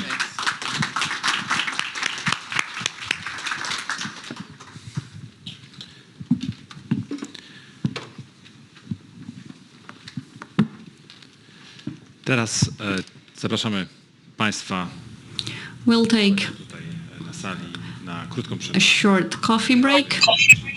Kawą czy też Coffee and cakes are outside. And we'll reconvene in 10 minutes. And please fill out the survey.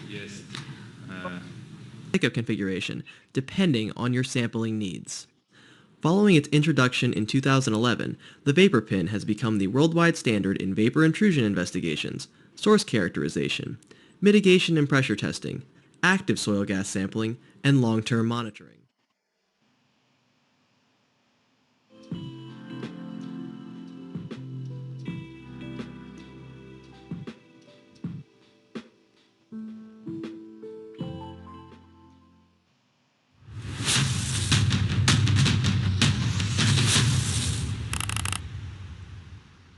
Witam wszystkich po przerwie. From Land Environmental and Andre Kiradira, a senior consultant from Land Environmental.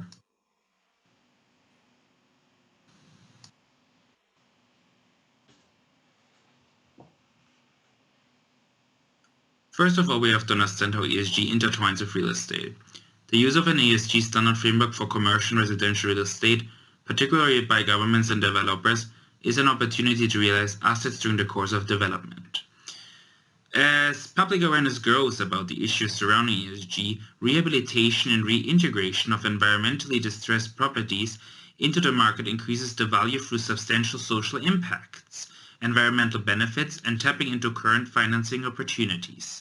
Environmentally motivated investments in brownfields or smart developments of greenfields must be seen as part of the journey to net zero. These developments can create carbon credits through sequestration opportunities, offsets along with the many other community benefits. However, the question remains how ESG can become more meaningful in property development, and how can ESG find value in development within the current ESG framework. The answer lays in the associated impact on communities.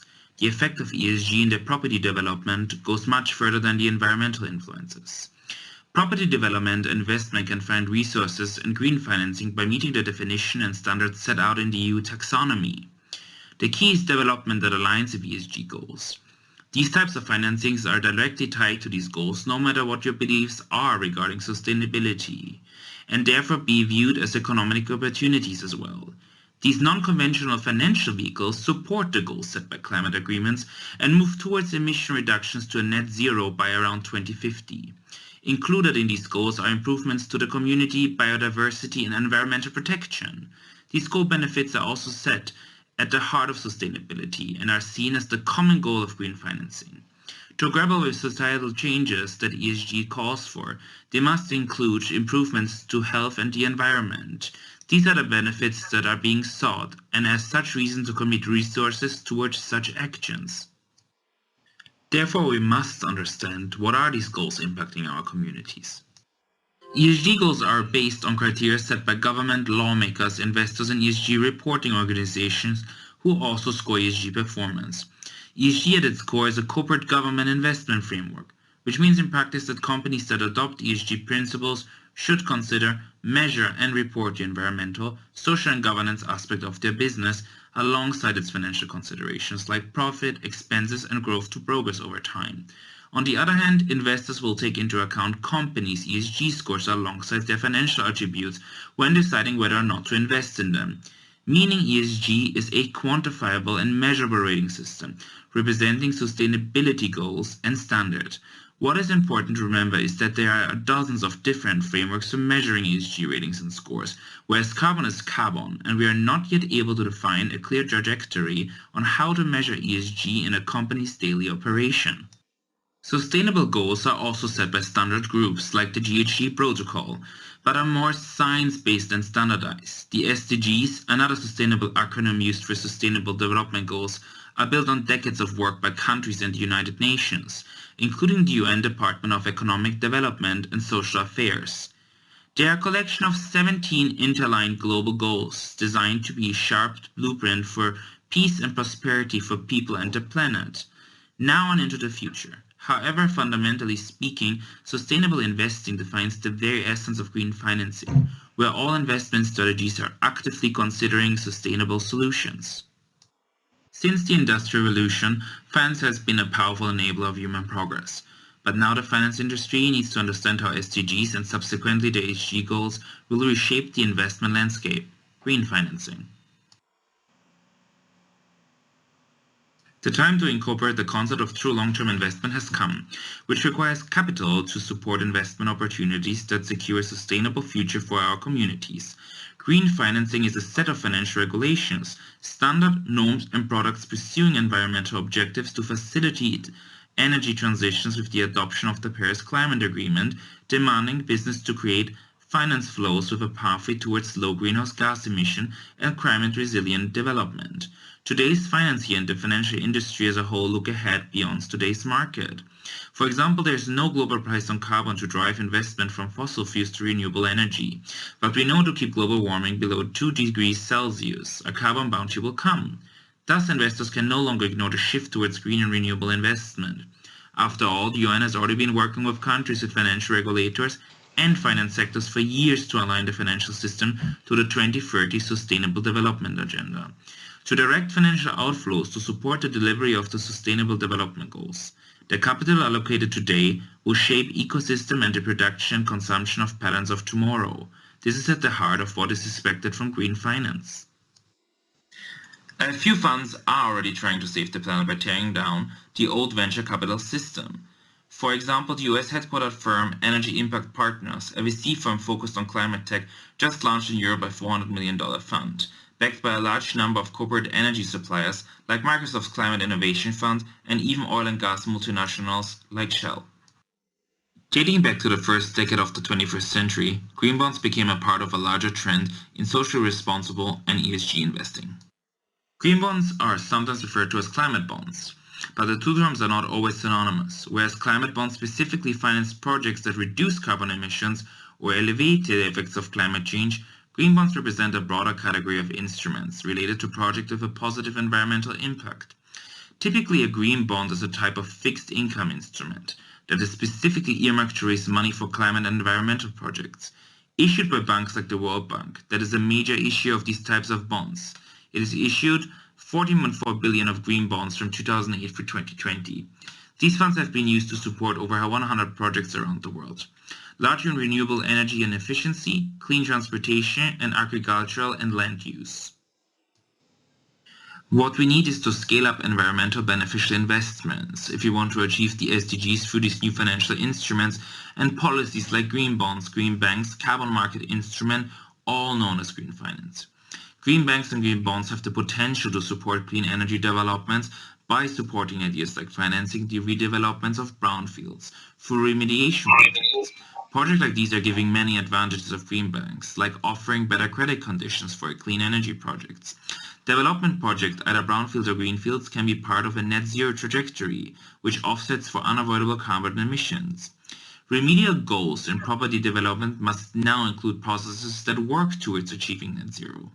After all, green financing for these banks and bonds is to increase the level of financial flows from the public and private sector to better manage environmental, social, and governance risk, which in response brings a decent rate of return and environmental benefit while delivering better accountability. The key here are strong multi-stakeholder partnerships and consistent standards. Strong multi-stakeholder partnerships, which promote major actors in the financial markets, banks, investors, microcredit entities, insurance companies, along with the public sector.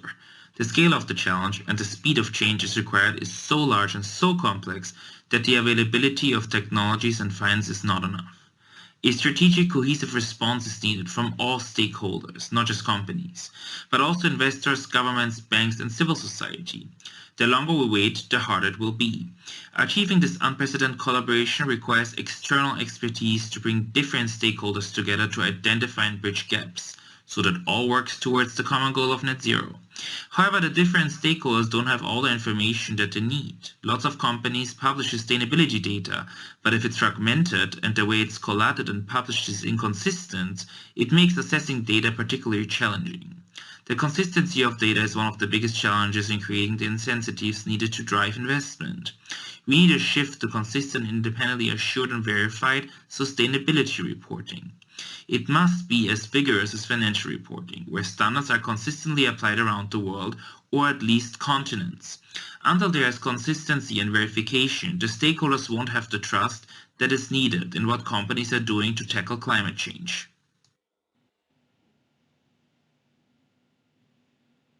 At last, key standard setters are emerging to create value reporting foundations. While the EU, UK and US are creating stricter climate reporting requirements for companies, there are so many initiatives that it's hard to keep up with them all and to fit them into the overall regulation landscape. Independent consultants and interrogators can play a key role in helping to create the standards. Transparency and trust in the system needed to enable governments, investors and businesses to agree on targets and what constitutes progress. They can also help combine the power of finance, incentives and taxes into single structured products, as well as create markets and platforms where emission can be traded. There is also legitimate concern about greenwashing and how to balance the concerns of workers and customers who may be impacted by the transition against the imperative to decarbonize the entire economy. Companies selling off their carbon assets to reduce their own carbon footprints. This does not solve the problem, because the assets remain operational and carbon emitting under a new owner. Real changes are needed, not change of ownership. Ernest Hemingway once said, "My aim is to put down on paper what I see and what I feel in the best and simplest way." Like the consistent standard we need on paper for the transition to net zero, which is just not about mitigating climate change and avoiding risks.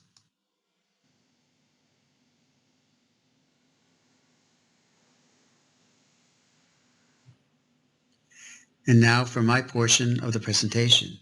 This is Andre Queredia, Senior Consultant at Lion Environmental.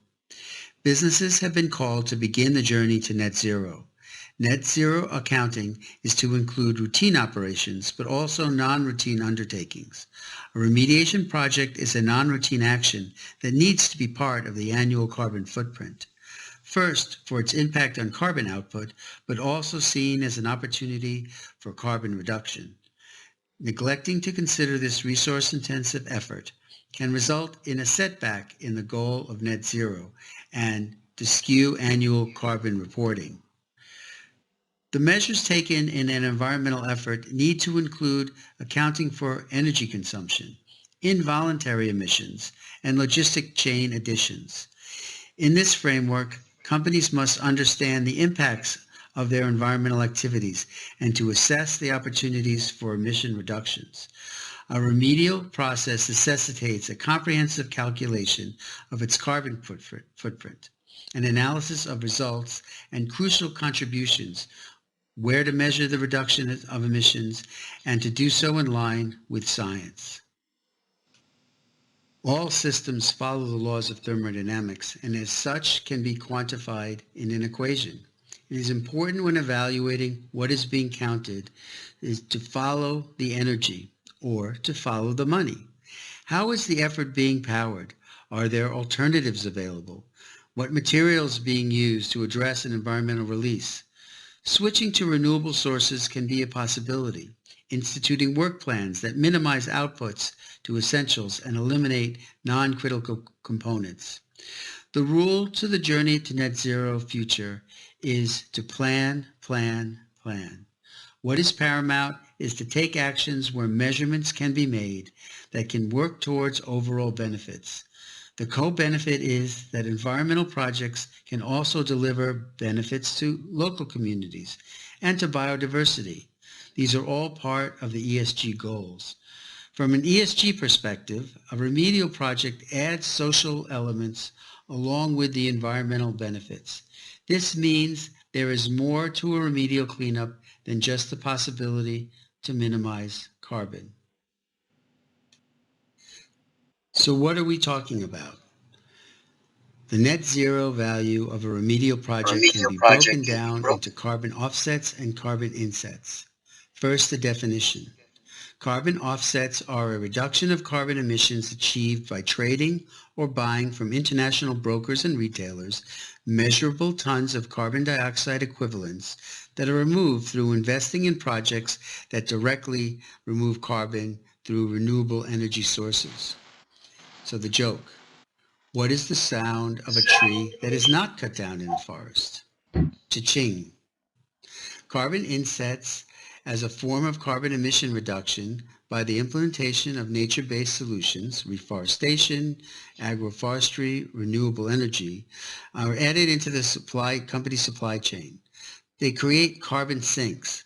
These reductions are also achieved by emission mitigation measures, reductions across the supply chain, and focused design of sustainability measures. Carbon insetting aims to do good rather than to do less bad within a value chain. Carbon insetting is the implementation of nature-based solutions. Generating emission cuts when investing in employees, incentivizing employees to use public transportation such as carpooling or switching to electric hybrid vehicles is another way. These are emissions that are outside the firm's direct control, yet they help to clean the environment, save employees money, and make improvements to the community. The International Platform for Insetting states that carbon insets are places in a company's value chain that are designed to generate greenhouse gas reductions in emissions, increase carbon storage, and at the same time create positive impacts for communities, landscapes, and ecosystems. Greenhouse gas emissions are categorized into 3 groups or scopes. These are the universally used accounting system set up by the Greenhouse Gas Protocol. Scope 1 covers direct emissions from owned or controlled sources like fuels for heat, operations, and company vehicles. Scope 2 covers indirect emissions from the generation of purchased electricity, steam, heating, or cooling that is consumed by the company. And Scope 3 includes all other indirect emissions that occur in a company's value chain. It's also called everything else. Remedial projects mostly fall into Scope 3. This includes purchased goods and services, travel to and from projects by employees, waste disposal, the selection and use of materials or products, and the transportation of waste up and downstream. Scope 3 can also include investment on projects or technology and the leasing of assets for a project. Scope 3 reductions can be directly accounted for in the final project outcomes. We're just beginning to understand how to account for these, so it's time to be creative. EU emission reduction targets being proposed by the EU Commission single out revised reductions that are found in the Renewable Energy Directive, the Energy Efficiency Directive, the Emissions Trading System, the Effort Sharing Regulations, land use change and forestry regulations, the Energy Performance of Building Directive, and the Energy Taxation Directive. EU member states are to begin their national energy and climate plans in 2023. The directives call upon public investment, but more importantly, for private investment to step in and finance climate-friendly projects. This therefore requires a clear criterion on what exactly is sustainable and eco-friendly, and to not fund greenwashing projects that claim to be green but are not. Some EU countries have already started developing classification systems, but there is still more work to reach a comprehensive common EU standard. Understanding how a project can account for its carbon output is important, and there is a framework, and that is the EU taxonomy. These capital-intensive remedial projects that improve communities, improve biodiversities, reduce carbon outputs, answer the call for environmental justice, and move a company along its path to net zero are all opportunities for green financing.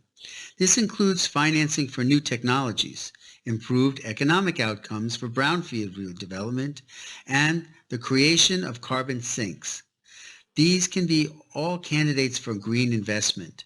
The environmental objectives that meet the definition in the taxonomy are climate change mitigation, climate change adaptation, sustainable use and protection of water and marine resources, transition to a circular economy, pollution prevention and control, and protection and restoration of biodiversity and ecosystems. The EU's new taxonomy regulation is designed to support the transformation of the EU economy to meet the European Green Deal objectives, and including the 2050 climate neutral target, or net zero. As a classification tool, it seeks to provide clarity for companies and capital markets, along with policymakers, on where economic activities are sustainable. At the core of the taxonomy regulation is a definition of a sustainable economic activity. This definition is based on two criteria. The activity must contribute to at least one of the 6 environmental objectives listed in the taxonomy and do no significant harm to any of the other objectives while respecting basic human rights and labor standards. The economic activities in a remediation can be associated with several NACI codes and in accordance with statistical classification of economic activities established by regulation. While the taxonomy is primarily a classification tool, it has other functions. It requires certain entities to disclose information concerning the degree of alignment of their activities with the taxonomy. This is achieved by amending the disclosure requirements in the EU's Non-Financial Reporting Directive and the Sustainable Finance Disclosure Regulation. The pressures for industry to push forward with changes brought on by the drive towards sustainability can be seen every day in the news. More storms, more fires, more drought, more flooding, higher temperatures. These will constantly be used by people to spur on a call to government for action. ESG and the accompanying drive for net zero may not be the best response, but at the moment, it's the only response being contemplated. Those that understand these issues, that can use the opportunities to access financing, will gain an advantage to move forward.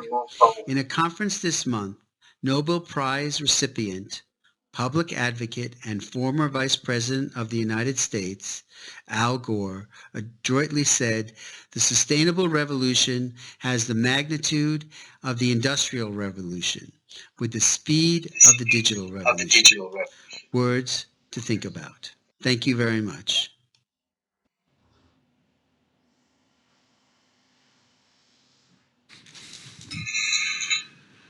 Dziękuję bardzo. Thank you very much. Teraz przed Państwem And now, Daniel Gribben from MX Company, where he is the sales director and ESG specialist. Jego firma Daniel and his company are introducing software solutions na początku monitorowania used for monitoring of environmental impact, social impact, and corporate governance impact. And these tools can be used for measurement purposes, and then reports can be produced based on these tools.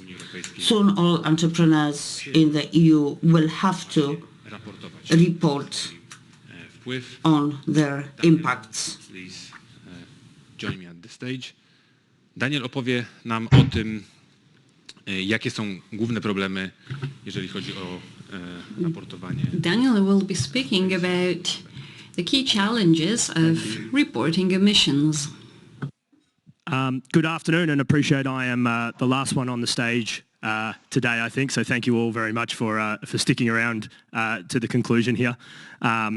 It's been a wonderful event, and it's great to be talking so technically about some of the remediation and sustainability solutions that are out there. I'm going to talk about EMEX as a solution, just to give you an idea about us, but also about some of the challenges I've seen over my 14, 15 years working in the ESG sustainability space. For a long time with KPMG in Australia, who was one of the early adopters of carbon legislation back in 2012, which required a lot of audit and assurance from the likes of myself and my colleagues back at the time to understand the challenges and the issues that you may face when you're starting to measure your carbon footprint. Just to let you know a little bit about EMEX, we are an ESG and health and safety platform, a digital solution that we're trying to bridge the gap between our clients' sustainability ambitions and actually giving them effective actions and outcomes. We have a multifaceted platform that operates across the whole spectrum of sustainability and ESG. We have environmental and climate change solutions. We have health and safety solutions. We have social capital solutions, which are becoming much more popular now, as we have seen with the rise, particularly in the US, of the likes of Black Lives Matter, equal employment opportunities through much of Africa, and some of the pay and gender wage issues that we've seen globally as well. Our solution helps streamline data. We want to provide quality data to you. We want to allow you to engage your stakeholders in your businesses and actually make informed decisions. We want to give you the actionable insight so you can see what the outcome of the solution is and what the outcome of projects or initiatives that you might run are, and to help you report to various standards that we've talked about earlier. We have, and I'll touch on those in a second, but there is a raft of standards that are out there that we all need to comply with very soon. The platform is built on a single code base. It helps you integrate, process and utilise various data streams. So there are tools that we use to collect data. We have various tools like IoT devices and online monitoring, which I'll touch on in a second as well. We can batch upload data and connect into various systems, and we can ERP integrate to the likes of a SAP or an Oracle system to extract data on whichever frequency is required. It then goes into our proprietary EMX engine and is then used to put out potentially management reporting, reporting to external standards, and giving stakeholders and shareholders the information that they're looking for. But why are we talking about ESG and net zero so much? And it's been covered a little bit in the previous presentations, but I just want to recap. We have currently got the perfect storm of everything. We have the science. We've seen many of you probably have read the IPCC 6 assessment that came out last year. We have made irreversible change. The last decade was the hottest decade in 125,000 years.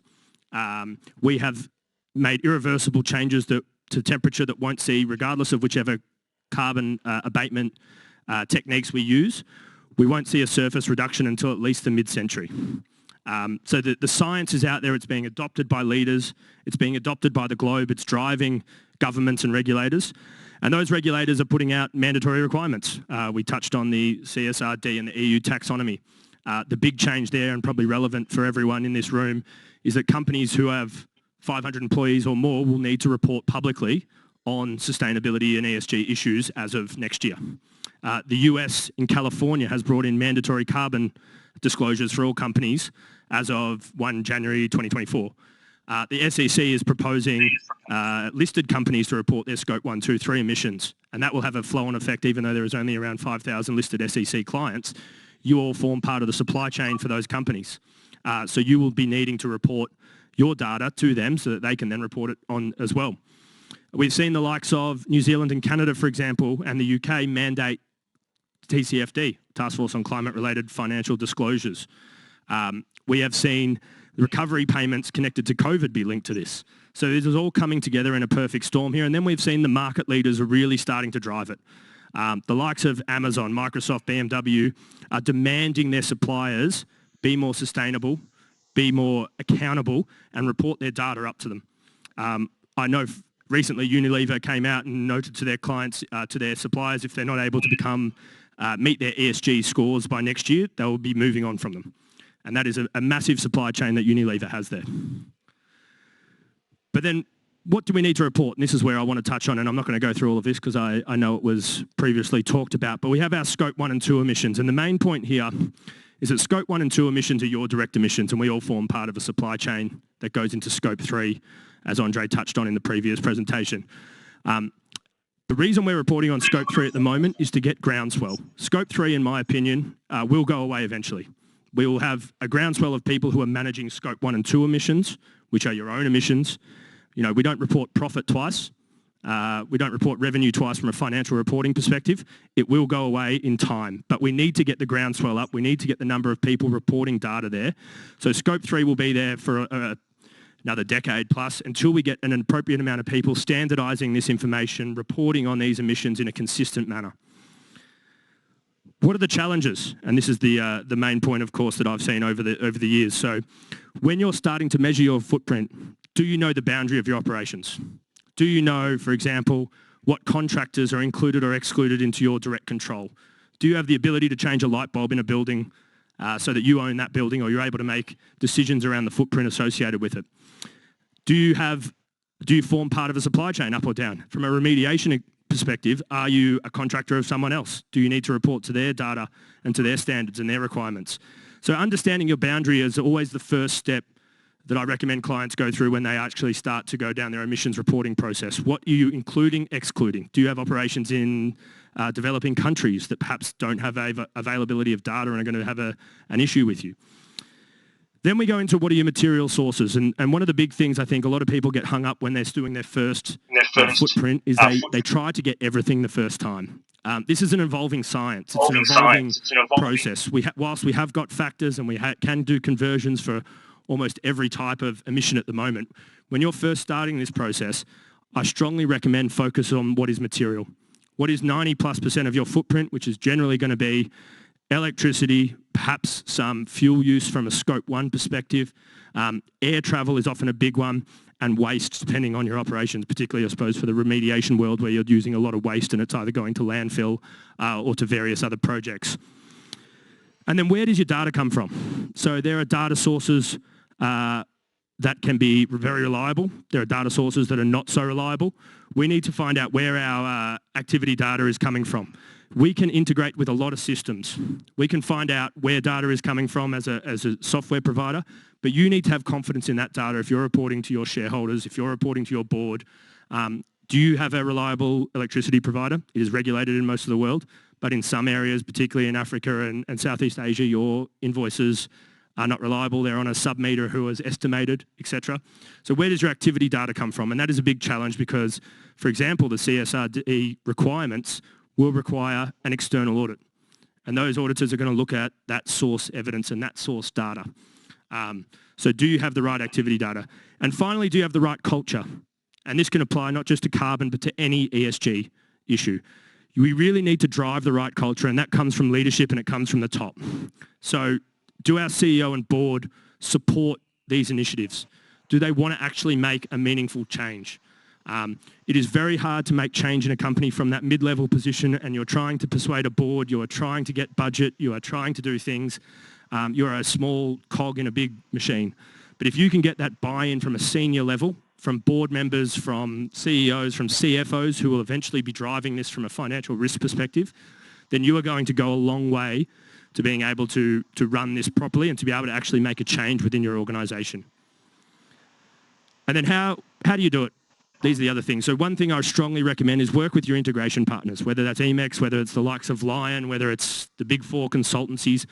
There is a lot of people who are out there who are willing to help, not even for money. They're willing to help for free because it's a good thing to do at the moment. We all need to get up the education curve. Rely on them. Ask for help. Ask for support. Get your scopes right early, and so that you can then build that education awareness within your business. Look at automating any data. So API connections, being able to plug into any existing systems so that you are taking away the manual time, the manual entry that you might have, that you can then actually make decisions rather than be running around chasing an invoice or plugging data into a spreadsheet. Look at things like IoT, SCADA systems, various other automation processes that you can do, and also at things like batch data uploads so that you can get all your data there and you can make informed decisions, you can set the right KPIs, and you can actually make that meaningful change that we all want to make. Just to take you through very quickly about our IoT solution as well, we have a small meter that is able to be moved and plugged around on various meters within a site. In this example, it can be plugged into a warehouse and can give you real-time emissions data, carbon emissions data, can give you VOCs and other regulatory systems as well. That is quite an inexpensive one and allows you to get real-time monitoring. We're seeing this quite popular at the moment, particularly where you have large transportation facilities, or you have a lot of tenants in a building perhaps who need to, or would like to, from a stakeholder perspective, understand their footprint and understand what's happening and how the building is reacting and living and breathing with them. And then just finally to take you through a bit of a worked example of where we've done this in the past, and this was with Kuehne+Nagel, a large transportation company. I think they have about 70,000 employees operating in about 60 different countries. They were previously running an emission footprint system, and it was done manually. It was done every quarter. It was done via spreadsheets across 55 different stakeholders. So you can imagine the time it was taking as we sort of work up that stream for them to prepare all this information, to audit it, to get it correct, to change emission factors, to change coefficients. It was extremely time consuming. they had extreme data integrity issues because all it takes is one person to hit an extra zero and it can throw out our whole manual spreadsheet. They had very high administration costs and running of the process. They had high consultant costs because they needed consultants to get in at every different region and help them. And then they lacked the ability to actually make change and decisions because they were still worried about data collection. The final bit was they had no audit trails. So when they went to get audited, you had to go back through emails and find where someone had sent it to you. Maybe they sent it to you through a Microsoft Teams chat, and you weren't able to actually verify the information. So we've worked with them over the past 4 or 5 years to create a centralized web-based solution for their sites. It has an integrated validation and workflow process. It has an emission factor library that is updated frequently when the new emission factors are coming out so that they know that they have the right back-end data and the right calculations happening. It has a business intelligence tool sets and AI built into it to let you know about upcoming issues or potential variations in your data, and supports things like the CDP and GSG protocol. And it really gave them back a lot of time in their day, and they were really thankful for the process. What they've then done is expanded the solution, and this is the benefit of the Emacs platform, is because we are built it on single code base, we're able to expand beyond carbon to some various other impacts. So we were able to help them with their social responsibility and diversity KPIs. We extended the scope 3 reporting that they put into their place. They've started a science-based targeting process, so being able to integrate the science-based target into the system and track that. And their ISO 14001 accreditation as well was used as part of this process. But just a small example of how the system was built, it extended and it is able to grow with people as your company changes and as you as an entity mould, and we also see the regulations mould. And that's really all I wanted to touch on. I think I've given us back a couple of minutes, which is very useful. Thank you very much. Stay here. Please don't go away yet because, well, we have a small surprise for our audience. Basically, today is a big day for Emacs because they decided to launch their new product actually now, as we speak. So the next presentation will be about that product. Let's have a round of applause for the success of that product, which thank you. It's well, Daniel will tell you all the details about this, but well, all the best. Thank you, thank you. No, we are very excited and very proud and happy to be launching it at Remedy today. It's our Emacs Carbon Go solution. So we have found, talking to clients, a lot of clients, as I've talked about, they don't understand the data, they don't understand how to set it up. And so what we've developed is a easy to start, quick to implement and ready to go solution that takes a very short period of time for you to get a carbon management system within your operations. It helps measure across all scopes, scope 1, 2 and 3. It gives you, you can see an example of the dashboard there, example of insights, hotspots, how things are working within your site.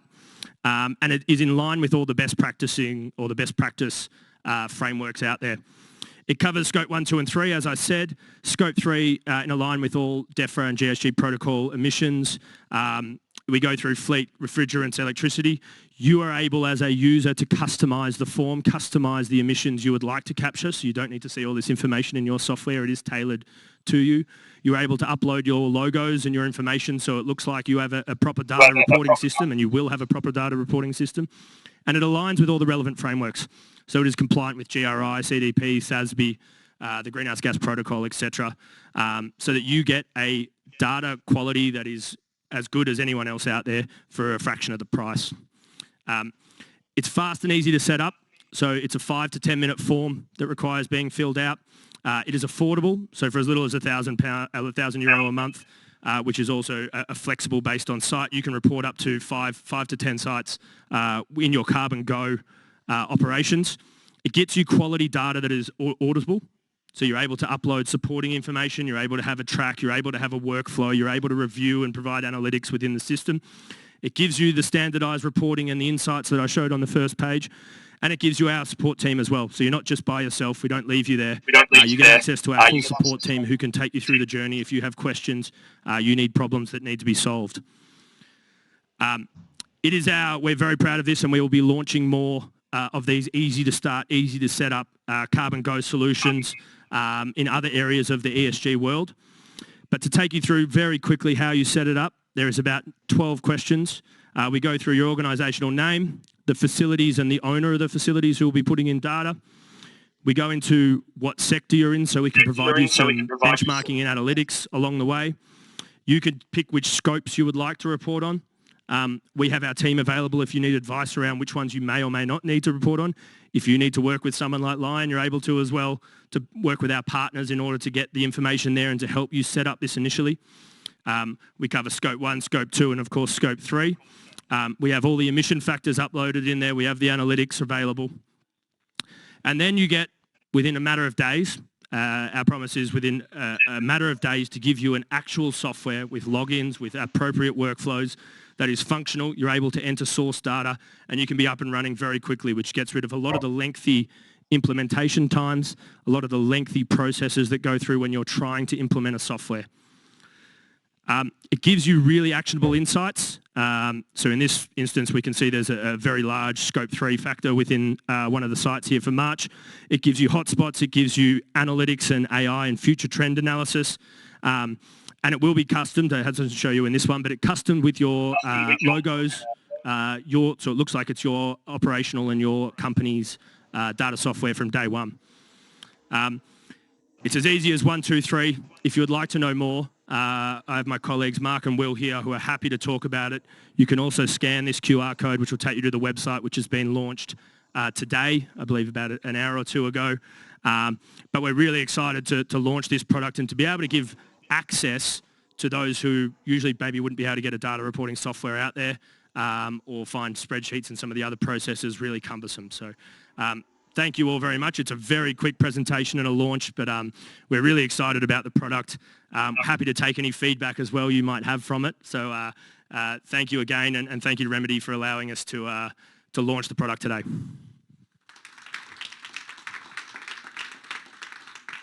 Thank you very much. Thank you again, Daniel. Just don't go, stay for our discussion. No, don't go away. Please come back to the stage.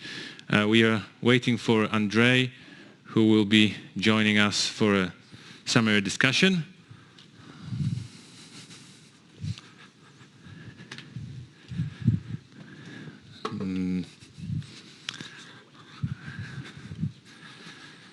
There you go.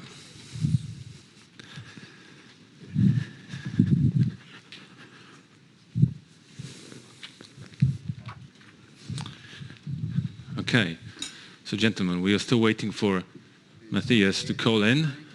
Yes, he's supposed to call in, so let's see if that's happening. Okay, well, there he is. Matthias, we can see you, we can hear you, but, well, you actually need some light on your face. Yeah, because the only thing that we see just a dark shade. We'll try. Oh, there we go. It's a little bit better. Thank you for your great presentation earlier on, together with Andrei. So, my first question would be actually to you, Daniel. It's about Emex's software, because we talked a lot about remediation industry today. And I'm just wondering how easy or how difficult would it be to actually implement your solution to big remediation contractors? Does it make any difference whether it's remediation industry or is it designated for any specific industries? Great question. It is industry agnostic.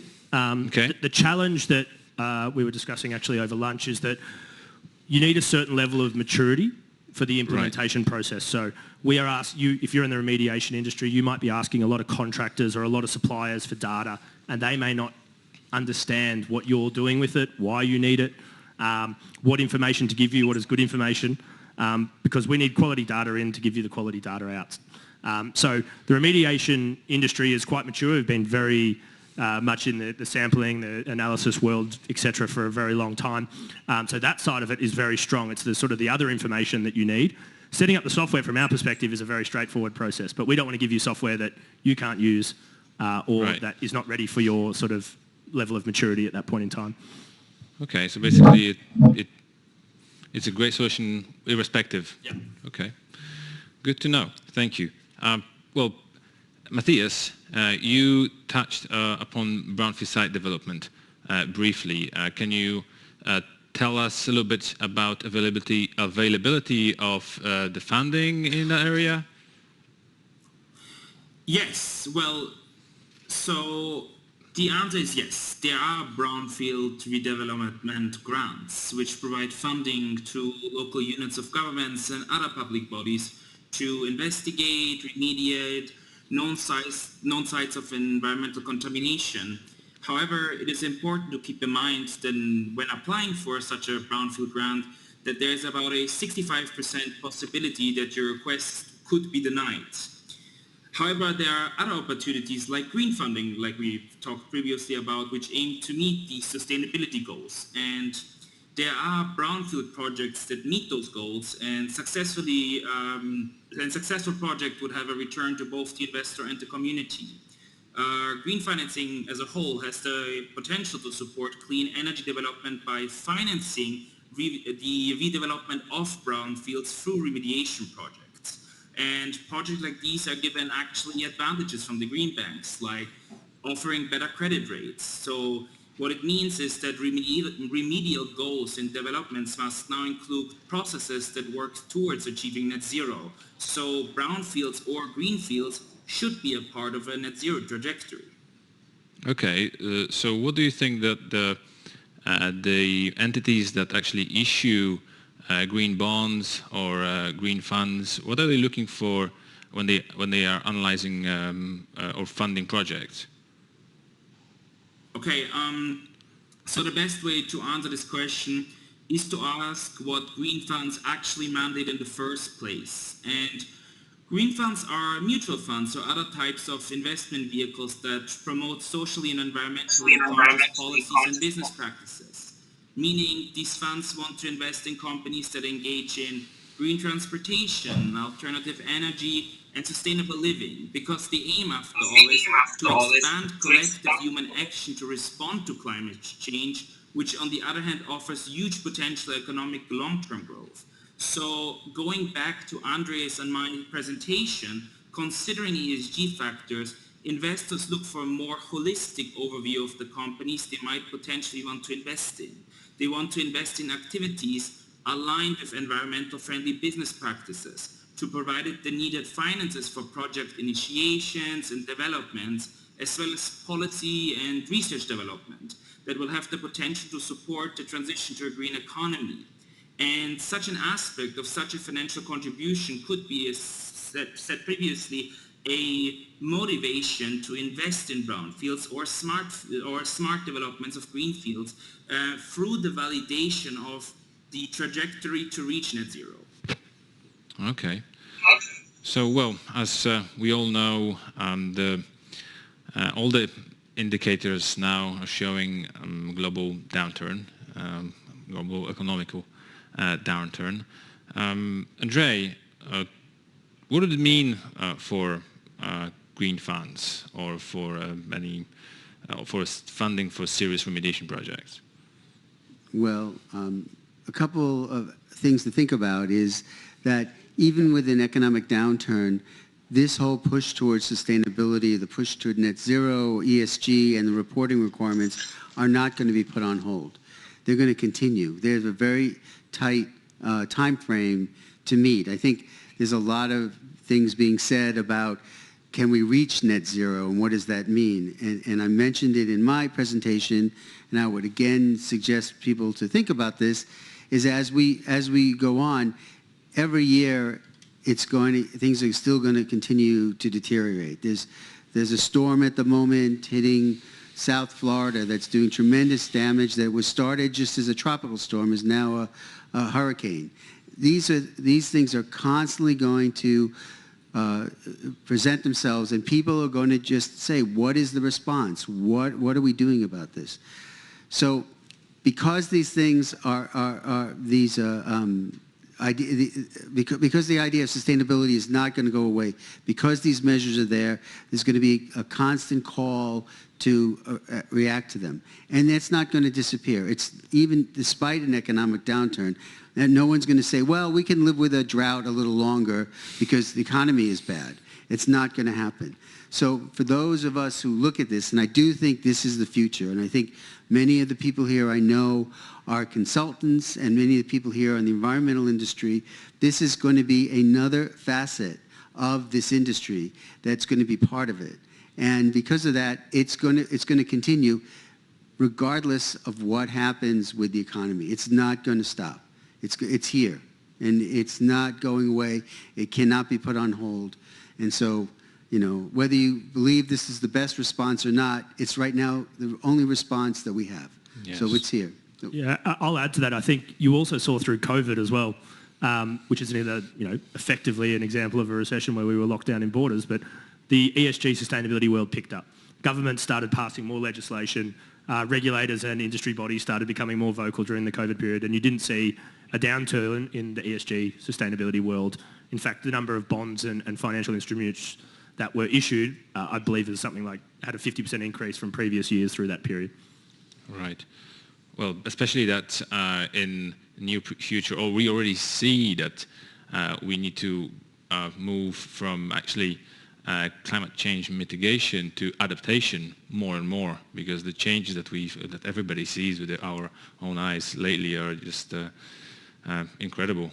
It's impacting everyone. So Daniel, as a international consultant working for you know, huge consultancies around the world, do you think that these upcoming regulations with respect to ESG, especially the European Union ones that are kicking in January 1st next year, is the industry going to treat them as another you know, regulation that they have to comply with, or do they see it as an opportunity to become more competitive? I think you're going to have a mixture of both. I think as a majority, though, you're going to see it as a competitive advantage, and it is going to become BAU within 5 years that you need to do this. We're already seeing supply chains and suppliers being quizzed on this more heavily. So in order to even get in the door for some clients, you're going to need to be managing this even without a regulatory framework in place. Right. So the regulatory framework is just formalising what bigger companies who are driving large supply chains are really doing. The cumbersome side will come from, and we've discussed this as well, smaller, leaner entities that possibly need to now manage this issue.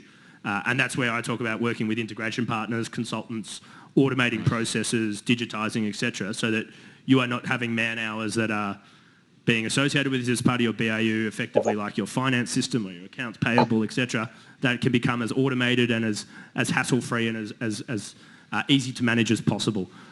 So I think there is lots of opportunity out there. There's lots of opportunity for financing, like Matthias and Andre have talked about. For the next 5-10 years, it will be absolutely a competitive advantage. It will become BAU, but there will be some who will find it, of course, a cumbersome process. Yeah, no question of that here. So I guess for those little ones, the new MX's solution, Carbon Go, that's the kind of a good fit. Yeah. Okay.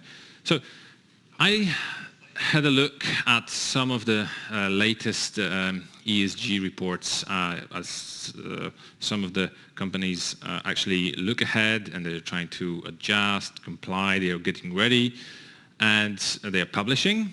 And I've noticed a lot of similarities between these ESG reports and CSR reports. So I mean that there's a lot of marketing in it.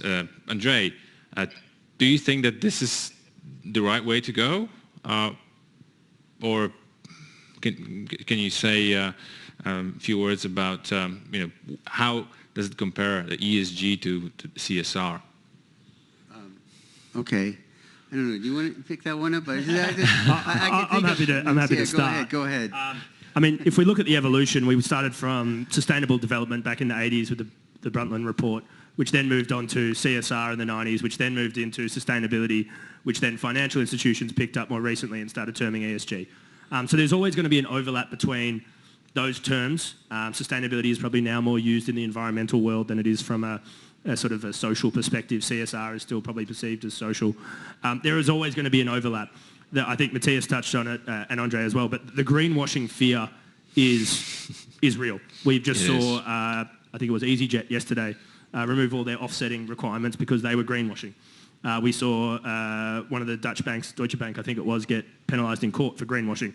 And what that comes back to is making sure your marketing department does put appropriate data in there, does get audited, does have assurance so that it doesn't end up as a marketing piece. It actually ends up as a value add piece to your investors. We don't want it to become that greenwashing marketing. I think that it's important to understand that there's a whole validation aspect to this as well that's going to be required among financial institutions for these green bonds and for these financing, as well as the governments, as well as for stakeholders. So I think this will continue to grow, and this will continue to be important, and that will help push this forward. It's not going to be as simple as, you know, as you said, like, where someone will just say, oh, look, we're green. You know, we're green and we don't believe in child slavery. You know, this is not going to go. There's going to be verifiable data that's transparent so everyone can look at it. All stakeholders will be able to look at this information and make the judgment on it. Yeah, I'm not actually sure that, well, Daniel, you mentioned that marketing departments preparing the ESG reports, and I know that this, well, traditionally CSR was handled by marketing departments, but we as a consultancy, we worked on actually ESG full aspects, but in the past it was just called differently supplier code of conduct, and we actually used our engineering background to manage the data and to present the data. And I think that, you know, I'm not sure that there is enough skill in the marketing departments to actually grasp this. If you want to move away from greenwash and actually make sure that your data is correct and is presented right, then you probably need a different set of skills. But that's just my observation. Yeah, I absolutely believe this is going to end up under the CFO or Chief Risk Officer. It's not going to be a standalone sustainability department. It's going to sit within those traditional risk management or financial management operations. Many companies are now doing that, and you will see the sustainability department no longer exist. It'll all sit within a financial world or a regulatory sort of compliance world where you need to get that data right because you have reputational risk or you'll have financial risk if you're a part of a green bond or funding process. Okay. Thank you very much, gentlemen. Let me just check if we have any questions from our online audience. So, thank you. Great having you. Thank you very, very much. You can leave your mics over there.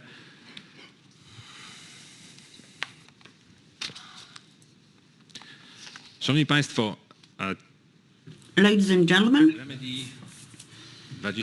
Remedy 2022, the 5th edition, is unfortunately coming to an end. I've had lots of fun.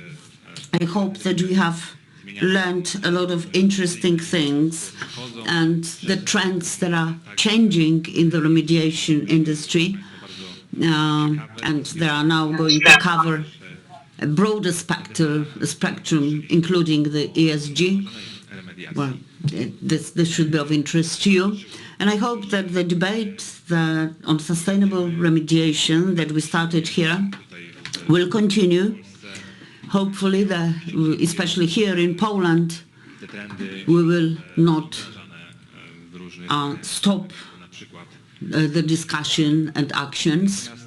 I know that in other countries, like in the Czech Republic, for example, such activities are taken, but here, although the society already sees natural disasters and there is public pressure that is increasing,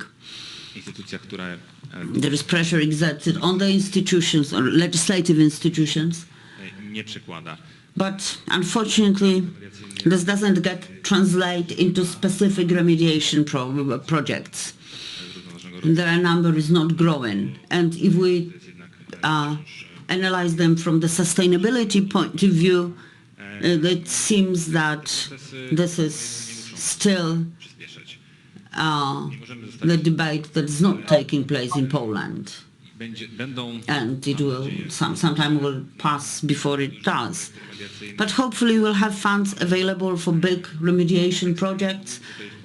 We have excellent experts also here in Poland who are able to design and implement the best solutions. The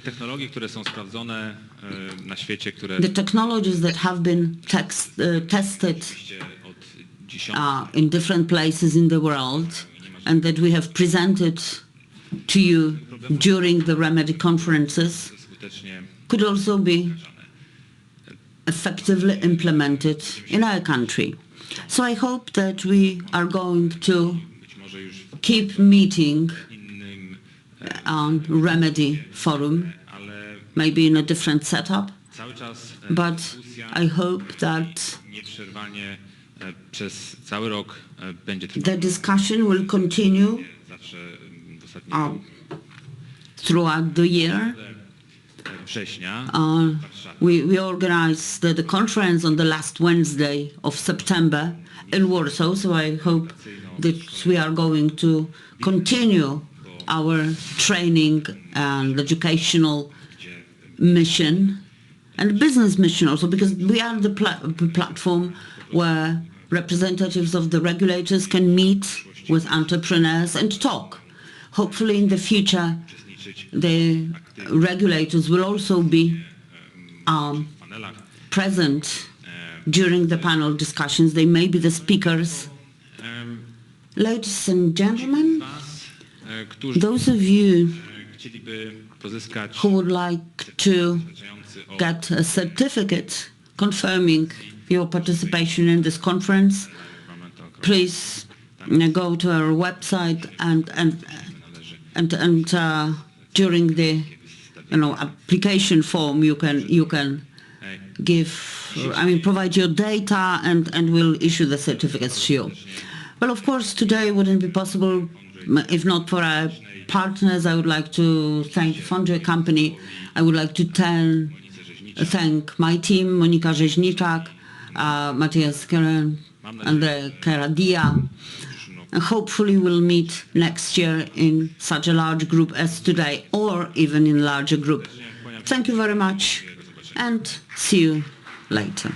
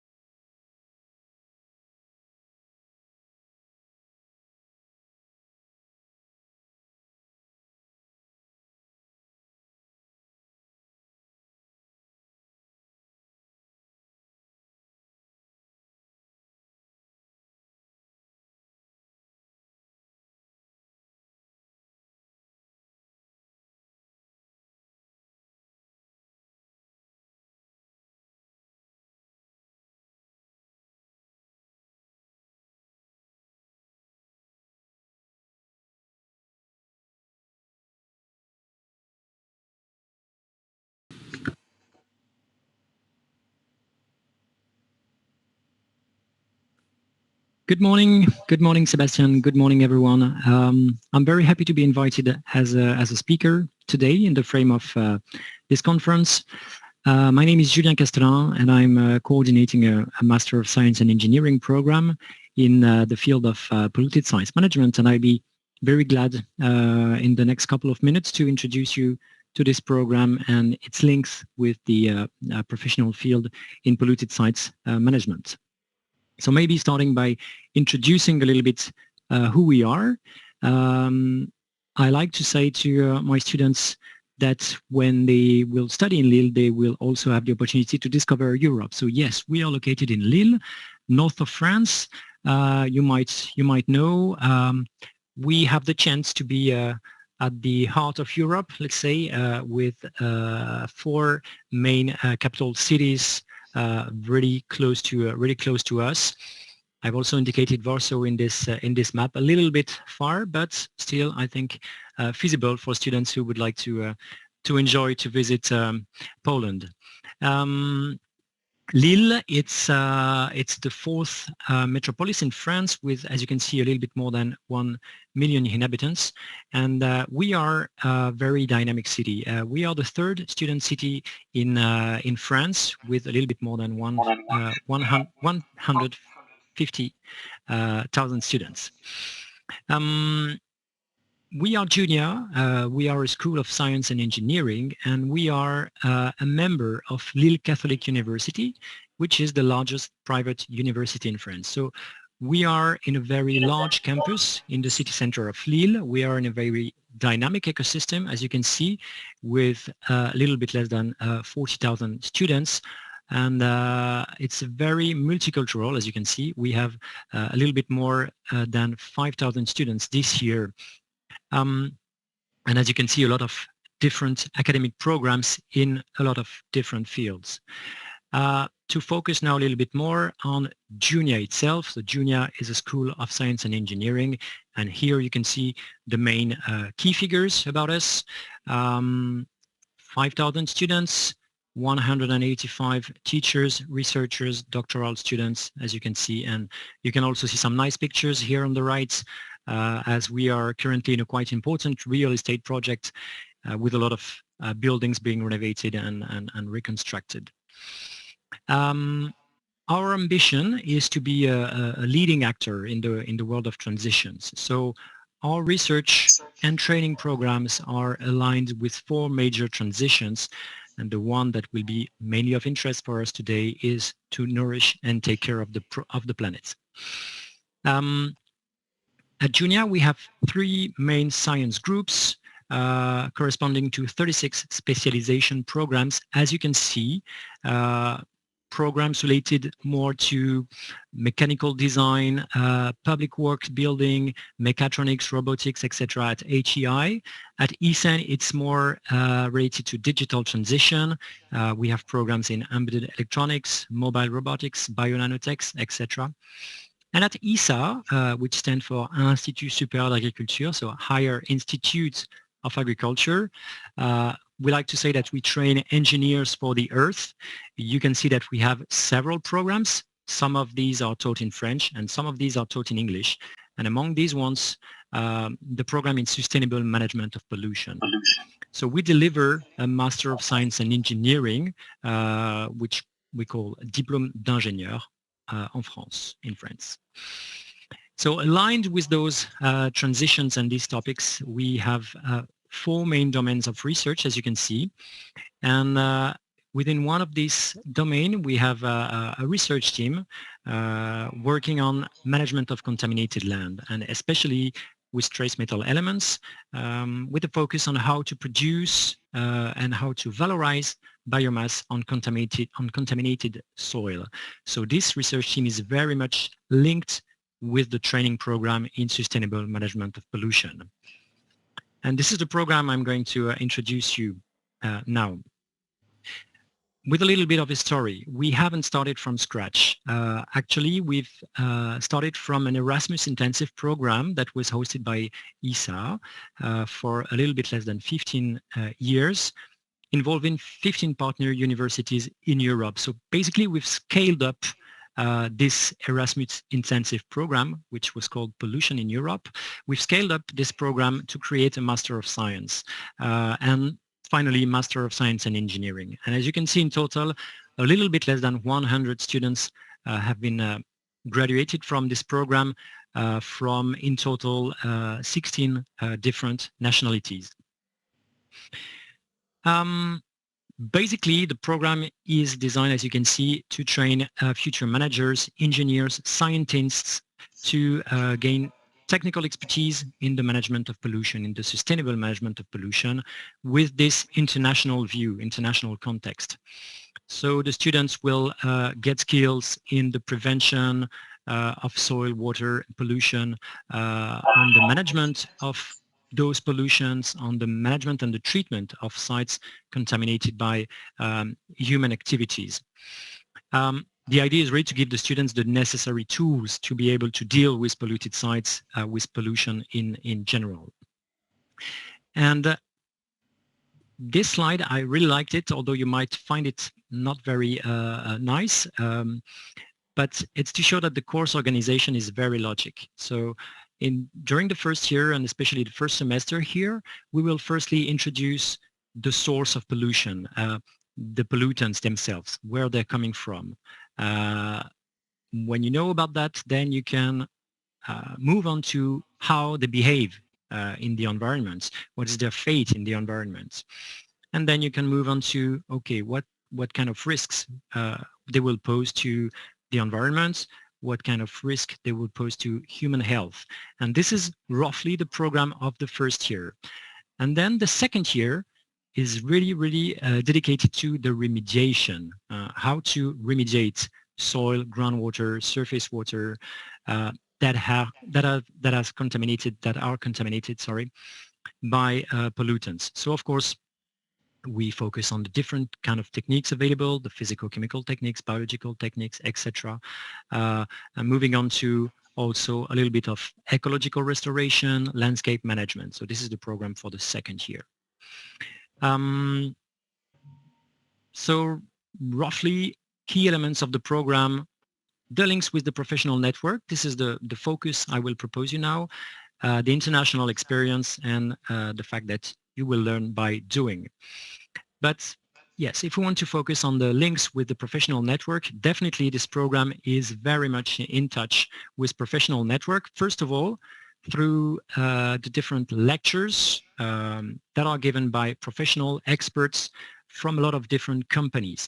To give you an example, during the Master 2, 80% of the program is taught by professional, by people working in consultancy, in remediation companies, in R&D. It could be done face-to-face, it could be done through webinars, it could be done online. There are different ways. But as you can see, these are some examples. Some you might know about, some example of companies that are involved in the program. So as you can see, it's quite important. We really like also to give the students real case studies and real projects. So the companies we're in touch with will also come and propose some real projects, some serious games. The aim is really for the students to act as future project engineer in that field. So for example, in the first year, we have a module on soil quality investigation, and the students are asked to build the best financial and technical proposal to the client needs and to win the contract. So they are in competition, they are in different groups, they are playing the role of several consultancy companies, and they will try to defend their option, their program, like it's being done in real consultancy companies. In Master 2, for example, we have a project on remediation strategies. Once again, the students are in competition, they are in different groups, and they have to propose and to defend in front of experts what would be the best remediation strategy for a contaminated site. They have, of course, to choose the best technique and to defend what could be the best technique, taking into consideration different parameters like, of course, the pollutants, of course, themselves, but also the environmental context, remediation objectives, organizational criteria, site-specific criteria, etc., like it's being done in the real life. The links with professional network also through a lot of field visits. So for every module of the program, we are bringing the students on field. As you can see here with some pictures, we really like to bring them on the field and to meet the companies, to see with their own eyes treatments that are being done on site, in situ, but also on some treatment facilities that we can visit. We are lucky enough to be close to Belgium and the Netherlands, and it's also interesting to see what kind of solution, what kind of treatment they can propose to contaminated soils, what kind of in situ remediation projects they can put into place. So yes, as you can see here on some pictures. This is true for every module of the program. We have modules on ecological restoration, on alternative use of polluted sites, and you can see that, yes, we are going on the field, and it's usually very nice moments for the students to learn and to be in contact with companies. The students are also lucky. Every year we try to bring them to professional congress, workshops, different kind of fairs. Not as tourists though, because we're really encouraging them and we're asking them to be active and involved in those conferences, in those fairs, through different ways. And participants are usually really happy to get in touch with maybe what would be future colleagues, and the students usually bring their own perspective, their own questions. So I'm really happy about that. It's usually a very enriching for both professional and students. And of course, yes, the best way to get exposed and develop their network. So this is some pictures here of the different fairs and conferences we've attended over the last years. The most recent one was last year in Polytech in Paris. Of course, we have in the program some internships to be carried out. So the students have to perform internships. There are 2 internships to be carried out. Of course, it's a really good way to get immersed in the corporate world. As you can see, 2 to 3 months Master 1, 6 months Master 2, and we are really happy to have a really good employment rates right after internship. The links with professional network is also at larger scale, at junior scale, because we have some tools like the Career Center and also the Alumni Network of Junior, corresponding to the 3 College of Science that we have, with a little bit more than now 28,000 alumni. So of course, not all of them in the field of polluted sites management, but some of them. And yes, some of them, they are located here. It's been now 9 years since we've started the program, so 7 years that we've been graduated students, and it's very gratifying and satisfying to realize that they easily find their way in this field, as you can see in consultancy, remediation companies, public bodies. So it's already a lot of links, but I'm definitely and constantly looking for more partners. So yes, let's get in touch. From the list of speakers here and maybe from the attendees, people from consultancy, remediation, professional organization, let's get in touch, definitely. You could be involved as a guest lecturer on a specific technique, innovation in the field, in your field. You could be an internship tutor for our Master 1 or Master 2 students. You could provide projects for our students, or maybe more. So definitely, I would be really pleased to get in touch with you. So here are my contacts. You've got my email, my LinkedIn account, and Instagram is more for pictures if you want to see a little bit what we are doing on the field. So this is the end of my presentation. I would like to thank you very much for your attention. Merci de votre attention, and I'll be really happy to maybe answer your questions.